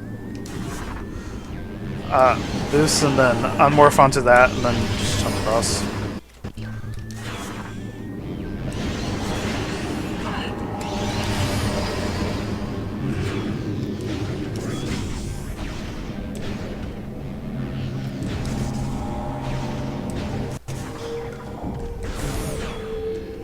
I was thinking of the light world where there's a scan point there. Just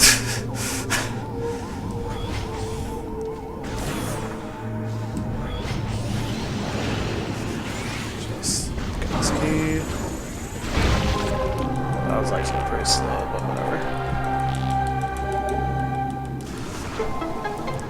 whatever. For when I was unloading the temple, that's required because the elevator isn't active until you unload it.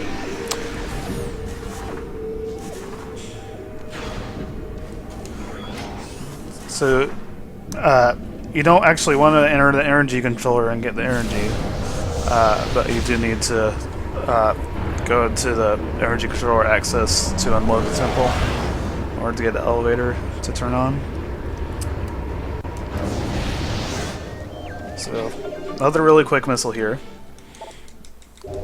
And then you want to do a slope jump here. There's this small slope, so just slope jump against that. And then there's a hole out of bounds that I purposely didn't go through it there, but so it's about right there. Use slope jump, just jump out. Walk across. I hope the game lets you jump, and I was too slow, which partially is because of Dolphin, I hope. So let's try that again.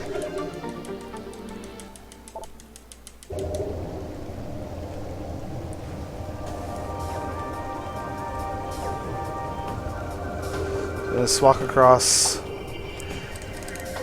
jump hopefully before the room finishes loading, and then do that. Alternatively,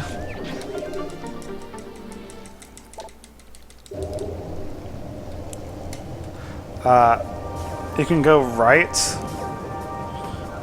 Don't go far enough right. What is this doing? Let me jump, please. But you can go to the ether to the left.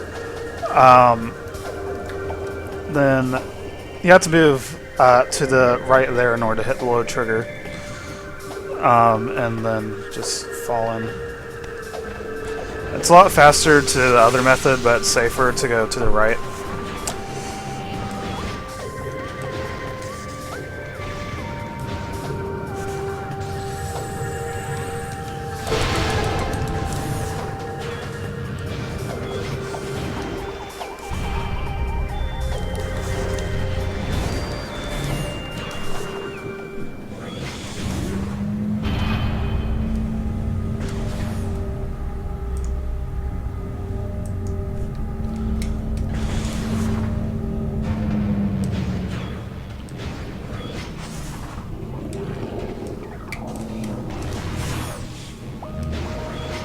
This way.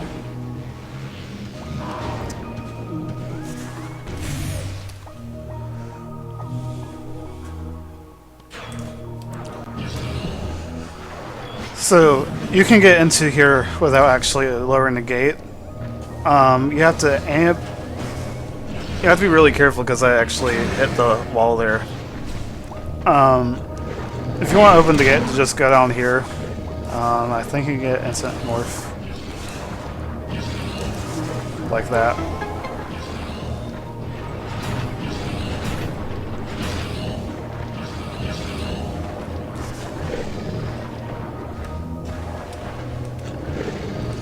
Just go up. But what you want to do is not that.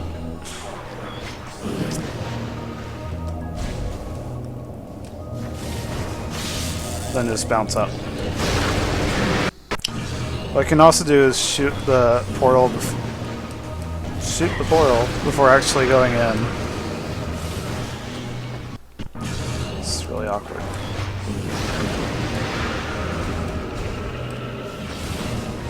This is really awkward.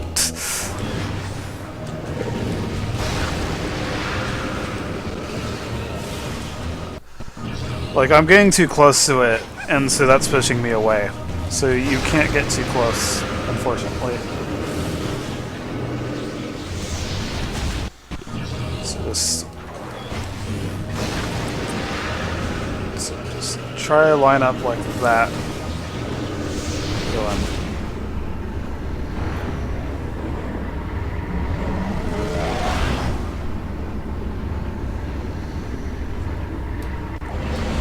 I'll switch the light beam. Shoot that on the way down. What I do is line up with this when I fall. So I move straight forward and line up with that. You want to shoot the beacons with the light beam because it lasts twice as long. Then get an instant morph against the ceiling.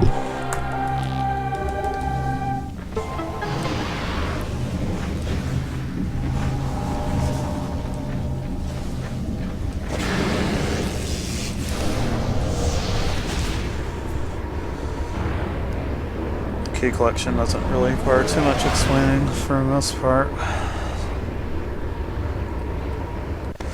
Now, since I skipped that, I need to spur attack out again.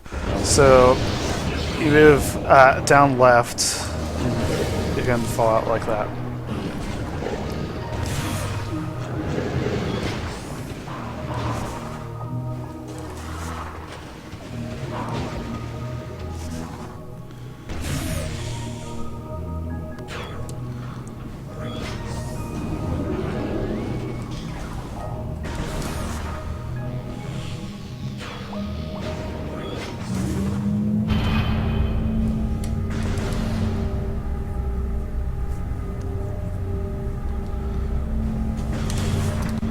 there's something really stupid I want to test right now.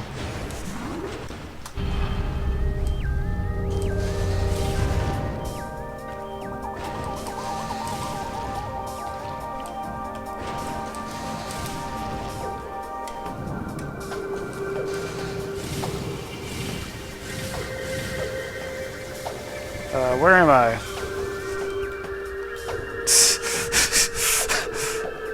Oh, okay.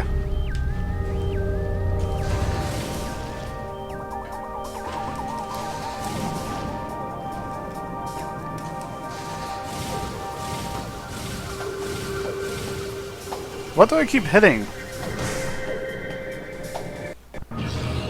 Like, looks like this should work, but...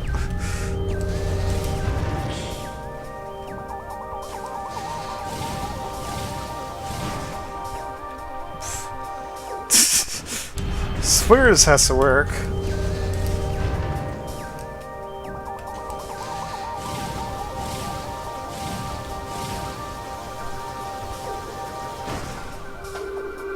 I will get this. We'll get this incredibly stupid strat that you absolutely should not actually do. What's going on?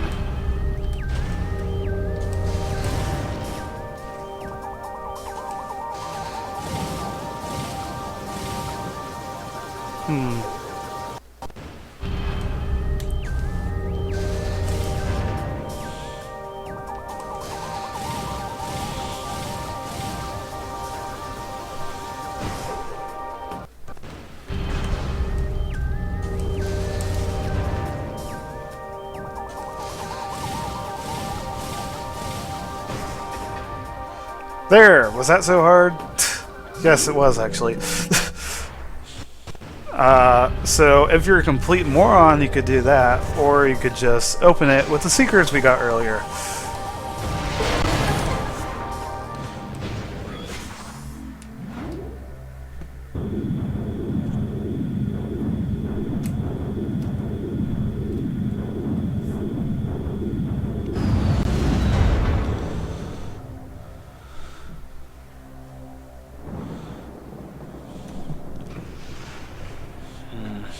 Let's see this thing here.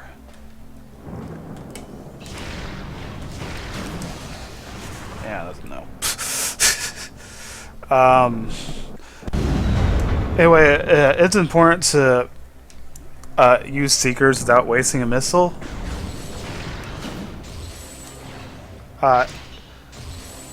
Either you can start charging your beam, and then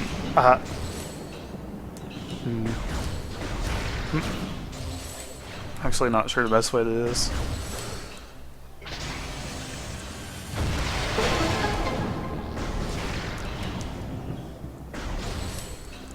So start charging and then hold Y, or you can switch your beam and start holding Y, or you can put away the scan visor and start holding Y. There's a lot of different ways to use seekers without wasting a missile, and it's important to do so. So you need dark beam here, so I just go ahead and switch to dark beam.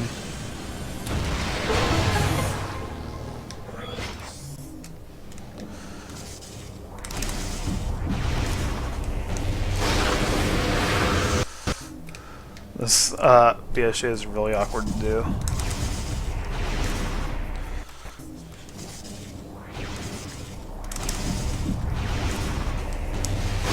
Just do that. If you fail it, then just slowly take the half pipe up to the portal.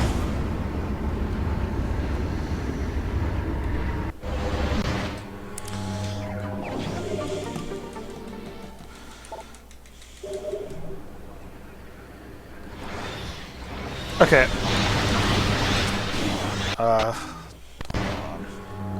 So when you fall down here, this room starts loading, and the instant it finishes loading, it plays a cutscene, and this cutscene will warp you into the room.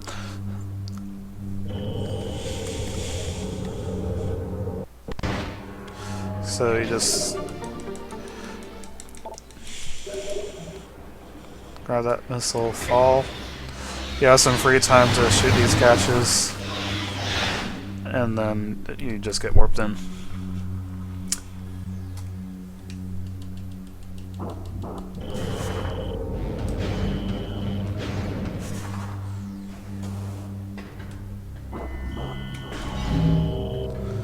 Just go this way.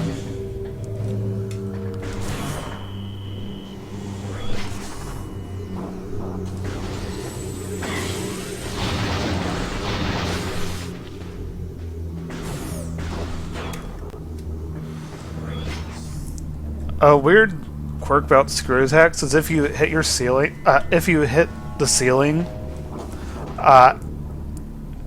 you'll still screw attack to the same height.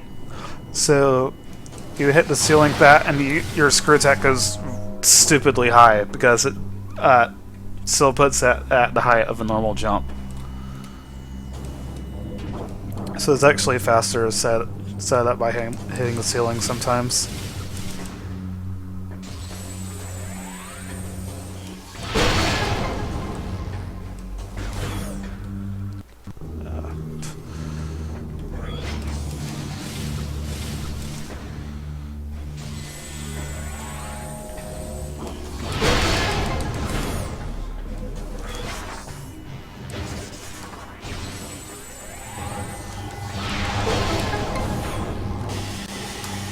Okay. Here you want to jump on the Claw and do this really weird slope jump on it. It's kind of awkward to do. I know it's possible to get out without screw attacking, which would save a tiny amount of time. But it's just safer to screw attack. It's just jump on here. Listen to the obnoxious sounds, and then just slope jump up.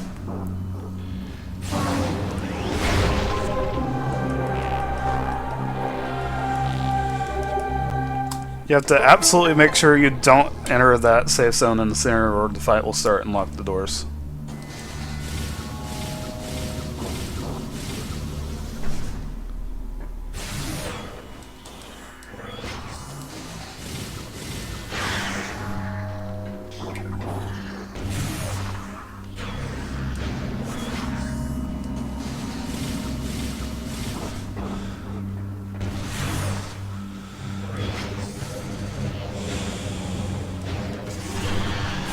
So we blew up this wall at the start of the game. If you didn't, then you would just have to waste the PB now to do it. If you get an instant morph like that, so you should try to do it.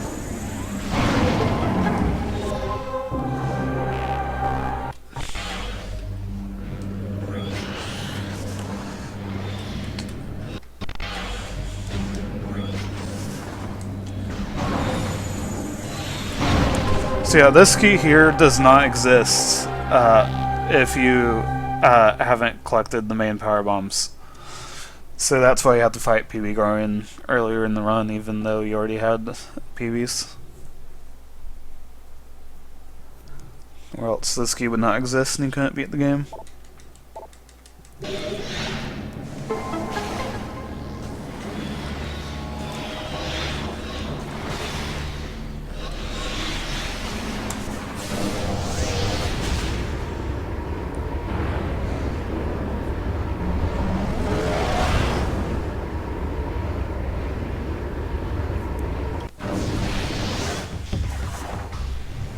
Did I switch to Dark Beam? Why did I do that? So yeah, just like after Light Beam, you go back to Sanctuary. Okay, that's one thing I didn't mention earlier. When you have Cannonball and you go up to a door that previously had a blast shield on it, then it'll open that door. So most doors it doesn't apply to. It doesn't apply to any beam doors in the game. It's just doors that had a blast shield, like a missile shield or a power bomb shield, get automatically opened with Cannonball.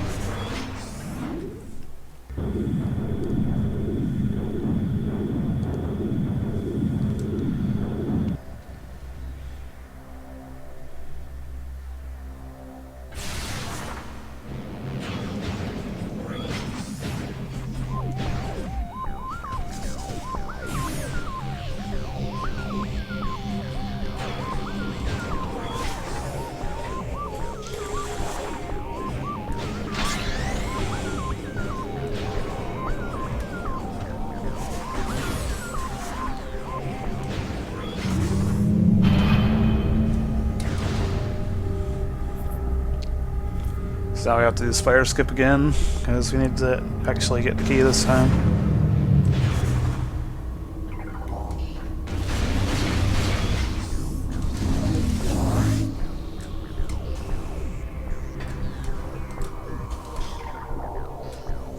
Okay, one thing you can do,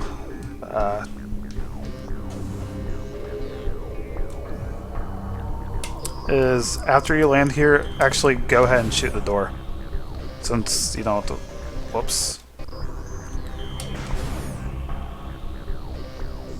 Since you don't have to worry about the PB anymore. Then you just jump like that.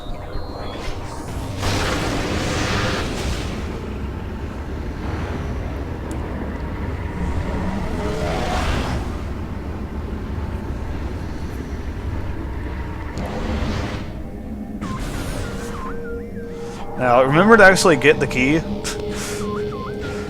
because you'll be doing that secret roll again after this, so don't do that secret roll and just completely skip the key.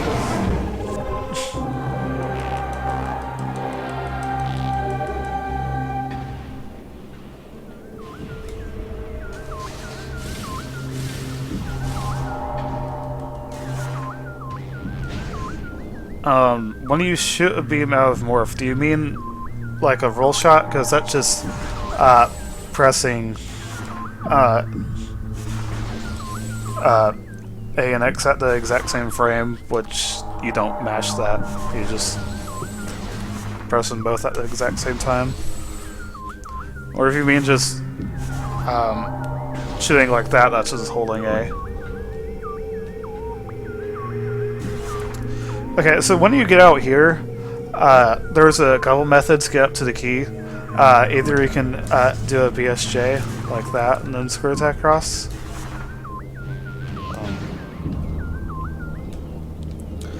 Or you can unmorph, and there's actually a little lip on the screw attack tunnel. Not on the morphall tunnel, might as well be a screw attack tunnel. And then just screw attack across. Now, at this point you have to reload the room, because the terminal fall is now set to put you on the side with the key. So there's no way to get to the other side.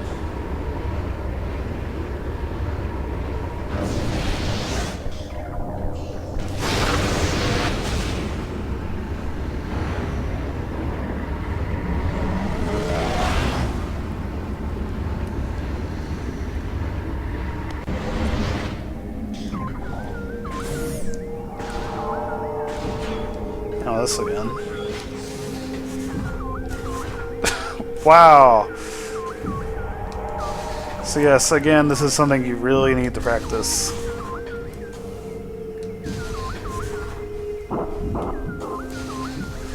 If you're incredibly stupid, you can screw attack like that because it makes you fall faster.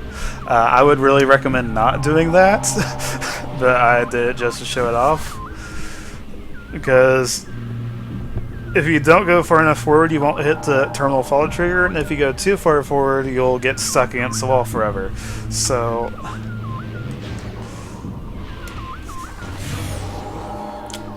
don't recommend it.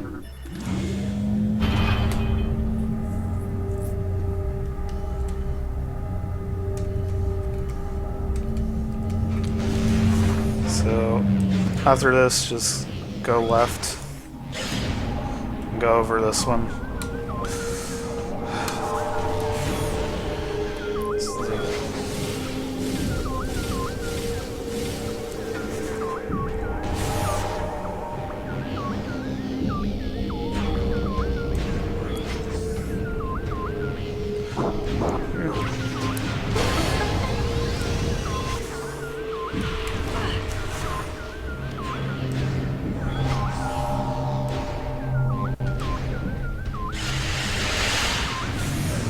Now, hopefully, those enemies there will refill your power bombs and missiles back to full. There's another place coming up where you can get some more drops if they didn't. Okay. Right here, you want to shoot at where it is and then put Dark Visor up and then screw attack. That was not good enough screw attack.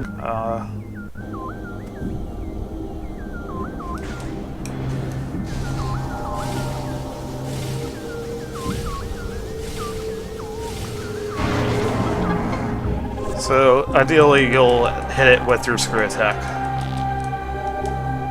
So it's just aim at where it is, shoot, then put the dark visor up. Important thing is, and sometimes that happens, you need to hit it with your shot before you start screw attacking, because screw attacking will get put away the dark visor. So you want to shoot as soon as possible. So it's important to aim and then shoot and then worry about putting the dark visor up.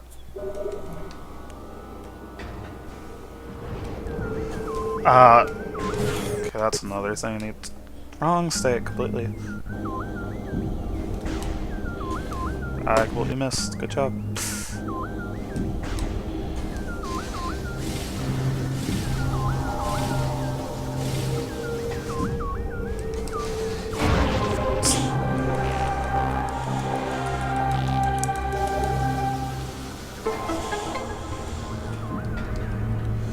Okay, here. If you just fall off, then you're gonna knock yourself, which you may not want to happen.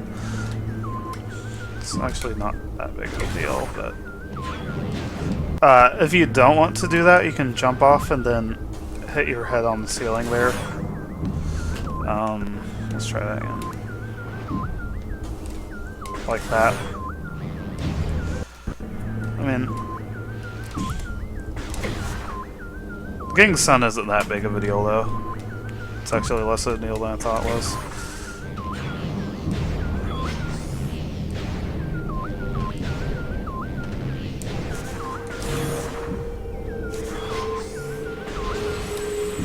So, just activate that safe zone, that'll kill all these enemies, and hopefully it gives you drops.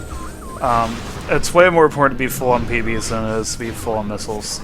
So, you just need to get full on PBs at this point. Because you need all three of these on the brain.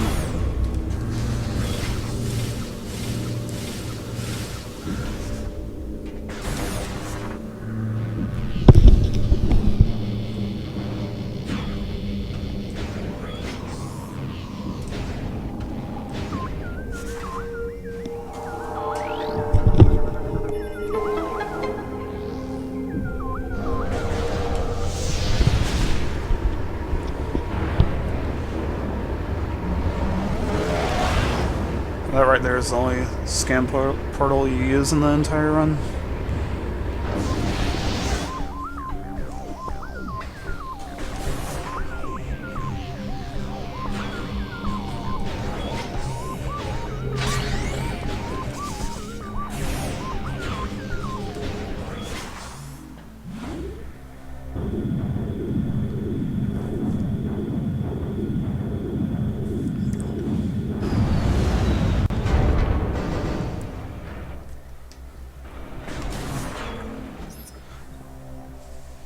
Regarding more tutorials, the thing about echoes is that no one is close to me at all.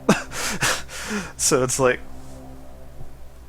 I'm so far ahead of everyone else and know so much more than everyone else, then that just gives me more incentive to make a tutorial for it. Prime 1 is, that's not really the case. Like, for one, T3 is ahead of me, and there's a lot of people really close to me, so there's... I don't really have much of an incentive compared to making one for Echoes.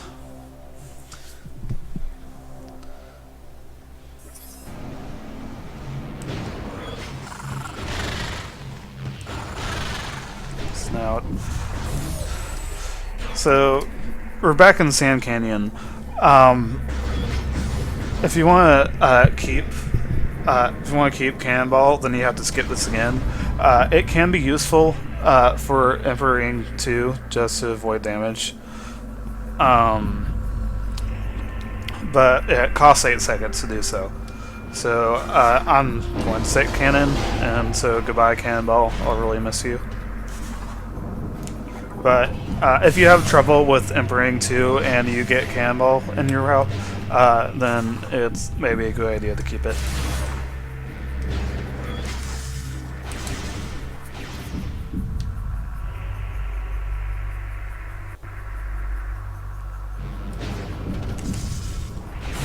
Okay, if you put off Amber earlier in the run, this is when you would get it, so you would just scan it now, and then take the warp. We already got Amber, so...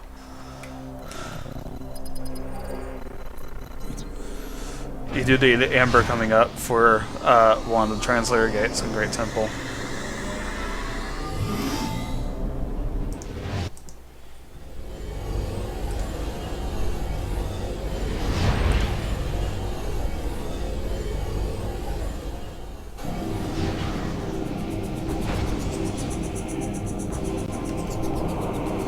So,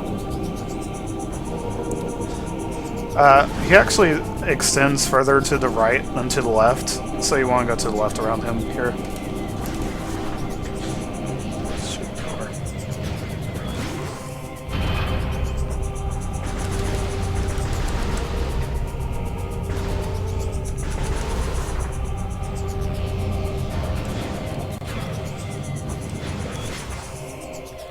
So, I want to go ahead and open all the Translator Gates,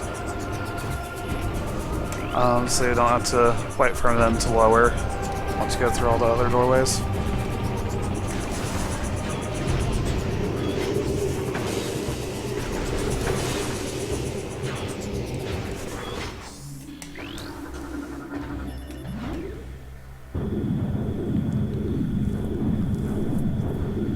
Now, for some reason, if you skip this cutscene immediately, you won't be able to open the door immediately. So, just wait a bit before skipping that cutscene.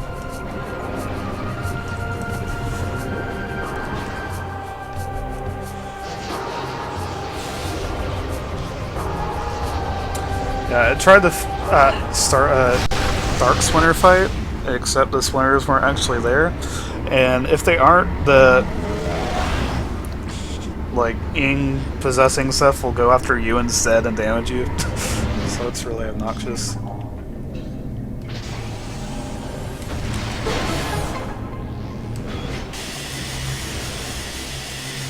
I missed Cannonball already. Let's just shoot that.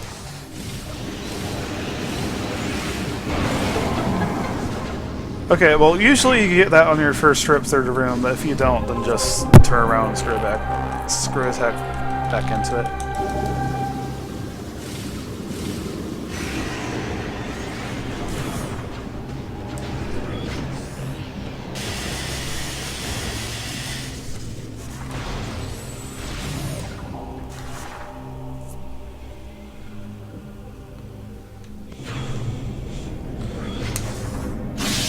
Okay, I tried to do a roll shot. Let's try that again.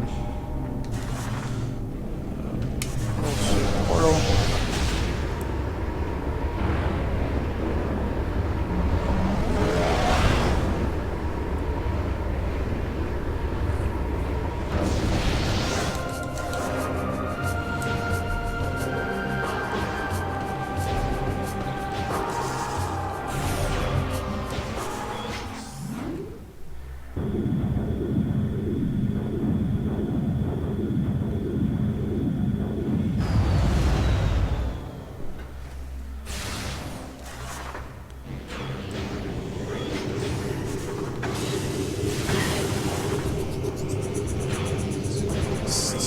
Continue to go counterclockwise around.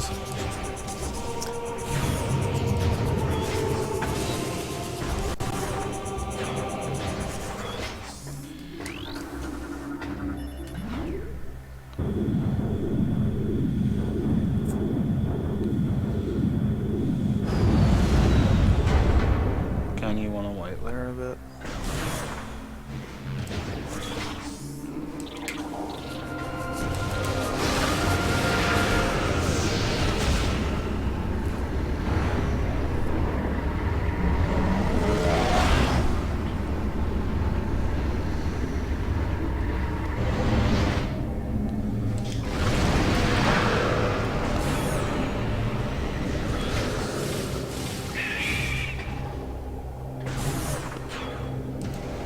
Oh, if you get an instant unmorph there, then you can just hold Y and you'll be able to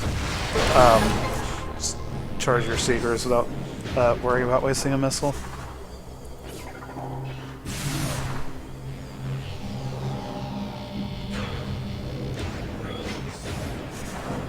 Okay, so here you want to jump up here, and then from here you can jump up straight to the door.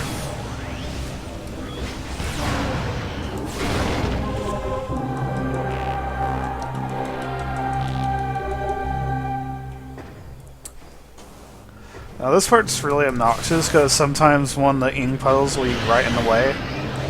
I got really lucky there. But if you run into an ink puddle and morph ball, then you'll get stuck and have to bomb jump out of it.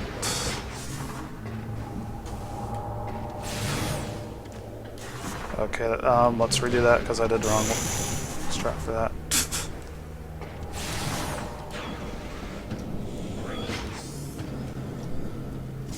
Okay, so just boost in, then morph and boost. You want to boost across because you want to get to the low trigger as soon as possible.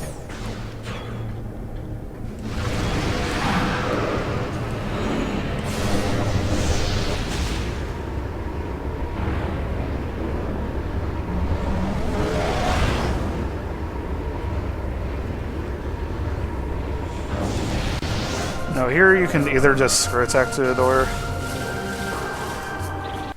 but it's a little faster, just jump there so you can morph sooner.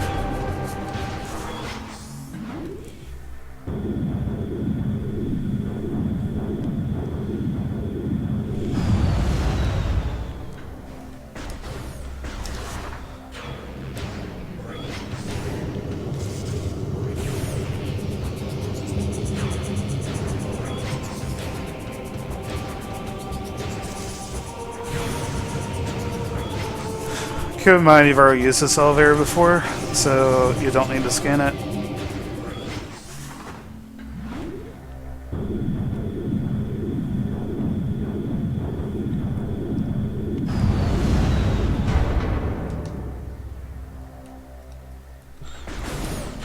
Now you actually have Violet to use on this Amber gate.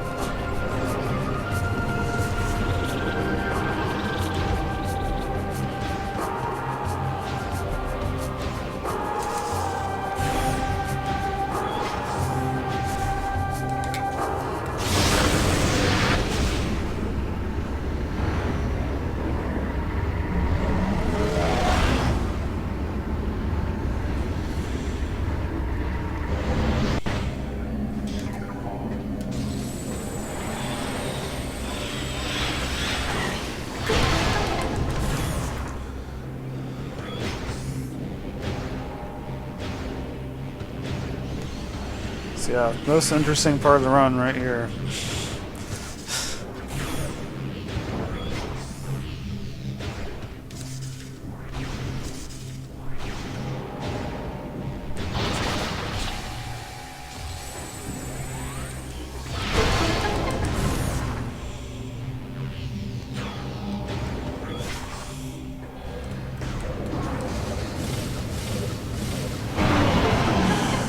Again, if you miss, just jump back into it.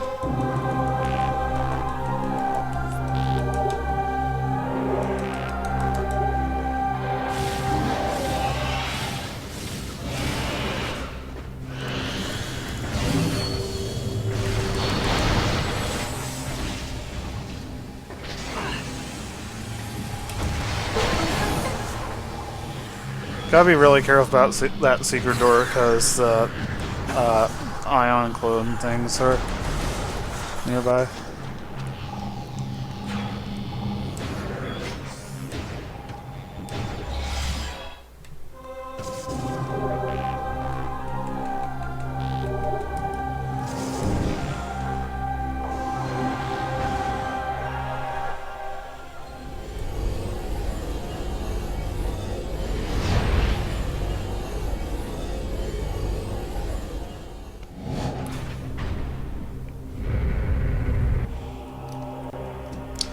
So once you're in the Sky Temple, just turn around and slope jump right against the wall.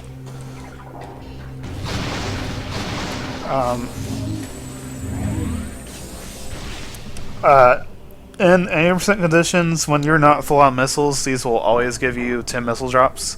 So what you want to do is shoot the caches until you have a decent amount of missiles. You only need 20 for Emperor Ing, but you want to have as many missiles as you can for Dark Samus. And you don't really want to rely on Emperor Ing giving you missile drops, so it's a good idea to get up to 30 here.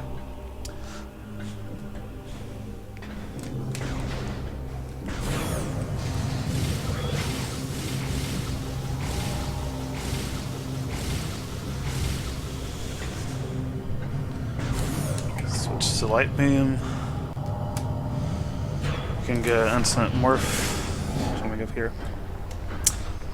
Okay, so shoot them like that. So you look up, shoot, jump back, shoot, shoot.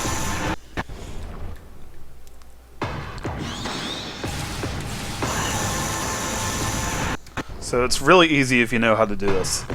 So just look up, jump back, shoot, shoot. Look up, jump back, shoot, shoot.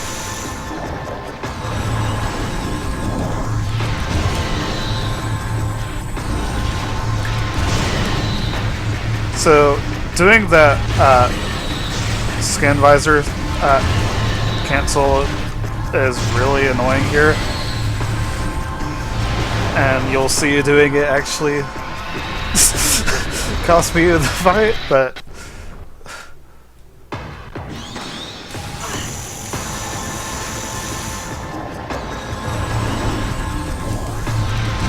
what I actually do is I don't bother using that scan visor trick for the second super.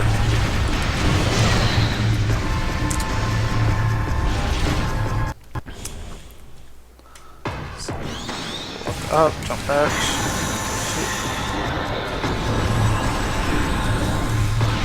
The important thing is, for this fight, you need to be close to him, because when you're close enough to him, then his laser can't get past his body, and so won't be able to hit you and stun you.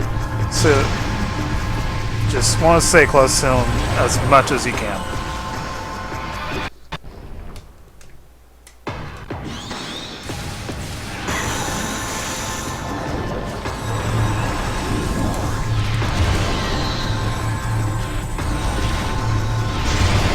So, if you do the scan visor trick, that means you have to lock onto him again, and it can be really awkward to lock on again at some points. So that makes it really hard to do during this fight.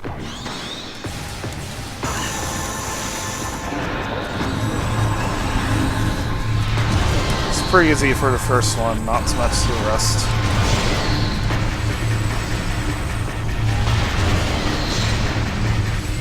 So you should try to do it for as many as you can, but it can be hard. So just practice, practice, practice.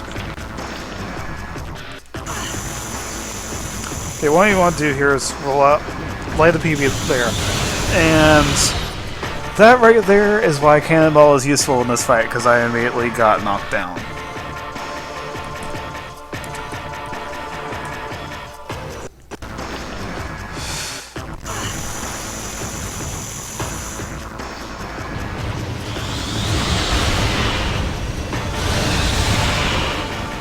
So let's do that again.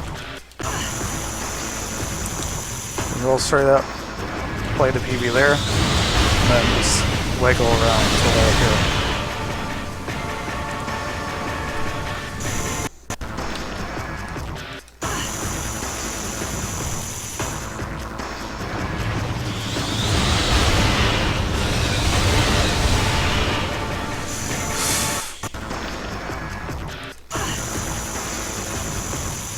Straight up, PB there.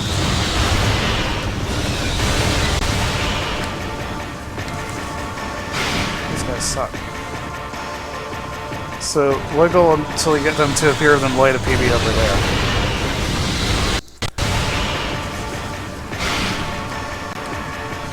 So just wiggle here, then lay it PB there. Just do this one more time.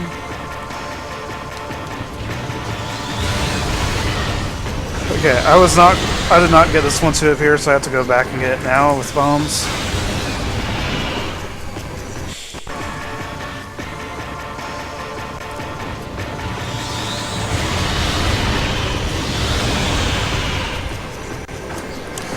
I hate these guys.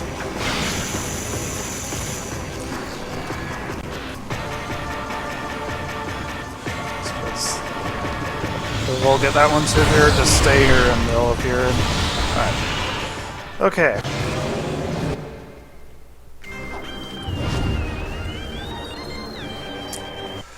Okay. So, as you should hopefully know if you're watching this tutorial, because this is not a beginner tutorial, he dies to screw attack. So, what you want to do is wait at the start, because if you try to... Okay, let's try that again. If you try to screw attack him before... If you just try to screw attack him immediately, he'll move away from you. So what you want to do is wait. Oh, hi, John. So... him jumping like that is really good, because if you screw attack correctly, you can take him out immediately, but he usually does not jump like that.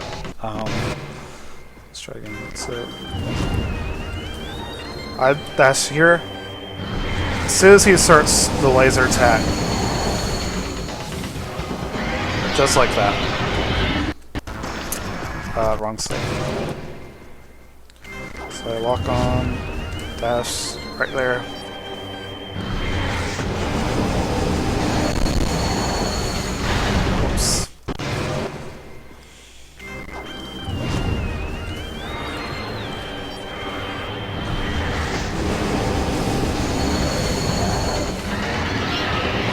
That right there, I was insanely lucky to not have the game crash, because I did too soon. If you get... That's not a crash, so I just paused the game. But if you screw attack too soon and kill him during his laser attack, then it'll just sometimes crash the game, and it's over. And you lost your run at the next to final boss. So what you want to do is wait for the laser attack to start, and then when he starts, start preparing the screw attack, because you need it to be over when he dies.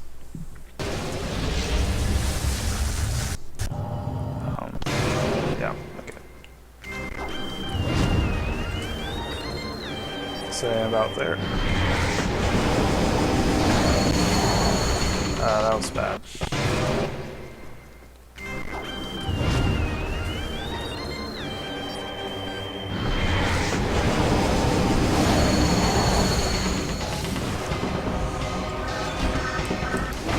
Improvising is really annoying on this fight.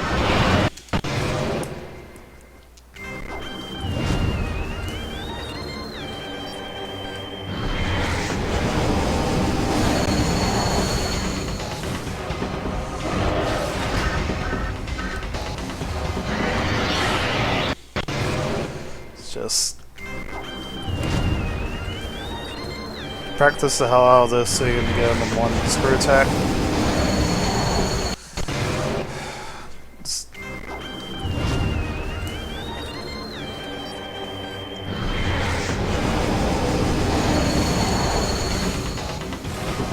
No!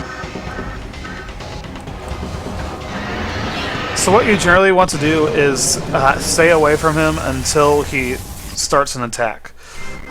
Because... or hope he jumps and tries to attack him that way. But if he's not in the middle of an attack... Okay. So that's the fastest way to kill him, but it depends on him jumping, which he doesn't like to do. So, If he's not in the middle of an attack, then he'll try to move away from you. So that makes it really difficult to screw attack him. So what you want to do is wait for him to start an attack before trying to screw attack.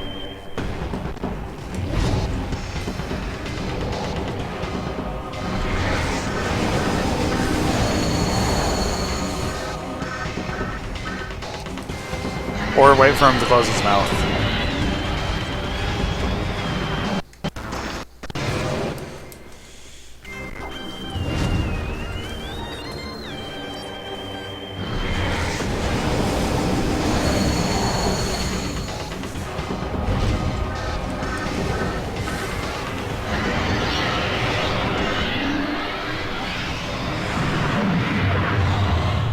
So another thing is it's really important to learn the timing.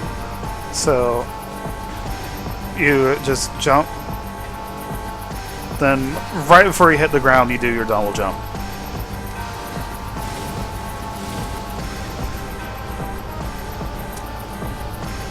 Basically the height of your screw attack is set by the height of your second jump. So you want your second jump to be as low as possible. So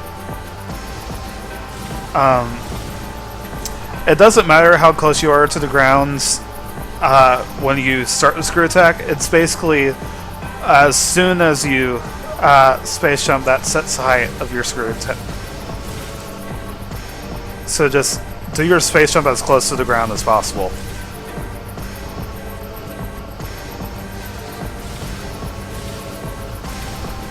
So let's try it one more time.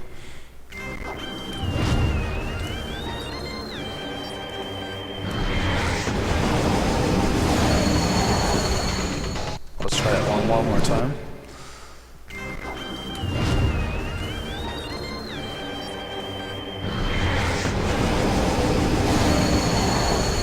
Oh my god, I'm bad.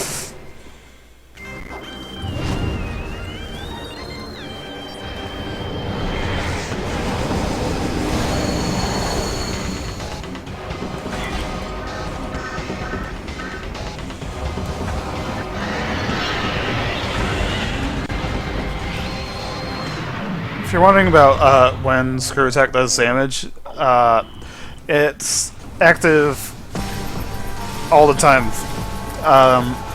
It takes about a second to come out. Like during that, once preparing the screw attack, like basically before your first jump, it doesn't do damage, or the earliest you can jump. Like the earliest point of the jump, after that it starts doing damage. So like you can just fall to the ground, it will do damage, but not when it's starting up, and then it just continuously does damage after that until you stop the screw attack. Which state was it? 3, I think. Yeah.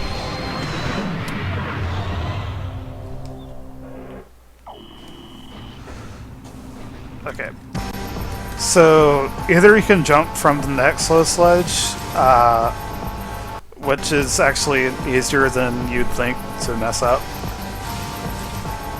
like that.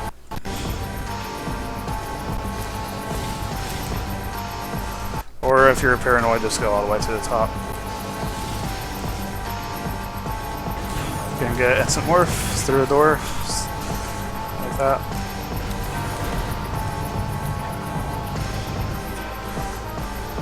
Okay, so the easiest... Okay, start Dark Samus, you want to do 302 damage.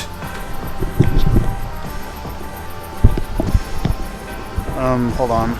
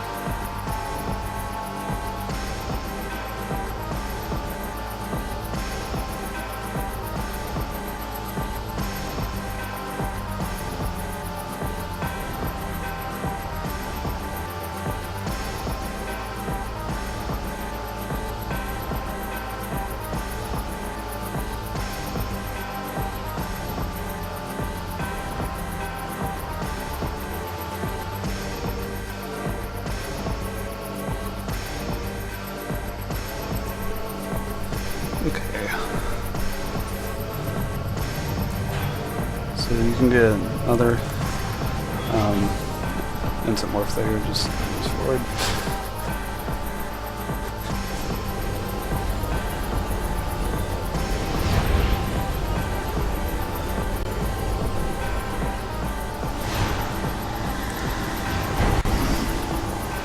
So this part's fun. So you want to do 302 damage at the start, or as close as you can. Just stay with it.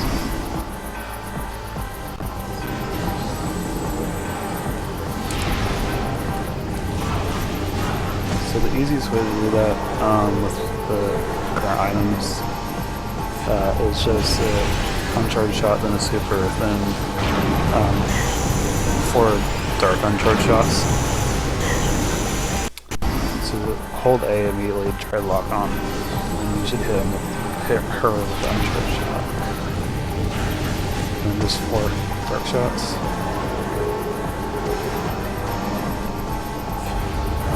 What I typically do is get her to go backwards at first, and then turn around and get her to go back towards the end. What you want to do is hit her with this attack. Let's say this stay closer.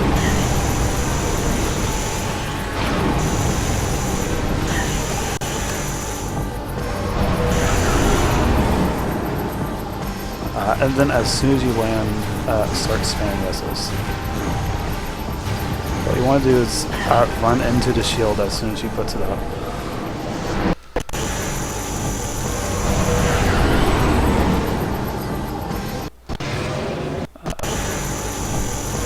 If you're wondering about the 302 damage, under shots to super missile is 180. And then each of these is 30. Now it's up 302. If you do more than 302, then that puts her into the next phase. I think it's technically like more than 303.4, but it's like you're not doing 1.4 damage.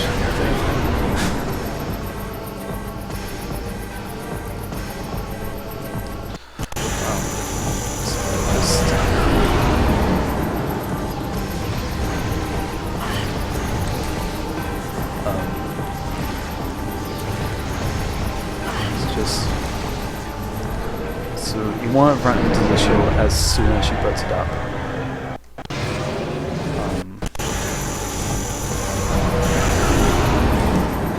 So just spam this immediately.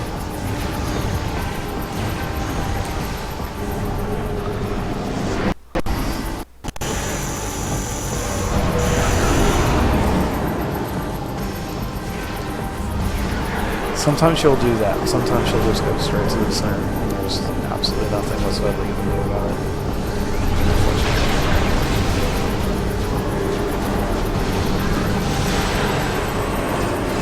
Like the same thing that should be rooms, because I haven't managed to get this straight at all.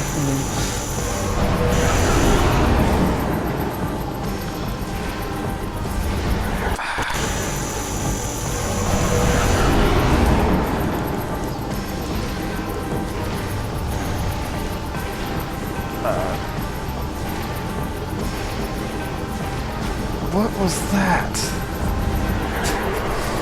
So yeah, we just need to get lucky.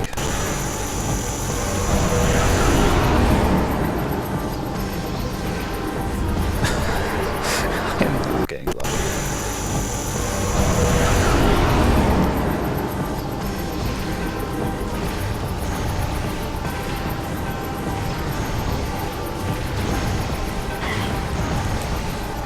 So yeah, just gotta practice timing her shield and running into the shield as soon as she puts it up. That's the most important thing.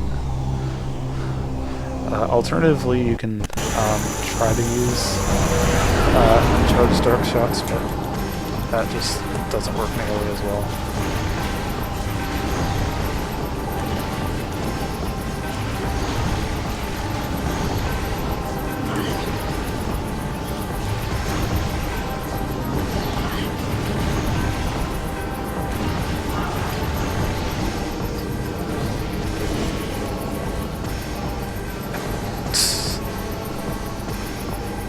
I actually almost killed him.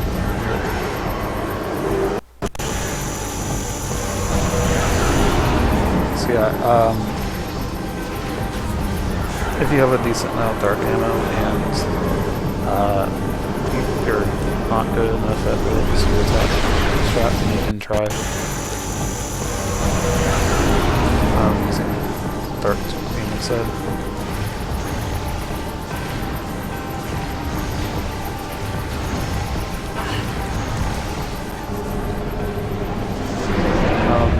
Another important thing is before you knock her down to the...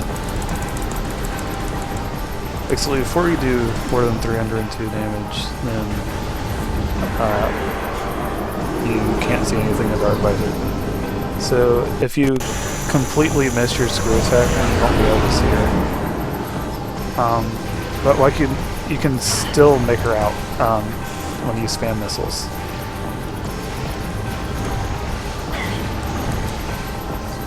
So you don't need to see her.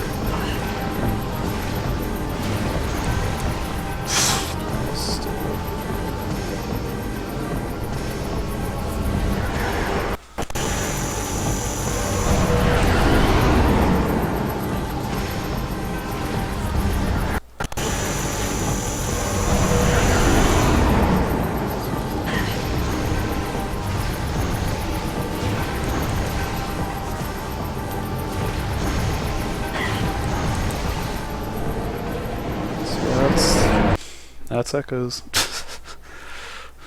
That's the end of the game.